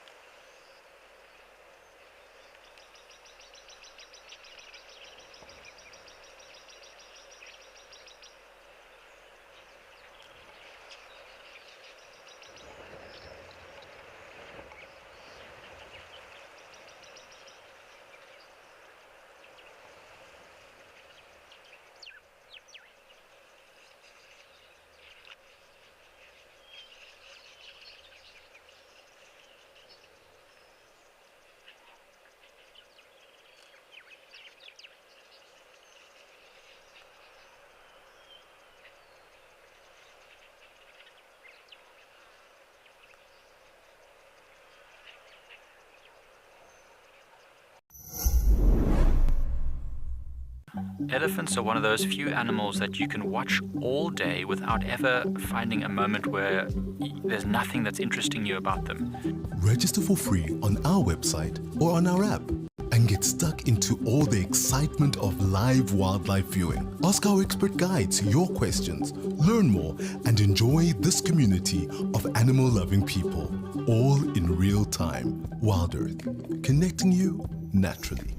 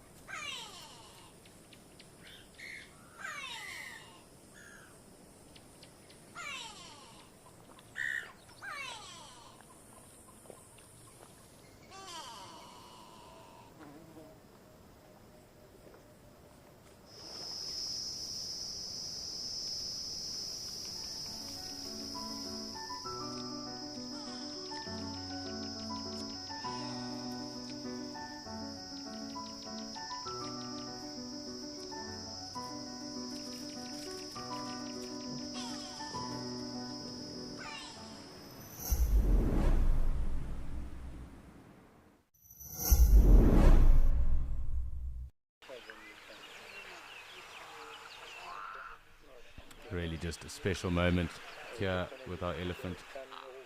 Just enjoying them. Definitely one or two really taking the opportunity just to have a quick rest. This bull closest to us quite clearly also, I think, probably in the deepest of sleep there. At least out of the Ellies that are with us at the moment.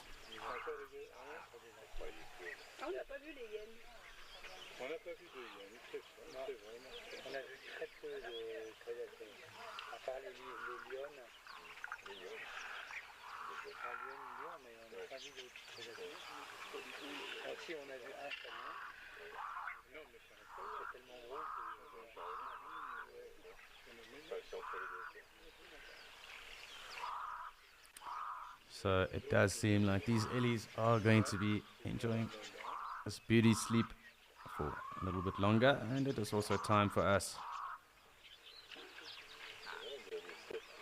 to head over to Andrew in Amakhala.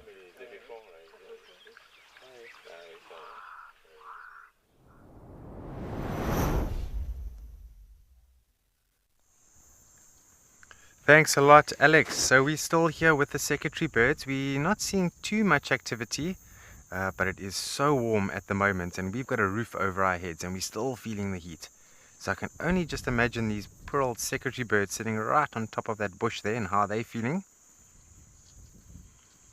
But up until now, what we have seen is one of the adults is somewhere near this area, sort of foraging and looking for anything to return back to the nest. So one of the adults is around here. The other adult is inside the nest, and then the three youngsters are sort of bobbing every now and then.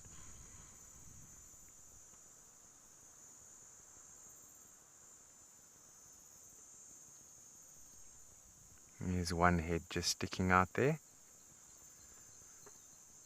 I was just having a brief chat with Wesley Gush, and he was talking about during the hot days with high temperatures, can be a bit of a struggle for these young secretary birds because they spend so much time trying, and energy that is, trying to pant and to cool down, that energy isn't being focused on growth. And so on these hot days like this, by panting, which is usually opening up the beak, allowing the air in, they are really using a lot of energy just trying to bring that temperature down a bit. Okay, yeah. Goodness, so we might just see a switch over. Just stand by. Oh, it's got something. Or is that the legs and feet? What in the background?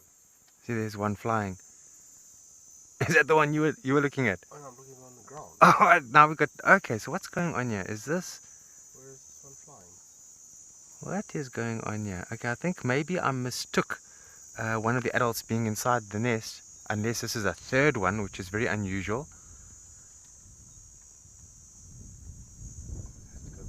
Yeah, has to go behind the bush. There's a little bit of a sighting there. Very interesting that. So I think it was just... Oh, they're both there now. Okay, so mom and dad are there now. So the chicks are confirmed to be unattended at the moment. And I think as the chicks are growing, what I think is happening is the demand for food gets greater and greater. And so it sort of both adults now need to go out and try and find something just to keep those chicks happy.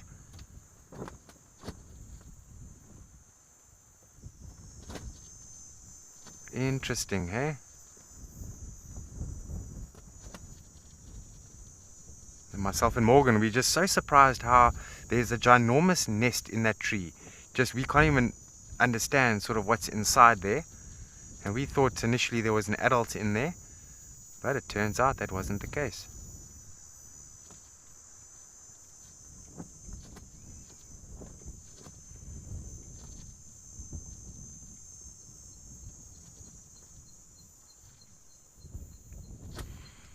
Then also having a chat with Wesley, he also mentioned to me that the chicks do fledge at 8 weeks, roughly around about there.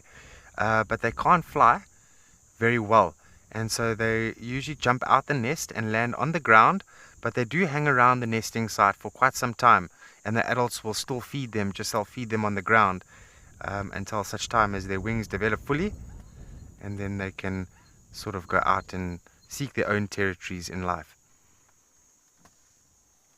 And Morgan had a sighting of one of the chicks trying to stretch its wings, and the wings are still very poorly developed at the moment. And there's not even feathers on the wings yet, so these chicks still have some time to go. And that's alright.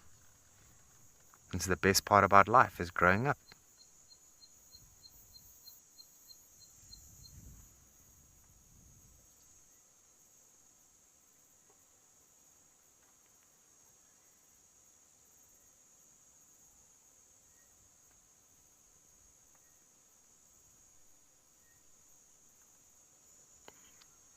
And what we have noticed in the past is usually there's an adult that's in the nest with the chicks, and then there's a bit of a switch that takes place. So one of the other adults will return back to the nest, and then the adult that is currently in the nest with the chicks flies out, and so they switch the roles. We're referring it to as the switch. We've been seeing that a lot, and that's also very interesting.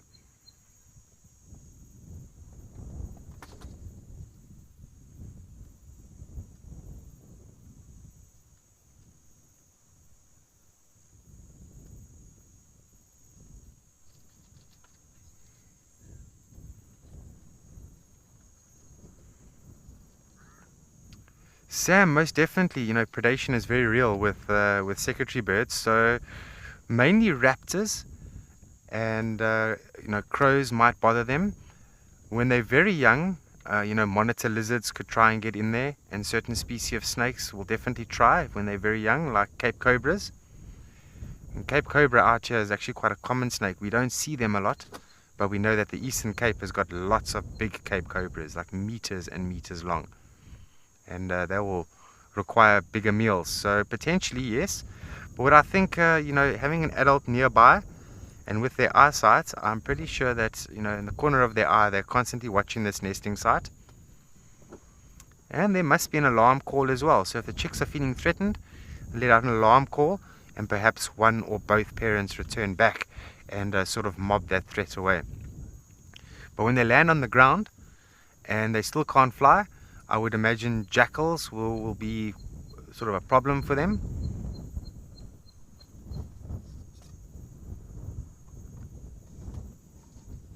But most definitely jackal buzzards. I think jackal buzzards are going to be their biggest threat, because a jackal buzzard will even swoop down and take one of the chicks at this size and fly off with it. You don't see too many martial eagle, but if they were on the reserve, we would see that. It would probably be a problem. Ground hornbills, I should imagine as well, should be a problem for these little chicklets. And then, believe it or not, but fish eagles prey on all sorts of things. They do specialize in fish, but they eat all sorts of other things, including young crocodiles, monitor lizards, and small antelope. So I should just imagine that secretary birds would most definitely be one of the things that they may eat. When they're young, that is.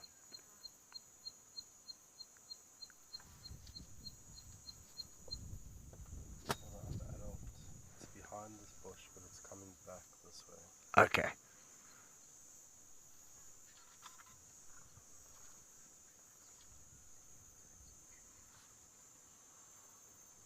Afternoon, George. Well, typically they do like thorn-felt trees, so Vachellias, or previously known as acacias.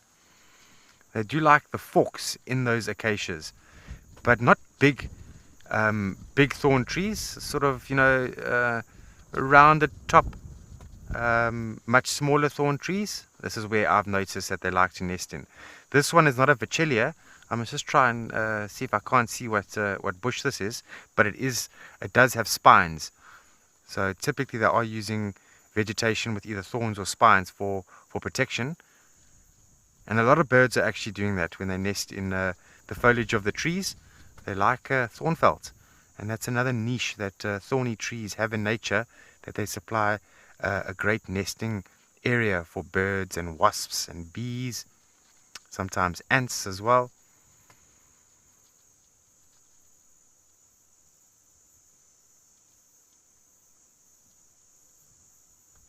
And I used to work here for around about 4 years previous to being a naturalist for Wild Earth, and I never knew that these secretary birds were here, although I did come out here a few times. And this nesting site does seem like it's a well-established nesting site. And from what I've read, they do return to it yearly, and they add extra vegetation to strengthen it. And so over a period of time, it's going to get quite large. And apparently they can use these nesting sites annually for a great number of years.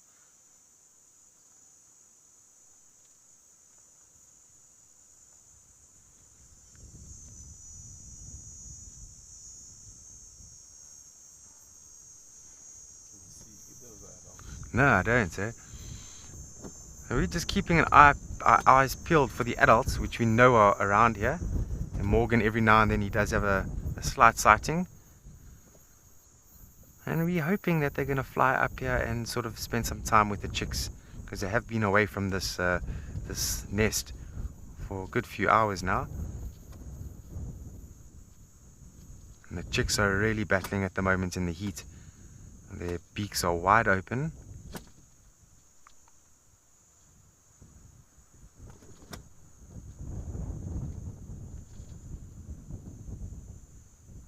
And it's just amazing how well developed their beak or bill is currently.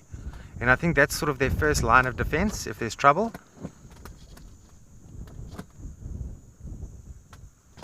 Tatum. Oh, there's quite a few. The rare birds of Amakhala. So ground woodpecker is very seldomly seen out here. I know Ralph did a beautiful segment with the ground woodpecker at Richards Crossing. Since then, we haven't seen the ground woodpecker there at all. But one of the field guides, Donovan, some of you have met him. I did hear him report seeing them up at the top of Eloweni, which is not too far, but not too close either. Narina trogon. Ooh, vultures have flown over from time to time. Very rare. What other rare birds? Briefly see all 3 chicks there. Okay, all 3 chicks just made a brief appearance there. Yeah, so Tatum, I would say those 3, hey? Narina trogon, ground woodpecker, vultures. Yeah, I would say those 3 would be your top 3 rarest birds out here. Maybe not so much the ground woodpecker, because they are seen every few weeks or so, but Narina trogon, I don't know when was the last recording of Narina trogon out here. But some of the guides have been lucky enough to see it. I wasn't so lucky in my time here, unfortunately. I spent quite a long time looking for them. Oh yes, and let's not forget the barred owlet. Barred owlet is a very rare bird in the whole of the Eastern Cape. And it's a very interesting story that a good few number of years ago, barred owlet was recorded. This I think was in the 90s or 80s. Since then, there were no sightings. And then the Bird Society was wondering, was that not a mistaken identity, or perhaps one that was escaped from someone's private collection? And so they never really focused too much on them again. But just recently, just a few years ago, a resident phoned the Bird Society and said they found a barred owlet that had passed away in his garden. There's the adult. Ah, there we go. These bushes are giving you a hard time, Morgan.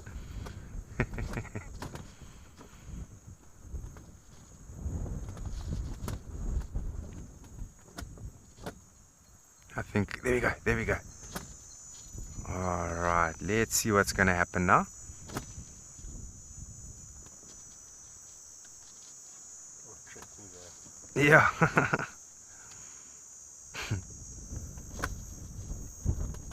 Okay, oh, what is that? Is that a snake? A stick. Oh. Just rearranging the nesting material there. And she's feeding them something now. Just want to grab my binoculars. Just one sec.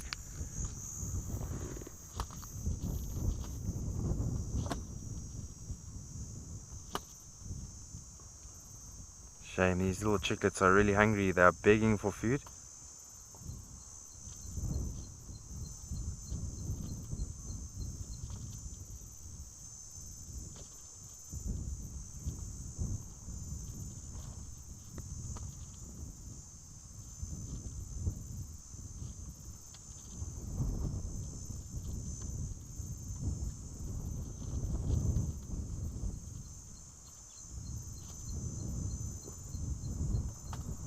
So she is feeding them, she's regurgitating. I don't think it's a very big meal, but she's trying to feed one by one here.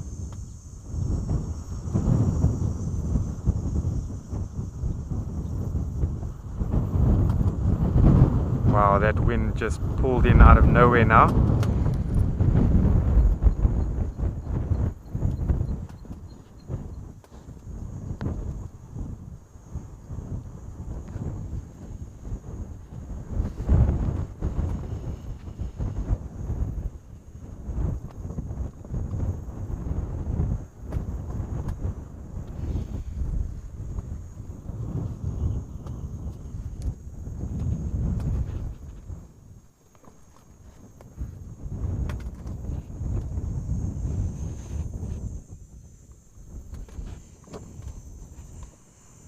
Very interesting sighting this.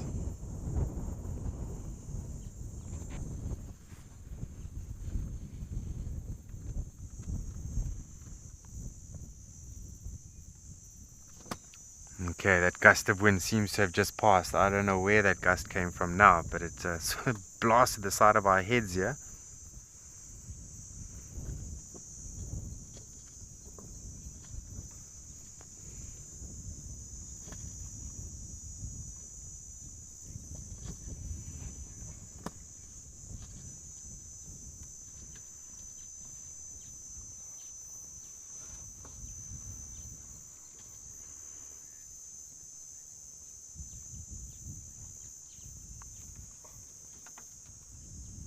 It's just such a privilege to be, watching the entire process.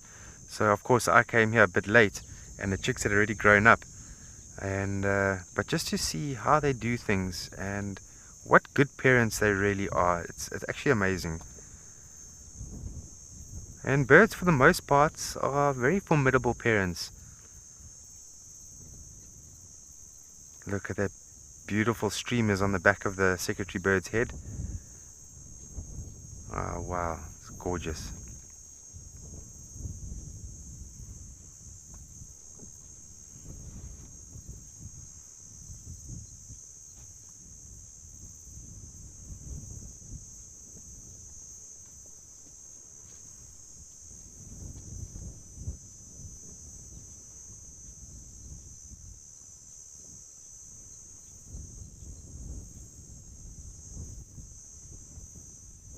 Yeah, hopefully this breeze that's pulled in now is going to cool down the chicks quite a bit. But I can see just beyond the secretary bird, just with the naked eye, those heat waves. Wow, it is warm today. We are loving it.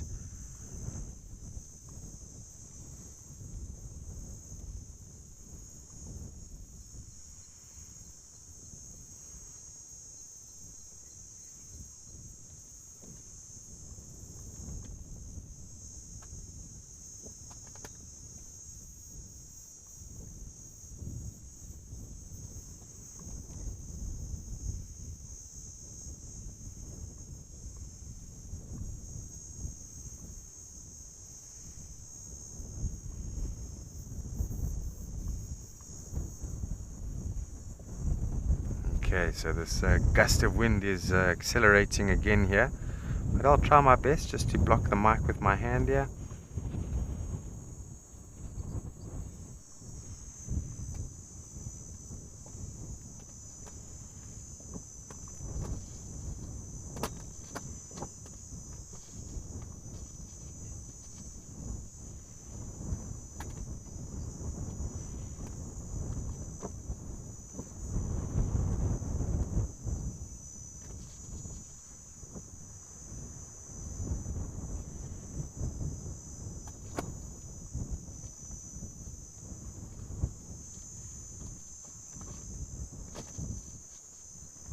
Okay, so I just see the chicks are just a little bit lower down than what they were. And just see a little bit of them.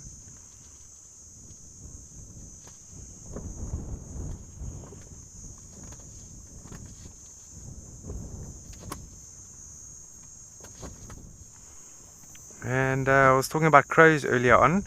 It's quite an interesting thing that the crows are actually around here. I can hear them squawking in the distance here, not too far from where I am now. And they haven't really flown over here at all. So I'm not sure if they're a little bit afraid of the secretary birds. Perhaps there's been an interaction between the two of them. The secretary birds have decided, the crows have decided, let's rather stand back and avoid this area.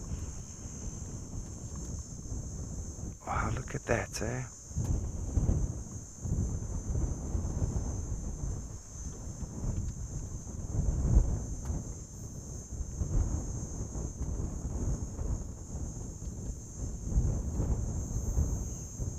When you look at the beaks or the bills of the chicks, you'll see that they're very sharp and they seem quite well developed.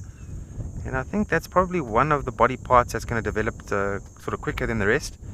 In case there is danger, these little secretary birds are going to need to learn to defend themselves when the adults are not here.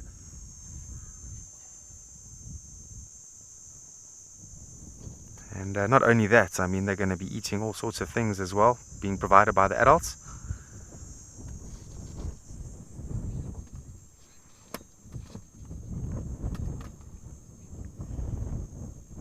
Gerald, if you were a crow, you'd stay away.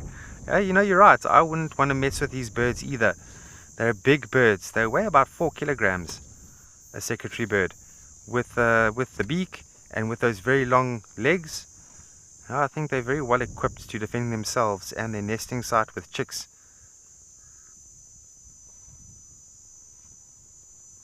So I see the secretary bird is looking in the direction of where I can hear that crow squawking. And as it called, the secretary bird sort of pointed in that direction, but not looking flustered at all.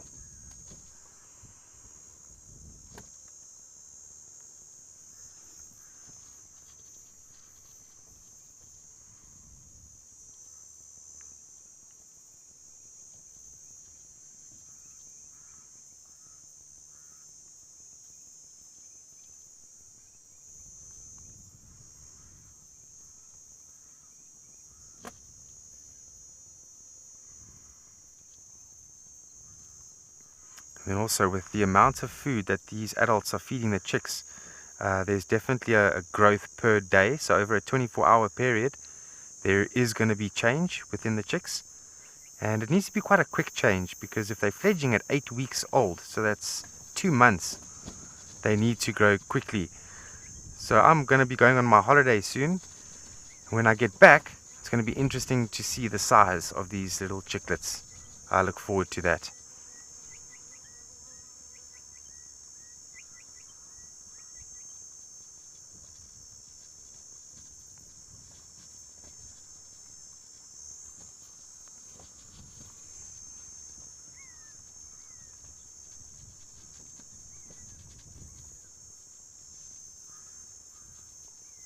Ah, thank you for that, Weezer. Weezer says you're a great cameraman, and definitely so. Morgan has got some mad skills, I won't lie.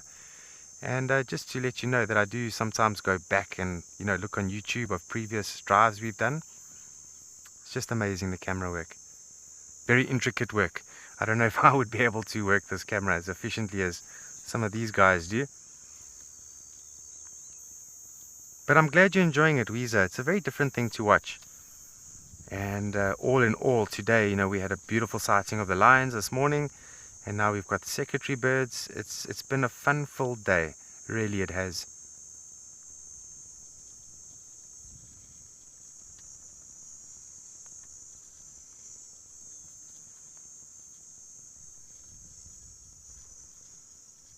Okay, you see that secretary bird is looking around? So I did hear a jackal buzzard in the great distance, and that secretary bird has heard it as well.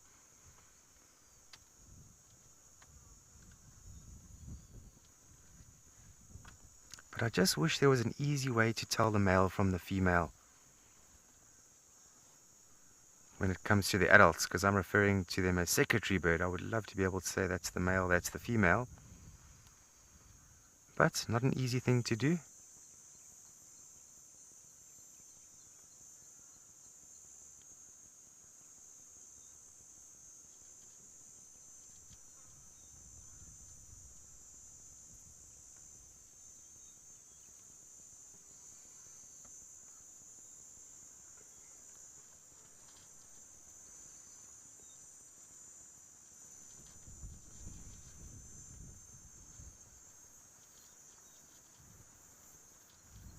And what's she gonna do? She's just holding on tight on the top there.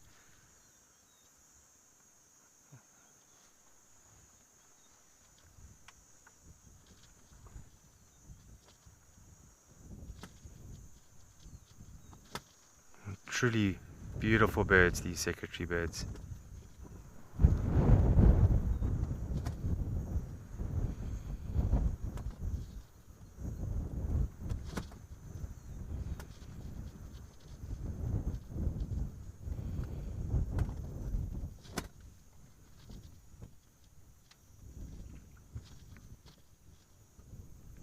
So the features that stand out the most to me.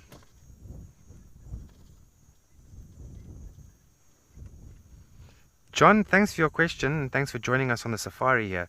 I would think so. There's a lot of sounds around us. You probably might not hear it. But jackal buzzards have been calling quite a bit, and every time I've seen or heard the jackal buzzard and also the crow, I'm seeing the secretary bird is getting very alerted by that and just looking around. And I think that's sort of the instinct of a parent, is to make sure that your young is always safe. And when you hear things around in the territory, always a good idea just to scope it out and make sure no threat is around.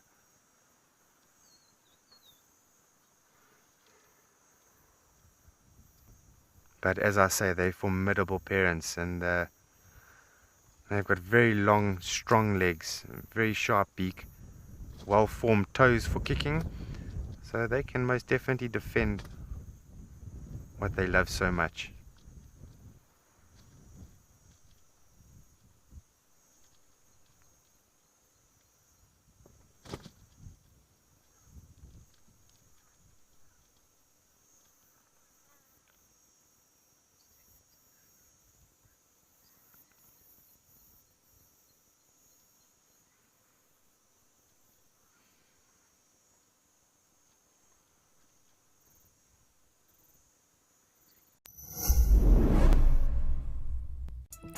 Have you ever wondered what happens behind the safari?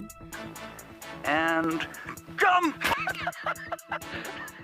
Living in the wild can affect you, It's the smell that... and things don't always go as planned.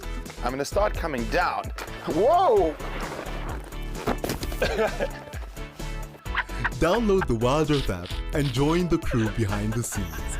Wild Earth Nature.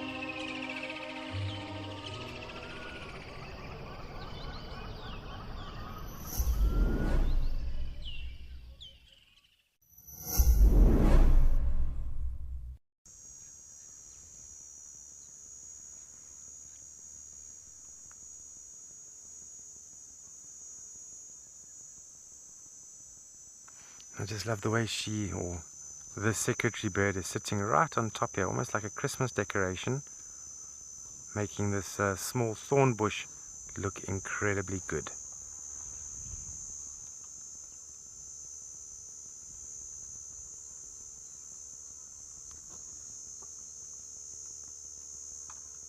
And you look how pale the secretary bird is in color, and the chicks as well. So typically in the environments that they live in, it is quite dry. And as we experience today, very hot as well. So a good adaptation is to try and push away some of the heat from the body.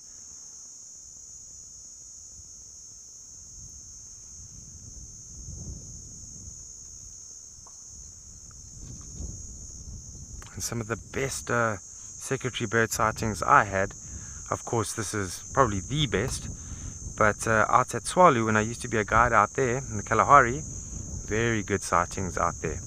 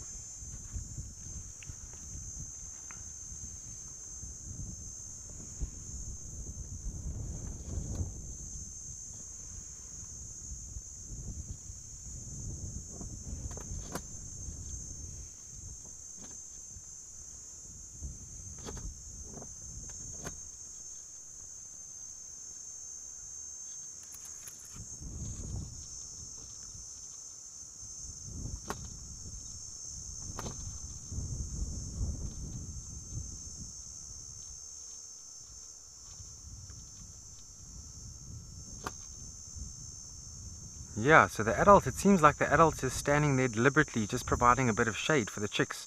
I don't think this is for no reason or by coincidence. I think this secretary bird has most definitely planned this.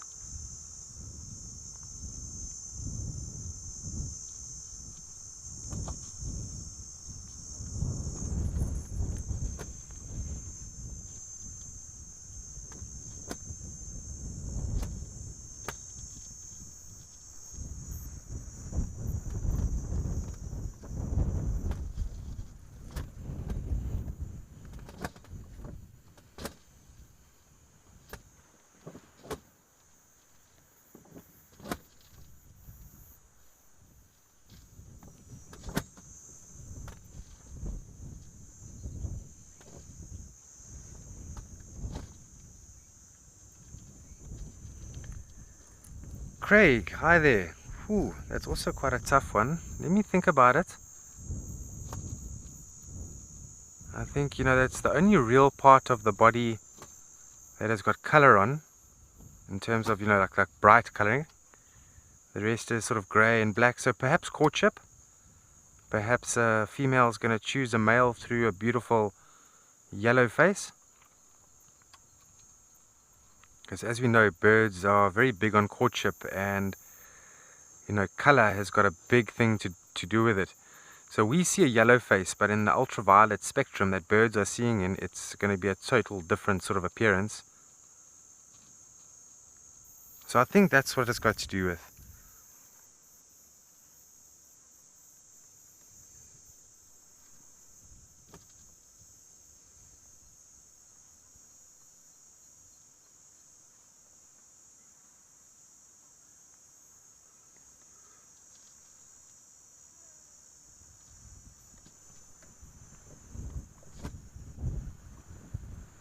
Yeah, that gust of wind comes up, and this adult taking an extra firm grip and level backed as they usually are.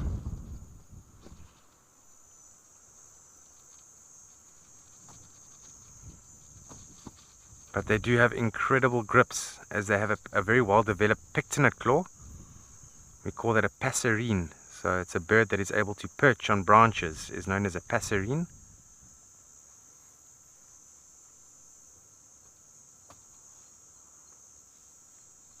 You find those birds without those pectinate claws, they cannot perch in trees. They are non-passerines.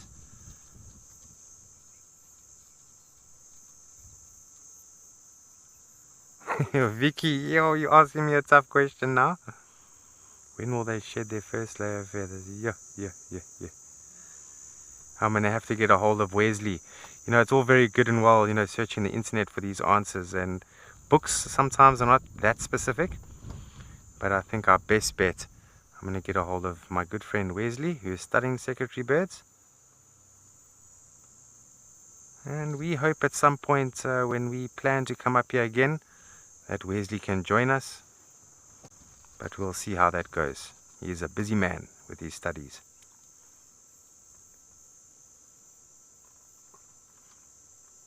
Okay, feeding again. I don't know if it's feeding. I think it's water. But I must say, all of you are getting my mind racing with all these very technical questions. I like it. And on questions, if you have anything that you're wondering and you'd like to ask, please do so. Love to hear from you. And I think this adult is actually giving these chicks water, because they do dribble water in the mouths of the chicks.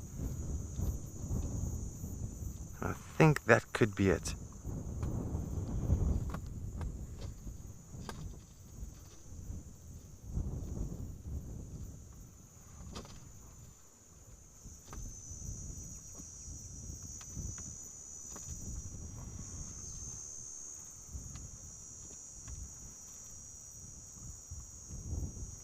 Just hearing the cicada beetles vibrating away in the surroundings here.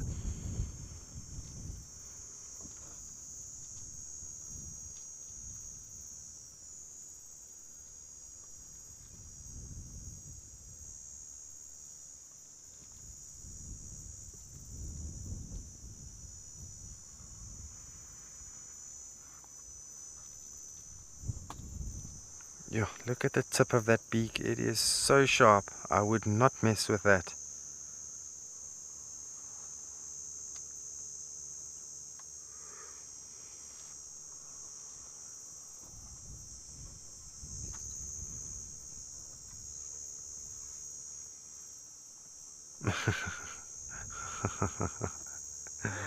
Oh goodness, these questions are terribly difficult this afternoon. I have got no clue how to answer that question. So Lisa, that is a stumping of all stumpings. If you were a bowler in cricket, you would have bowled me in the middle wicket.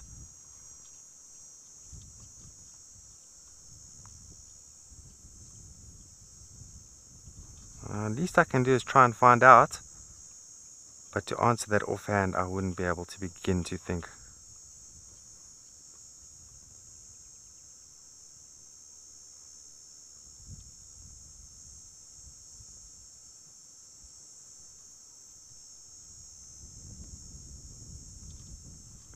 And that's the one thing about nature, is that you can never know it all, at all.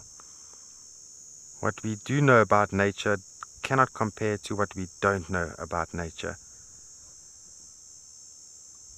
And that's the beauty of it. Every day is a learning experience out here.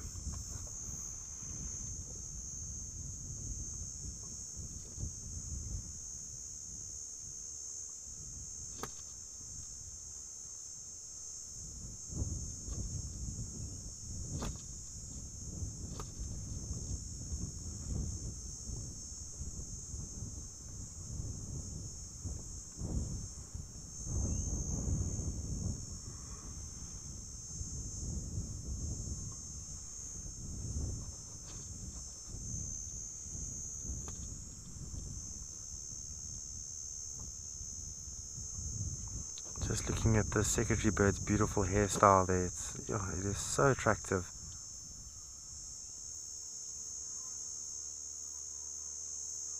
And I should imagine also a great way of courting one another by having very fancy feathers on the head.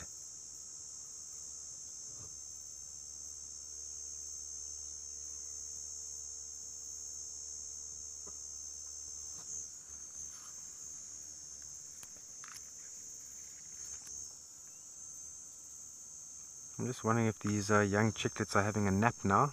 I don't see any of them, just the adult. Okay, there's one moving there.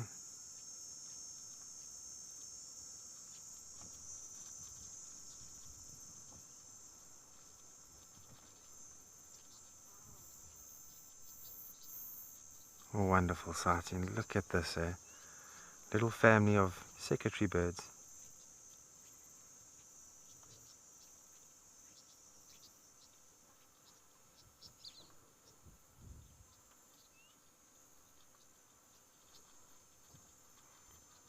Let's just see how accurate I am. Of course, I'm just speculating, but how much water they give them, I'm speculating here now. I should think a good few milliliters, but I don't think it'll stay in the body for too long. I think the adult will need to give it to them quite soon after drinking from a dam or something. And when I do get an accurate answer, we'll just see how right or wrong I am.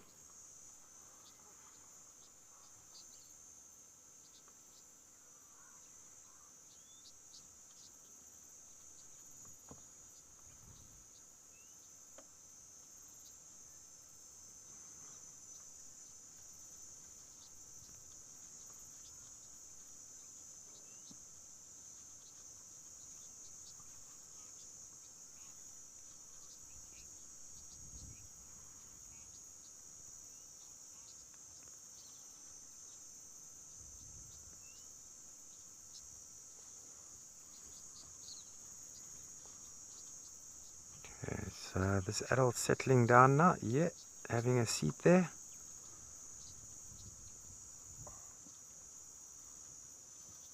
Ah, look at the size comparison between the little chicklet and the adult.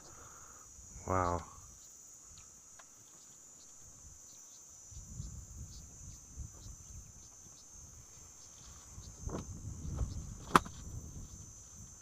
I would love to be the top of this tree for a few hours and to see exactly what's going on in there.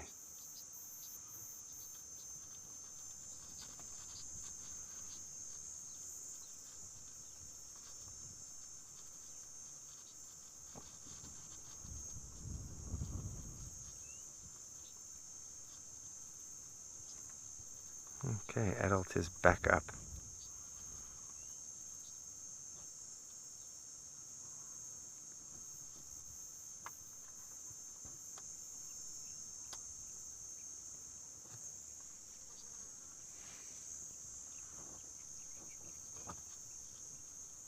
Oh, you see that, rearranging the nesting material again, making sure the home is nice and clean and strong.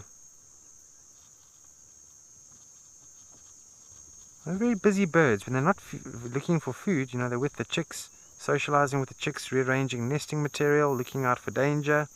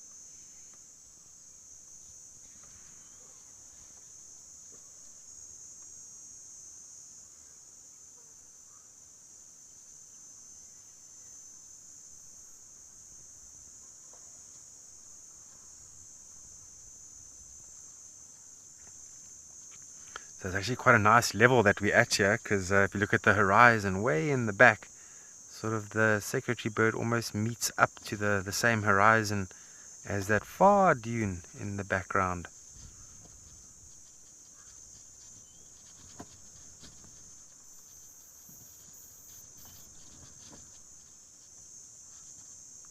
Okay, let me grab these binoculars again.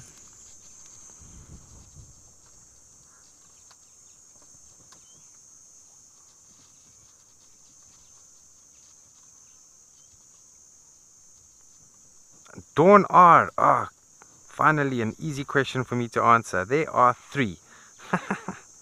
100% there are 3 inside there. Initially when we first started coming here we thought there were 2. And then we saw a third one. Morgan has seen 3 this morning, so they are still present and active here. I haven't seen the third one yet, and that's hence the reason why I've got my binoculars out as we speak while I'm talking to you.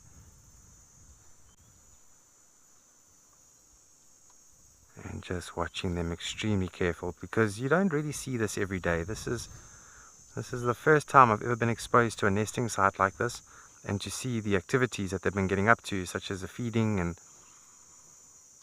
rearranging of nesting material.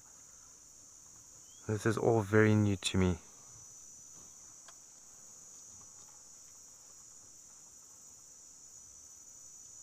And definitely Secretary Bird has claimed a special place in my heart.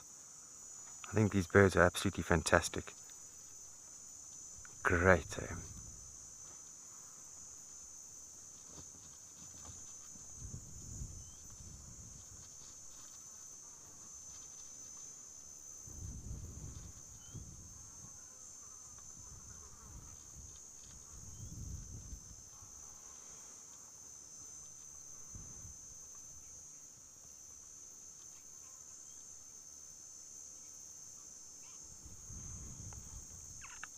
Evelyn, good afternoon. Thanks for being with us. I should think it's shortly after 8 weeks, because they fledge at 8 weeks, but then they hang around the nesting site on the ground.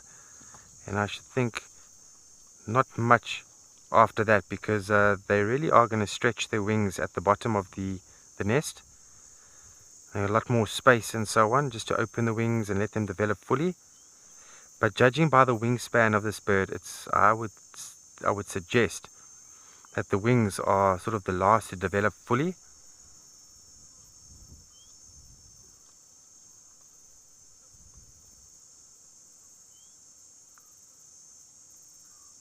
So I did read up somewhere, one of the articles was mentioning secretary birds are fledging at 8 weeks old, and that was confirmed by Wesley. But there was another article I read where they said something about 3 months. So I'm going to just go back to that article and just see if they didn't mean that they should be flying at 3 months, which would mean that it's sort of another month after they sort of jump out the nest and land on the ground.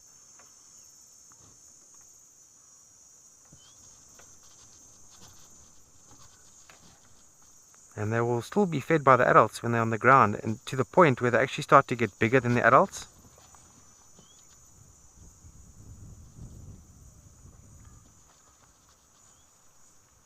Brilliant stuff. This was great.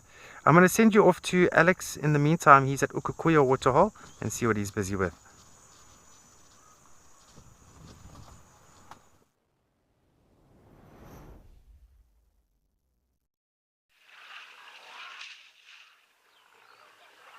Thanks indeed, Andrew, and always great to spend time with that secretary bird. But we are back here with our Ellie Bulls, and they really are thoroughly enjoying their Monday here in Okukuya. So really just quite fantastic seeing how they've been very happy to sit here for at least the last 2.5 hours. Pretty much getting up to the exact same thing, but really it must be getting quite warm up there in Okukuya. And quite interesting just watching how some of them have rested or taken the opportunity to rest, some almost snorkel and sleeping, and others getting back into drinking again now. But you can clearly see from where they did start spraying themselves with that mud, how it has dried and how quickly it's dried, and also just coloration of it, that typical white ghost of Etosha coloration that they are renowned for, and also known as the white ghosts of Etosha, these elephants with that white concrete and this dust that is now on their skins.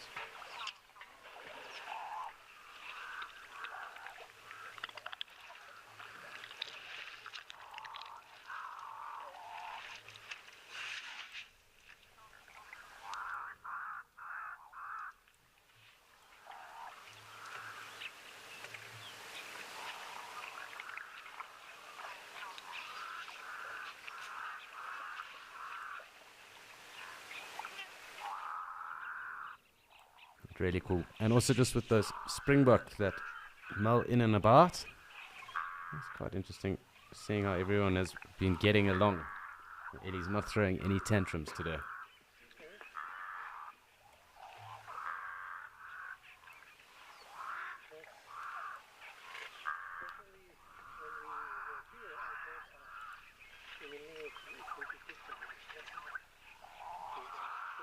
So it's been quite awesome just spending so much time.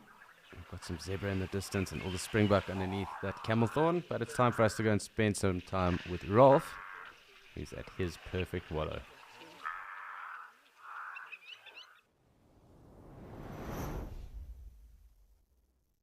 Here at the wonderful mud wallow, and we have ourselves a little warthog. I don't want to talk too loudly because they do seem to become skittish when they realize that I'm around. And this one, nice and relaxed for now. I think it might also be because the wind is blowing in my favor, so he can't really hear me that well. And he's happily grazing next to the water. I'm hoping he might go for a wallow. Zebra is still standing around, the giraffe still having a snooze. And the wind gets ever stronger.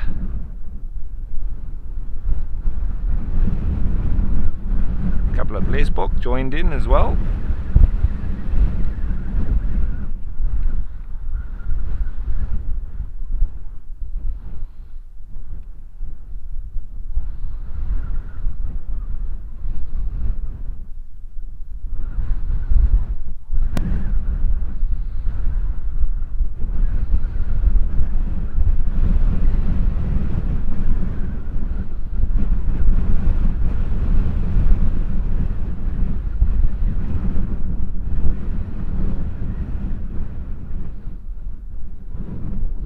Haven't seen the buffalo or the rhinos today. They've taken the day off.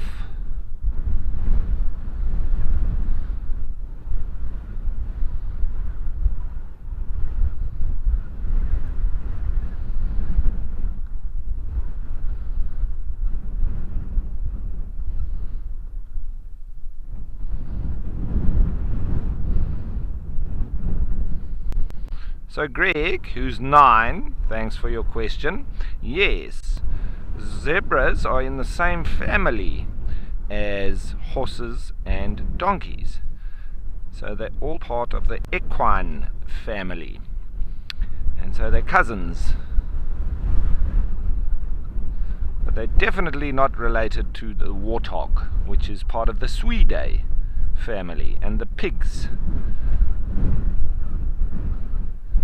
And zebra also only have one toe, the same as donkeys and horses. It's one toe that is a hoof.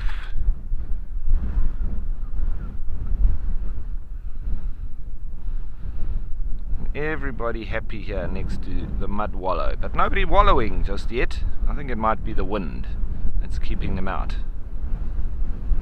It's quite a chilly wind. It's turned now. It's coming from the east, so it's onshore and coming from the ocean, straight in line with where I'm pointing the camera. So behind these zebra and blesbok and warthog, straight over them is where the ocean is, and that's where the wind is coming from. So it's rather cool. It's not cold, but it's a cool breeze. And without it, it is actually quite hot. Before the wind came up, I was getting pretty hot here in the back of my open vehicle. But now it's cooled off quite nicely with the wind coming through.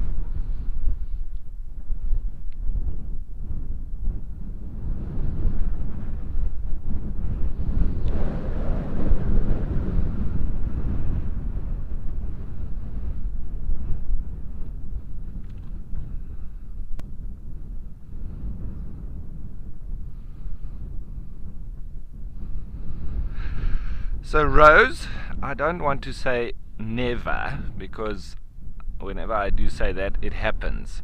But maybe I should say that so that the zebra actually go on and do it. But I've never seen zebra wallowing in mud. They're more dust bathers. So they like to go into a nice sandy patch, sometimes on the road, and they like using that, and then they roll around in that. But they're not really wallowers. As you can imagine, I haven't really seen donkeys or horses doing that either, so it seems like the whole family are a little bit adverse to mud wallowing, and they all do appreciate a bit of dust bathing, but maybe it's a little bit too wet for them. So the mud wallowers include the warthogs, the buffalo, and the rhinos. They're all very good at wallowing in the mud. And that's in general. I'm sure somewhere there would have been zebra wallowing in the mud, but it's not a very normal or generally occurring instance with them.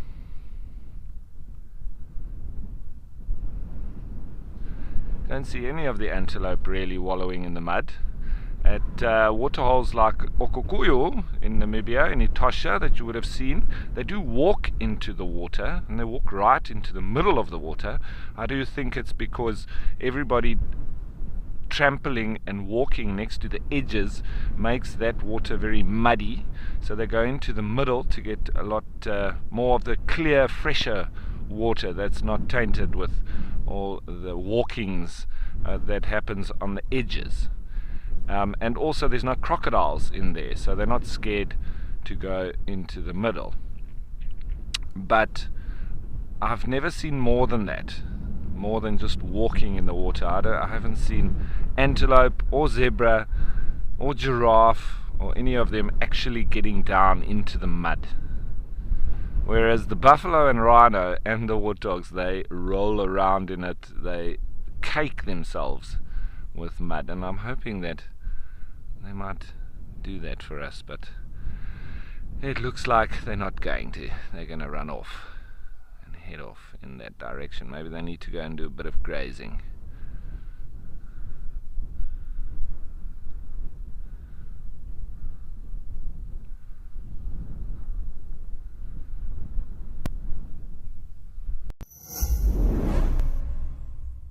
Did you see that incredible sighting with Lauren and the wild dogs? Oh, and on the Sunset Show yesterday, Tessa saw Maribs. Are you someone who only has time for the best bits? Well, we have some great news for you. It's absolutely amazing. Download the Wild Earth app today and you can watch the best highlights from each safari show. Look at this! Every single day. Look at how fascinating this is. Wild Earth. Nature.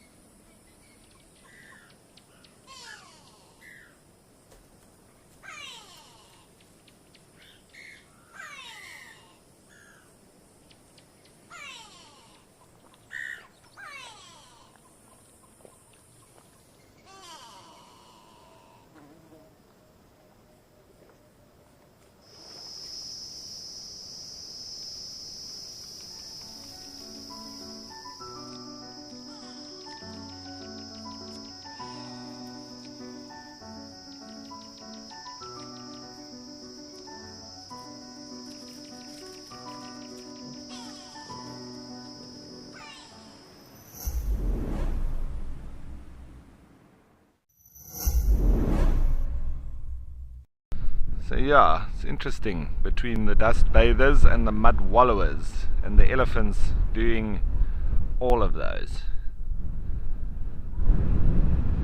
Elephants are swimmers as well. They love the water.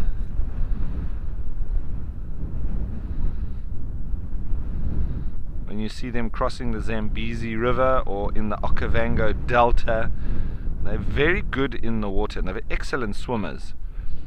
And in the Josini Dam or in Pongola Poort Dam in KwaZulu-Natal, I was actually charged by 2 porpoising elephants on my boat. I had to scram, and that was probably about 500 meters away from the shore. I saw these 2 elephants swimming and I sort of moved towards them. Next minute they started porpoising, and I was intrigued. I'd never seen that in my life. And their head would come up and out of the water, and then it would go down, and then you would see the little tail following, and they kept doing this, and they literally were coming straight at me. And once they got to about 30 meters, I hot-footed it out of there, and they continued on chasing me. But I was stunned. I've never ever seen that before. So it just goes to show that elephants are fantastic swimmers. They love the water, and in many ways and forms, with the mud or in open water, in a dam. They cross rivers. It's amazing.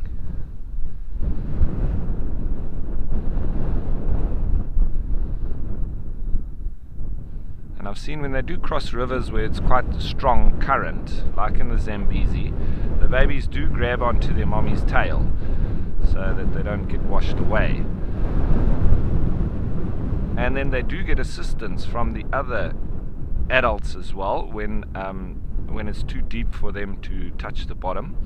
And they all use their trunks like snorkels.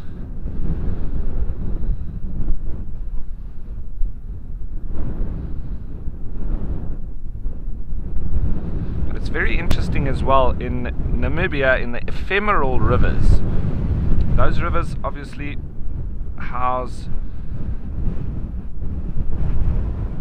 a lot of food and so on for the elephants, but so that they stay in those ephemeral rivers right throughout the year, except just before the rains and after the rains, because when the rivers flow, it's dangerous for the little babies, and they can also get stuck in the mud. So the adults know this, and they leave those dry ephemeral rivers completely. Anyway, that's all the chatting about the wallowers, the dust bathers, and the swimmers. I wonder if Alex has got any dust bathers, wallowers, or swimmers to show us.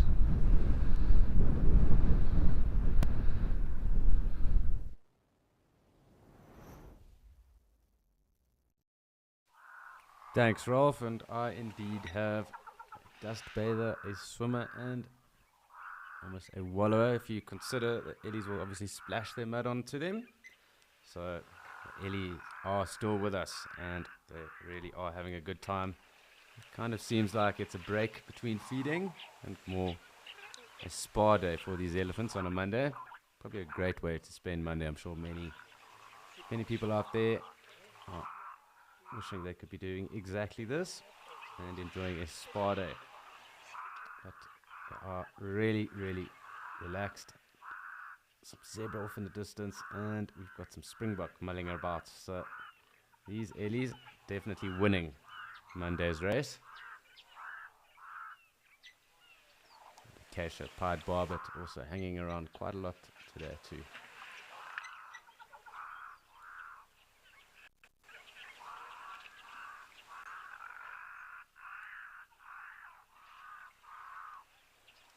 Hi Jimmy, so we are quite a fair distance away from both the Limpopo and the Shashi rivers right now. Those actually form the borders of Botswana, Zimbabwe and South Africa, and that is exactly where the Tuliblock and Mshatu is located.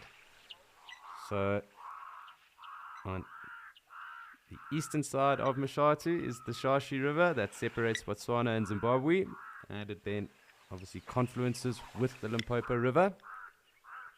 and that is where all three of those countries meet, and that is right there, at that intersection is right there within Mashatu. It's a very special confluence as well. I've been there a number of times. And lovely big fig trees, baobabs in the area. Stronghold also for Pels Fishing Isle too, if you're lucky to see one.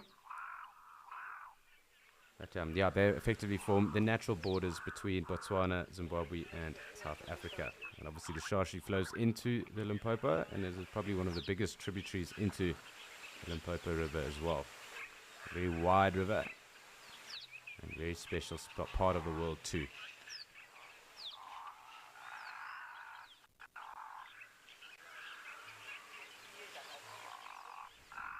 I would think one of the next bigger tributaries that would flow then into Limpopo, at least further on down the river, would be the Luvuvu, and that is in Pafuri. And from there, the Olifants, and the Letaba going into the Olifants. So yeah, I think that's how it would work out for me at least. At least if we go along that crest in the northern part of South Africa, in between Botswana and Zimbabwe, and then into Mozambique.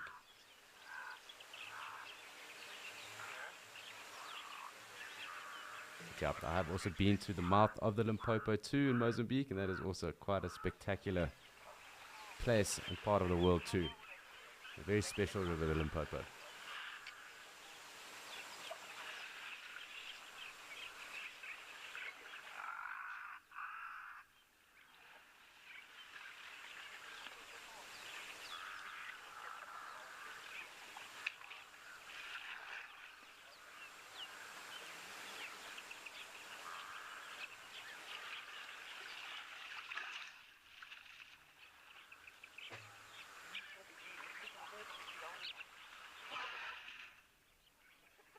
Just see this Ellie spraying that dust around.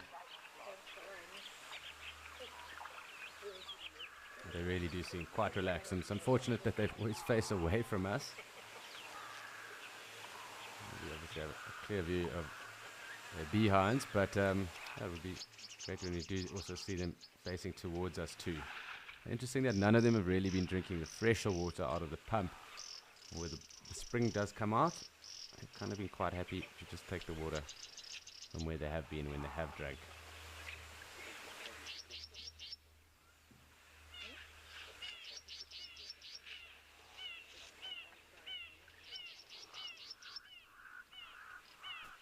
I suppose nice for us just to appreciate these Ellies, and also with zebra. Perhaps they'll also come and join us just now. A number of springbok as well. And they were also just under that camelthorn too. So I'm just going to check and see if the numbers are still there. Perhaps we might have missed someone on the left hand side of us. Yeah, quite clearly you can see a number of these springbok taking refuge underneath that shade. It looks like a number of zebra as well, a little bit further off. But let's focus here on our elephant and see if the zebra decide to come through and join us.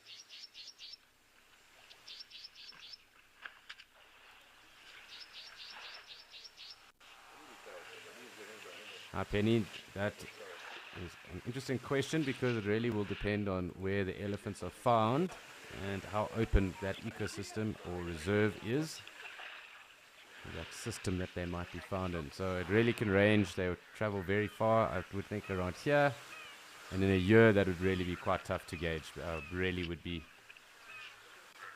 giving you a rather big thumbs up if I answered that question. But, and as I said, it really does depend on the area of these elephants and what elephant we're talking about, which ecosystems, which reserves. Do those reserves open up into wildlife corridors and then travel through to other corridors and reserves? So it's a really tough one to gauge, and it also will depend on the food resources that are found in those areas and where those elephants are. But I can tell you this much, it will depend sometimes on seasonality as to how far they will go. So when the rain seasons do come, they do spread out quite far, because those food resources are obviously higher, and the access to fresh water, that water might have fallen, might have formed pans in that, is also obviously high. They can also mud bath, dust bath, spray themselves with mud as well further away. So in the dry seasons, they'll probably be closer to water sources itself and then travel out. And in the wet seasons, then disperse quite far. And that will depend on the season too and the area.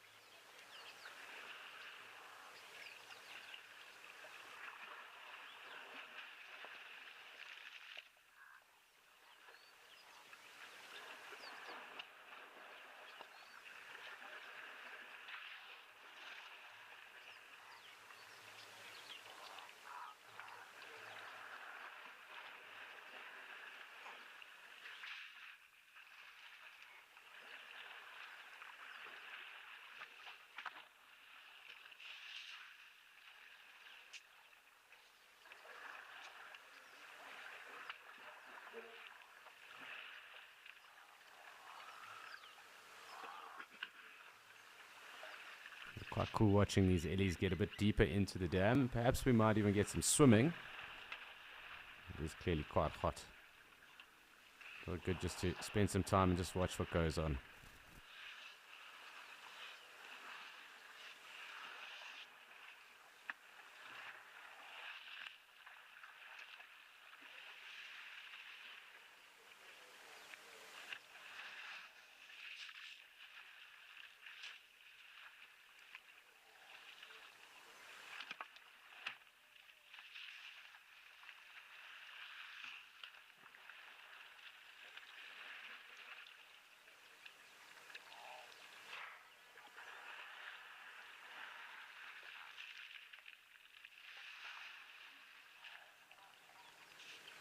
Really quite an impressive sound when you hear them splashing that water like they do.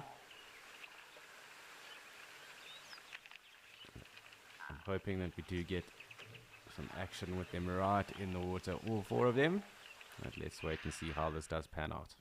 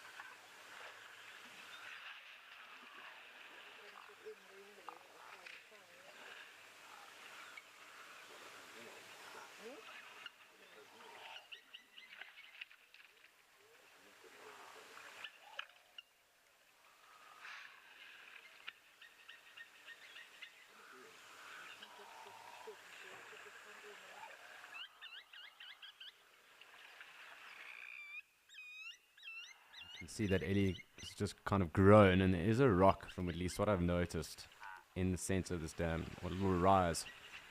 There's a few different animals that do come in, and you do always see them kind of grow when they do get in there. It'll be interesting to see if there's any argy-bargy that goes on now. It looks like now that they've cooled down, perhaps maybe expending some energies on the cards.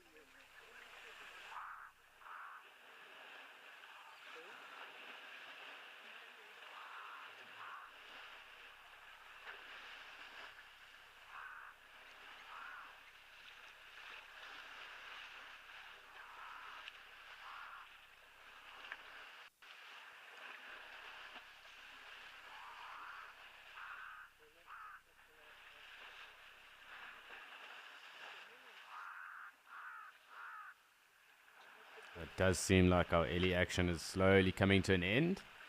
And these big boys are going to start to push off into the thickets. Bearing in mind that they do feed for roughly around 16 to 18 hours a day. So they can't spend all their day here in the spa. It's like one lone wildebeest with the springbok coming to join as well.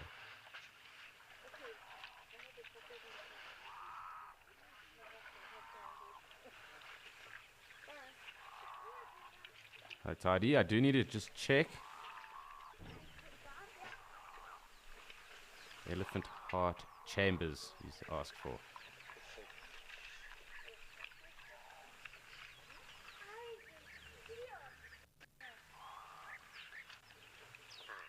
There are 4 heart chambers. This is what I was going to tell you. So it's a 4-chambered heart that they do have, and they can weigh up to around 28 kgs in terms of how heavy their hearts can be.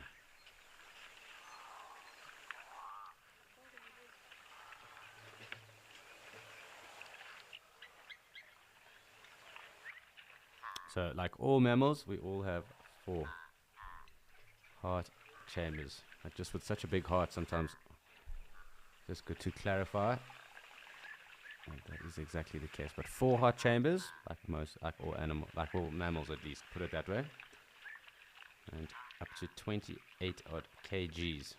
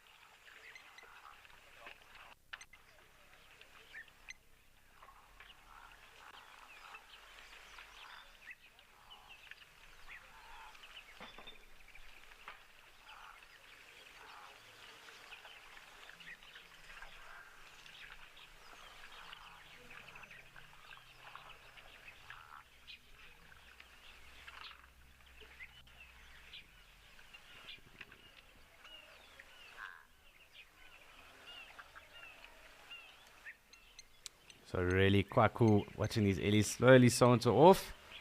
And if there is anything that any one of you might have missed, please make sure to download our app and you can watch the highlights and the best bits from each of our shows. So that also includes Escape to Nature.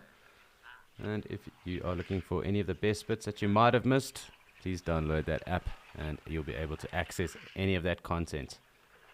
Really a lovely day, and we really have had a lovely morning so far. Afternoon even now with these Ellies. They really have treated us. It's a fantastic sighting.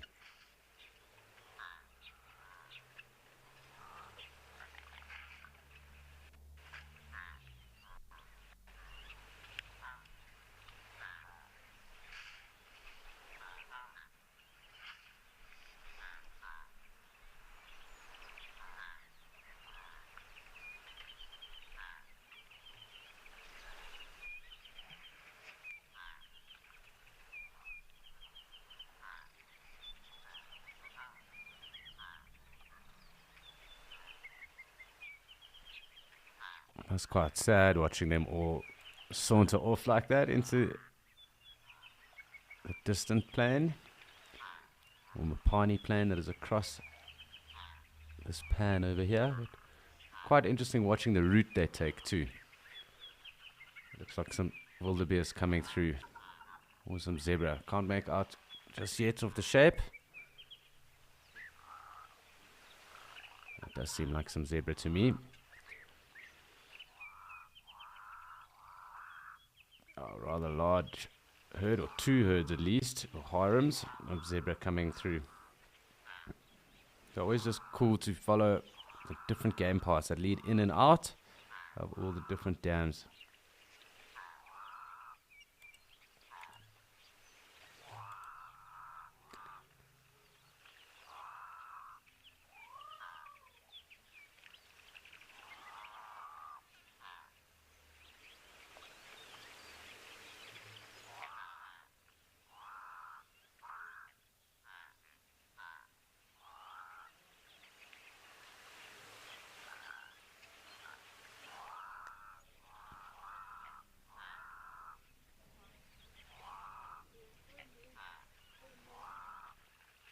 Hi Larry, so no, I don't think they do.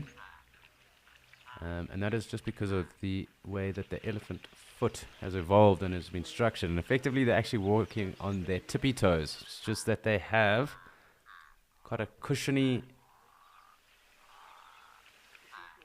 almost soft padded foot.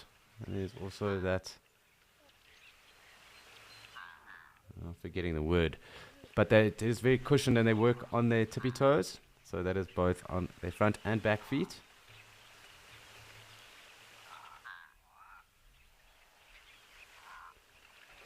And the pad also kind of like splays out. So it kind of absorbs all of that structure that is underneath their feet right now. So because of that pad as well, so that'll help assist them with regards to them walking. So actually when you do hear them walking and when they walk past you, next to you as well, you can actually hear how that like pad kind of presses down on the ground. It's very soft as well.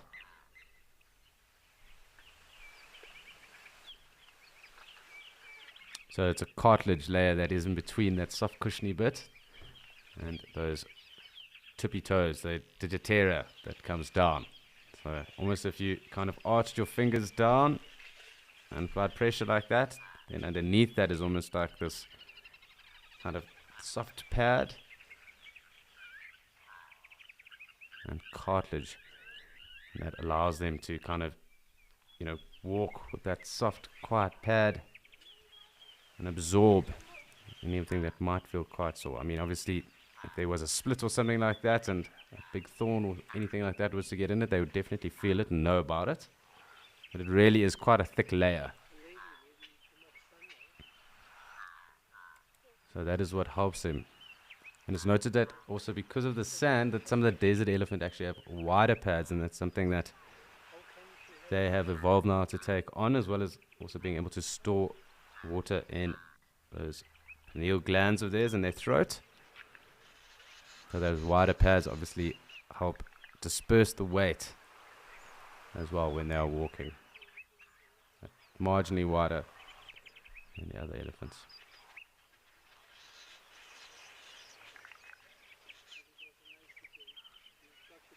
But yeah, definitely helps them absorb any of that natural substrate that is underneath there. So they're also known, and they've walked these paths so many times, I'm sure they know their route and the best way to walk without being hindered or obstructed.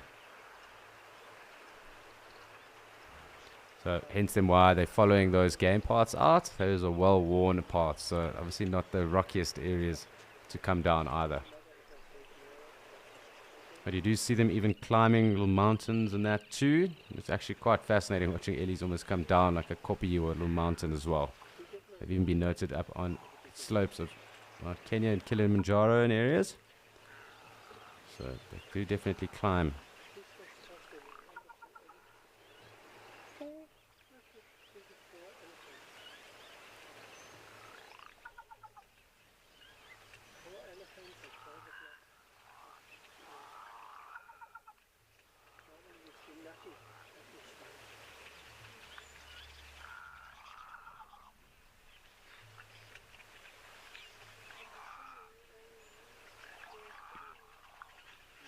Hi Harper, who's 10. And yes, indeed, they do have toenails. And they actually have differing numbers of toenail as well, in regards to which foot. As well as also in the different species, there are different numbers of toenails on each of the different species too.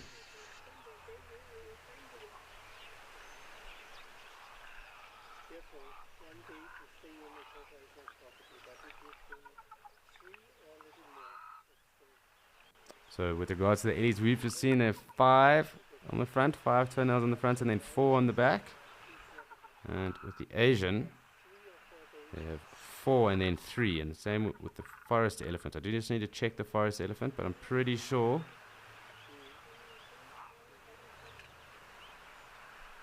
that is the case.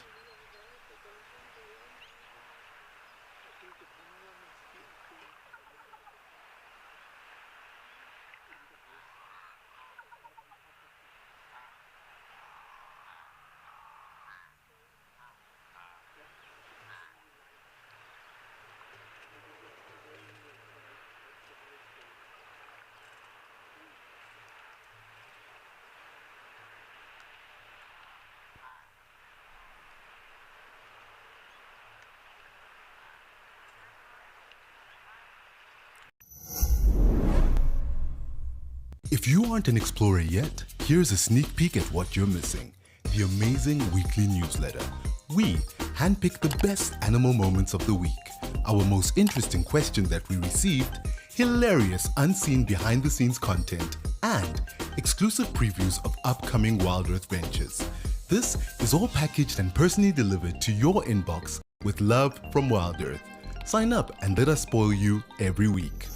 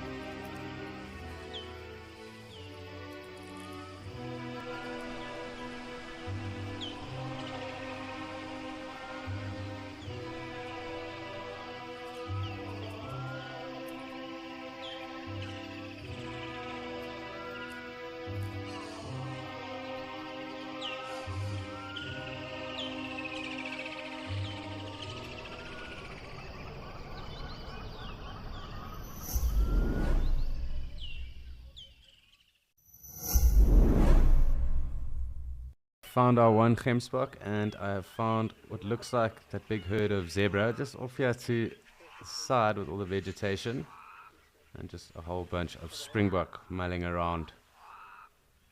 But it does look like these zebra are interested and are going to be coming through, so I'm just going to make sure we haven't missed anything else on the left hand side of us. Lovely European beaters.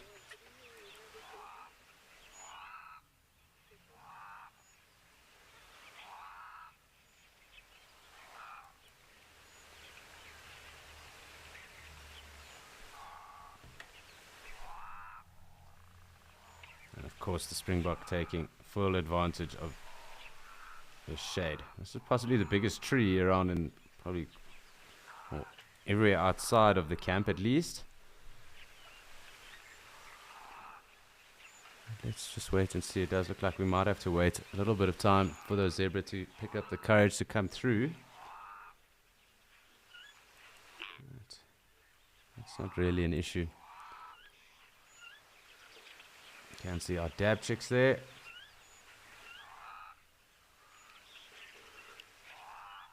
I think if we wait here, we will probably get that approach. And just off to the right hand side of us, just on that tree line.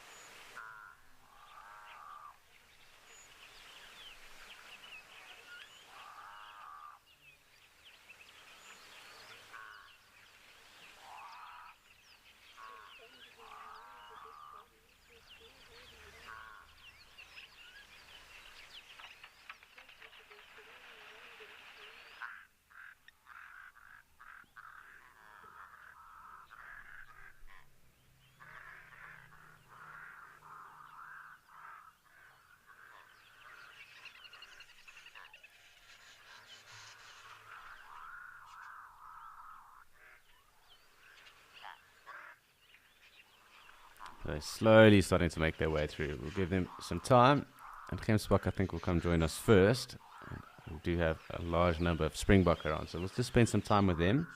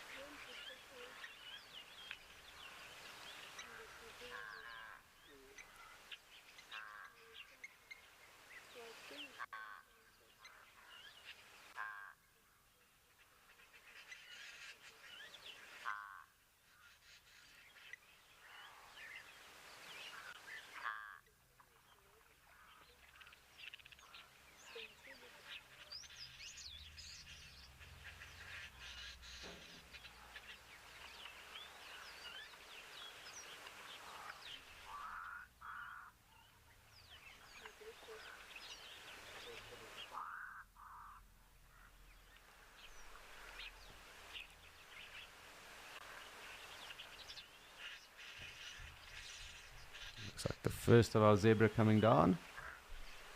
We'll just wait here.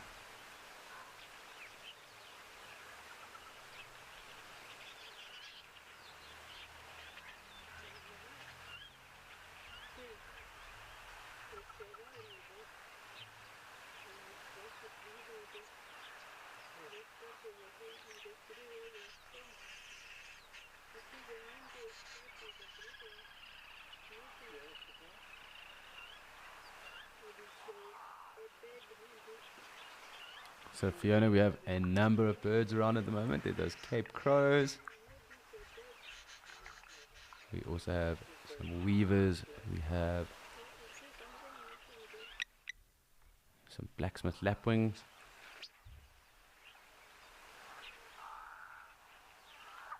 As well as those mourning doves as well, also around. Yeah, a number of smaller ones as well that I'll need to just double check on. But those are definitely who is around at the moment.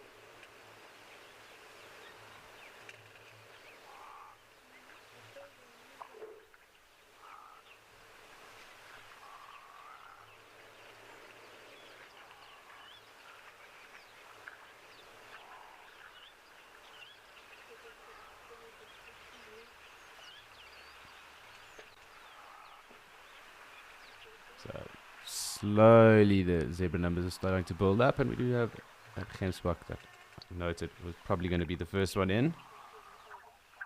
Really quite cool. Always great to watch them wallow in, or wade in, like they do. And it looks like a healthy number of zebra just off the top of the dam right now.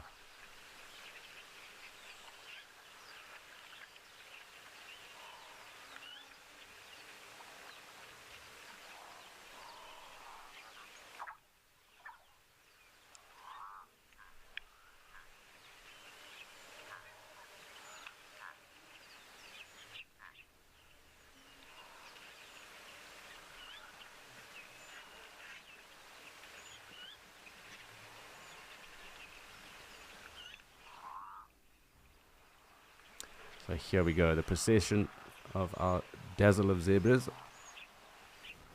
dazzling themselves all the way down to the waterfront. It'll be quite cool. The sun's obviously quite high, so we have lost that silhouette that was around. But this is going to be quite fun having them here. We've really had lovely numbers of game throughout the whole day. So it's been quite special.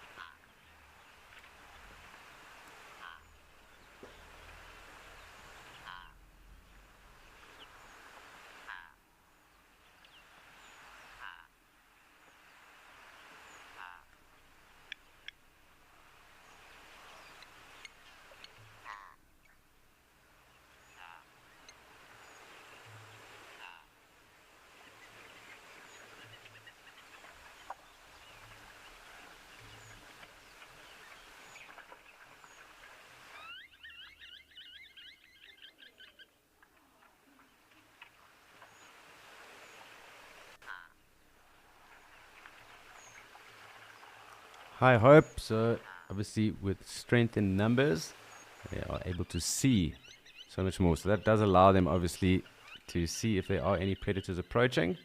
They obviously have different tactics as well throughout the day. So, being in a more open area and allowing themselves to see anything that might approach is obviously one tactic. Being able to run as fast as they do is obviously another tactic. Having a strong kick is another, even a bite too. Two other defensive tactics that they have to avoid predators. And again, also, being in associations or loose associations with other animals as well, and being able to share the burden of watching for predators, that is also a tactic that they would use too. So that their alarm calls as well, listening to other alarm calls that they might hear as well, might alert them. A sense of smell if the wind changes and they could smell an animal, a predator that is down the road from them or down the way from them. They would use that too. Obviously, if any of the predators were also vocalizing quite close to them, that would also alert them and put them on high alert that the predator was around in that area. So those are a number of the different tactics that they would use then with regards to being alert and knowing that predators are around and avoiding predators too.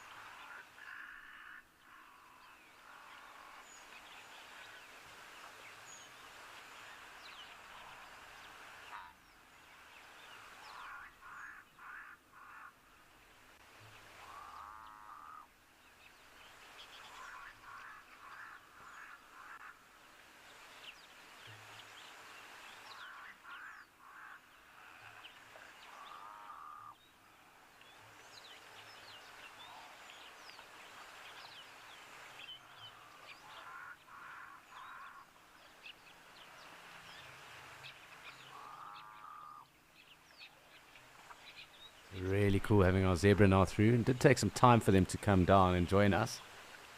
But really quite special. And obviously during the heat of the day, everything else is kind of quietened down and the action is also kind of taking a back seat too. But lovely to have all these zebra with us. It'll be interesting to see how long they do stay with us.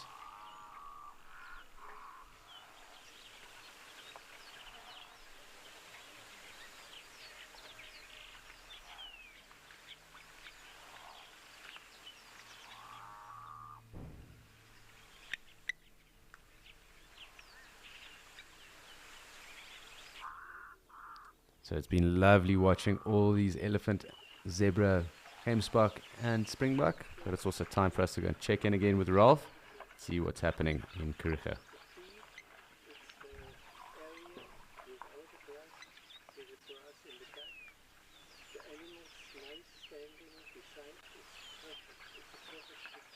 So we are going to stick here for a minute.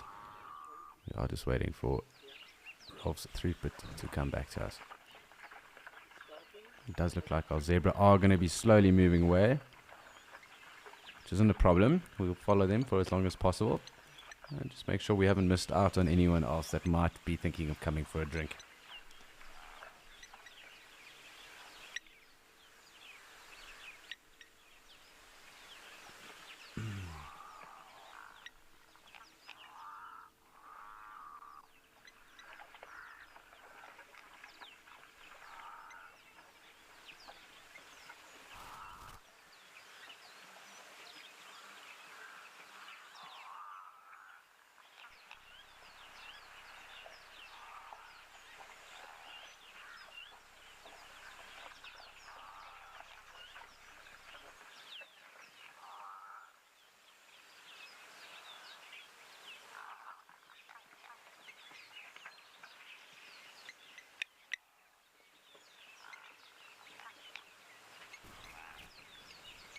So it looks like slowly the zebra are deciding to push on.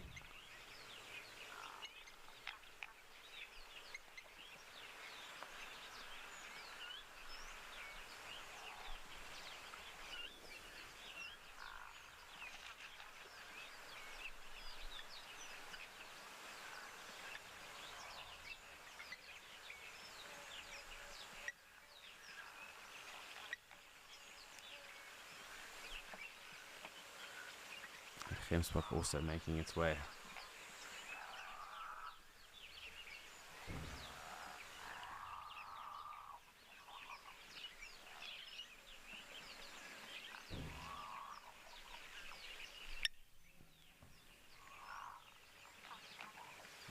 Lots still going on here. It's amazing to see, really being quite hot and getting towards the heat of the day here. How much action there has been throughout the day. And the Springbok's still hanging around with us. The zebra not too keen to push off just yet. Really quite a cool scene.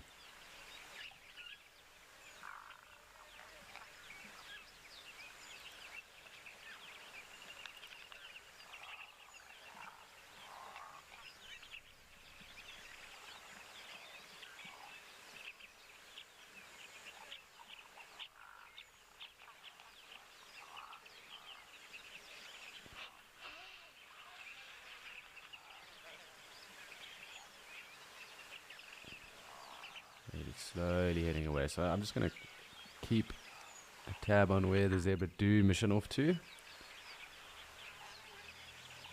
thinking it's going to be straight back to where they came from, into this tree line.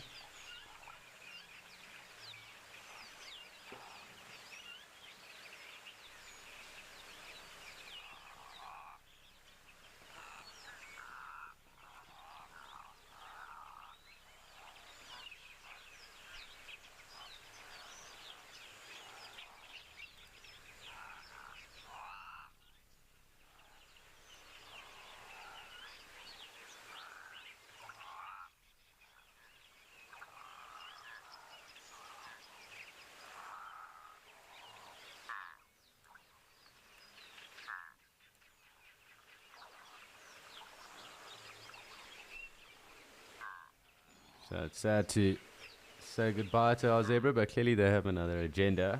What's interesting to note anyways is that there are two species of zebra here in Etosha at least. These plain zebra and the Hartmann's mountain zebra. And the difference really being obviously within the names, plains and mountains. That is one way that differentiates them, the different habitats they occur in. So these zebras obviously prefer the grasslands and plains. This mountain zebra obviously in the mountains. They are a bit smaller as well, the mountain zebra, and they do also have almost like a dewlap on their throats. A loose flap of skin that is there. They're obviously found in smaller harems too. They do have a different stripe pattern as well. So those are the fundamental differences really between mountain zebra and plain zebra.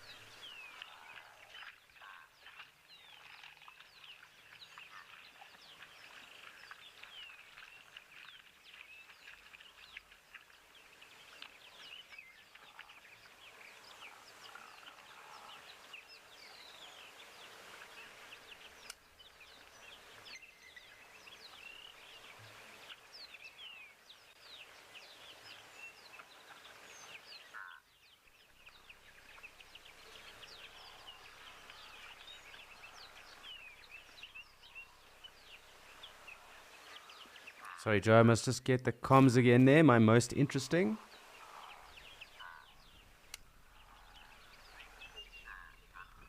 My most interesting bird encounter. Sure. I've had a few, to be honest, Joe. And also, I do like birding in specific areas, so I kind of have nailed them down to different areas. I have favorites from different parts and places that I have been to. I'm trying to think of one that is really off the top of my head. One was actually in Mshatu a few years ago with a Marshall Eagle drinking. And it was quite deep in the water, and that was quite interesting. Others have been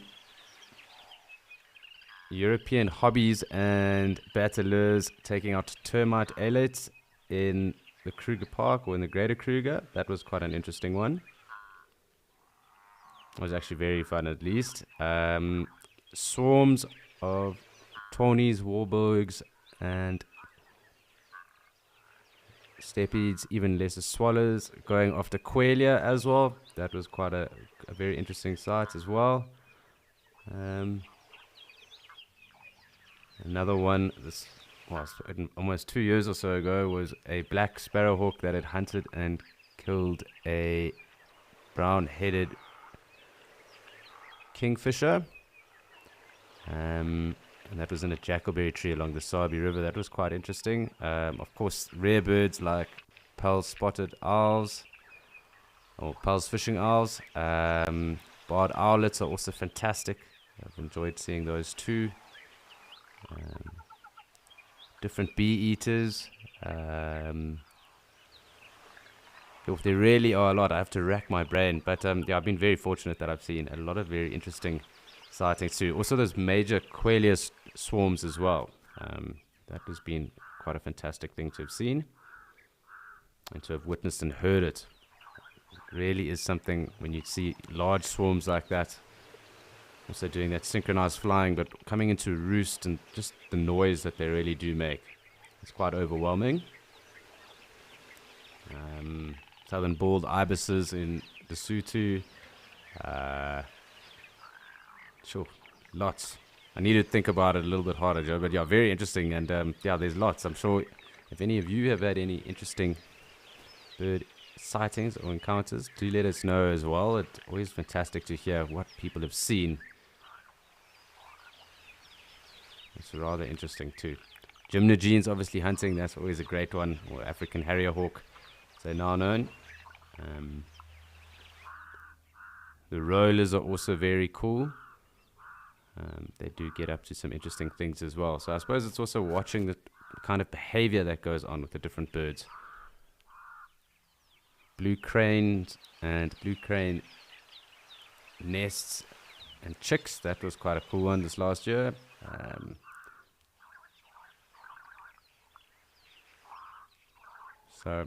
Many. Sometimes I struggle to think. It can be quite a broad question. But there's a number of birds that I do need to find and see. And I suppose those will also rank quite high when I do get to see them. So grey-headed parrots was really one of my most favorite sightings that I've had in baobab trees up in Northern Kruger. That was fantastic too. I need to really rack my mind or brain, because I suppose on each trip I kind of go on or I've been on or experience in the bush, I've always found something interesting. So it's maybe better to highlight them per trip.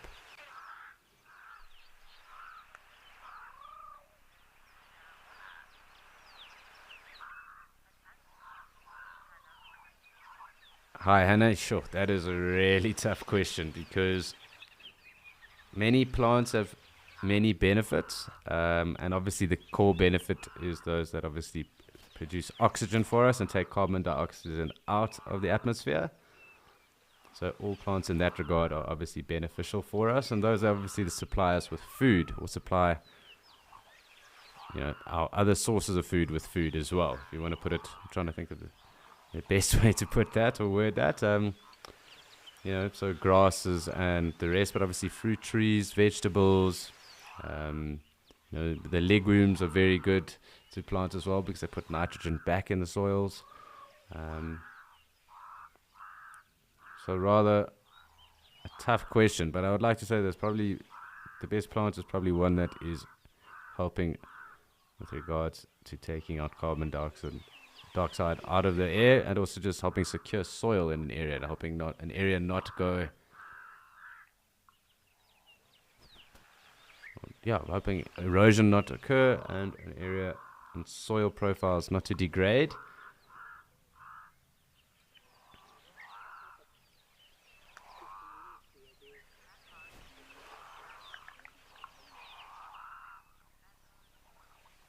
Let us. To sit down around a fire in conversation is a practice as old as mankind. There is an ancient sense of magic about sharing and learning as embers twirl into the night sky. Here at Wild Earth, we see the value of this practice and want to retain it in an age where so much divides us. If you sign up to be an explorer, you can join in this gathering and return to the ritual of connection with Wild Earth.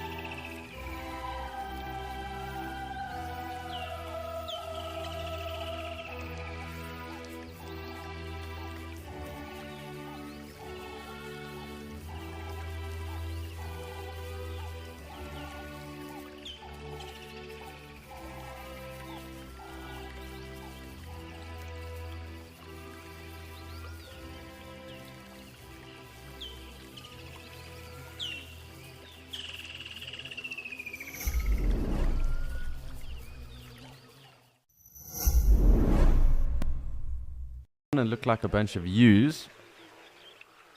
So, if possible, I am going to get a little bit closer. I'm hoping that everything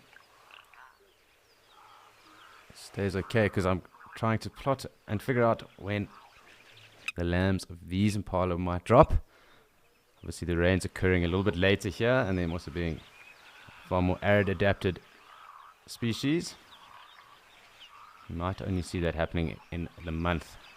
So we are hoping for some rain to start to come through, and we'll obviously start to keep tabs on when the impala lambs drop here in Okakuyo in Etosha. Obviously they have dropped in the Lowveld and further east in South Africa, and we are yet to see them in Mshatu just yet. But these impala, we can anticipate that they will only have their lambs in the next month or so.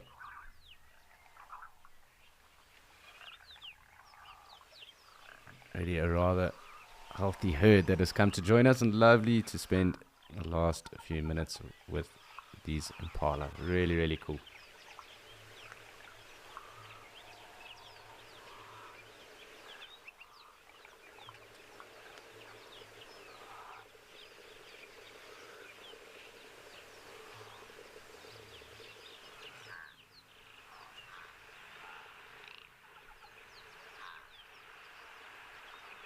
This is one of the biggest herds of impala that I've seen, at least here at this waterhole. I've noticed that the horns on these black-faced impala are also quite impressive. Some very big rams around. with the white and the black, and they are just like Hiapita.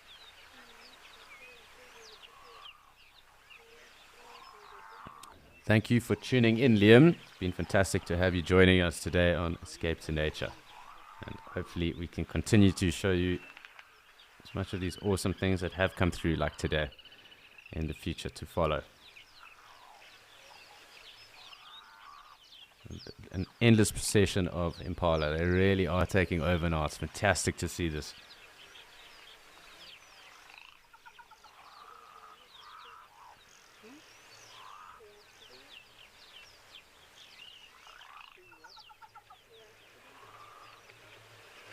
You can quite clearly see that some of those ewes definitely getting close to bursting point.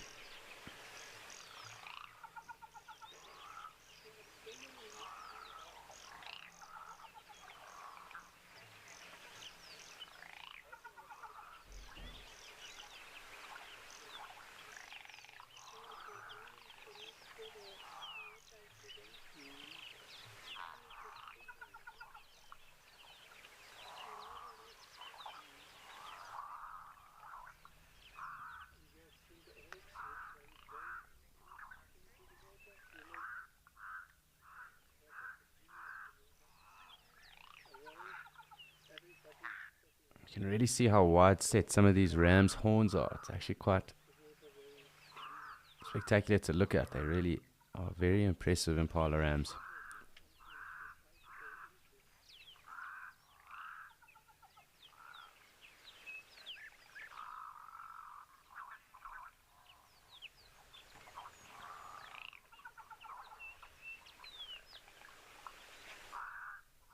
Clearly one ram there missing his right horn.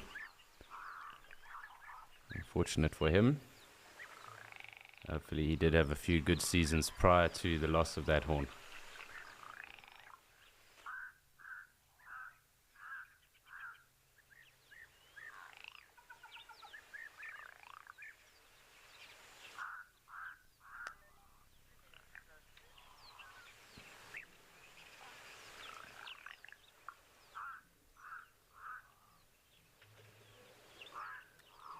So very sadly, it is that time of the day where we do have to bid all of you guys adieu and say goodbye and bring the close down, well, the close of the show together.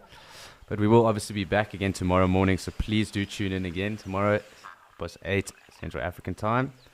It's been fantastic sharing this Monday with you already, and we do hope that you stay tuned for Penguin Beach and the Sunset Safari that follows.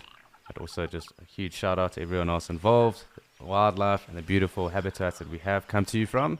They really have delivered to us, or for us this morning, and the course of this afternoon as well. So fantastic start of the week and a Monday. But again, please tune in for Penguin Beach. Follows just now. And once again, thank you for tuning in with us. Great to just leave us watching these black-faced impala as they quench their thirst on a Monday afternoon.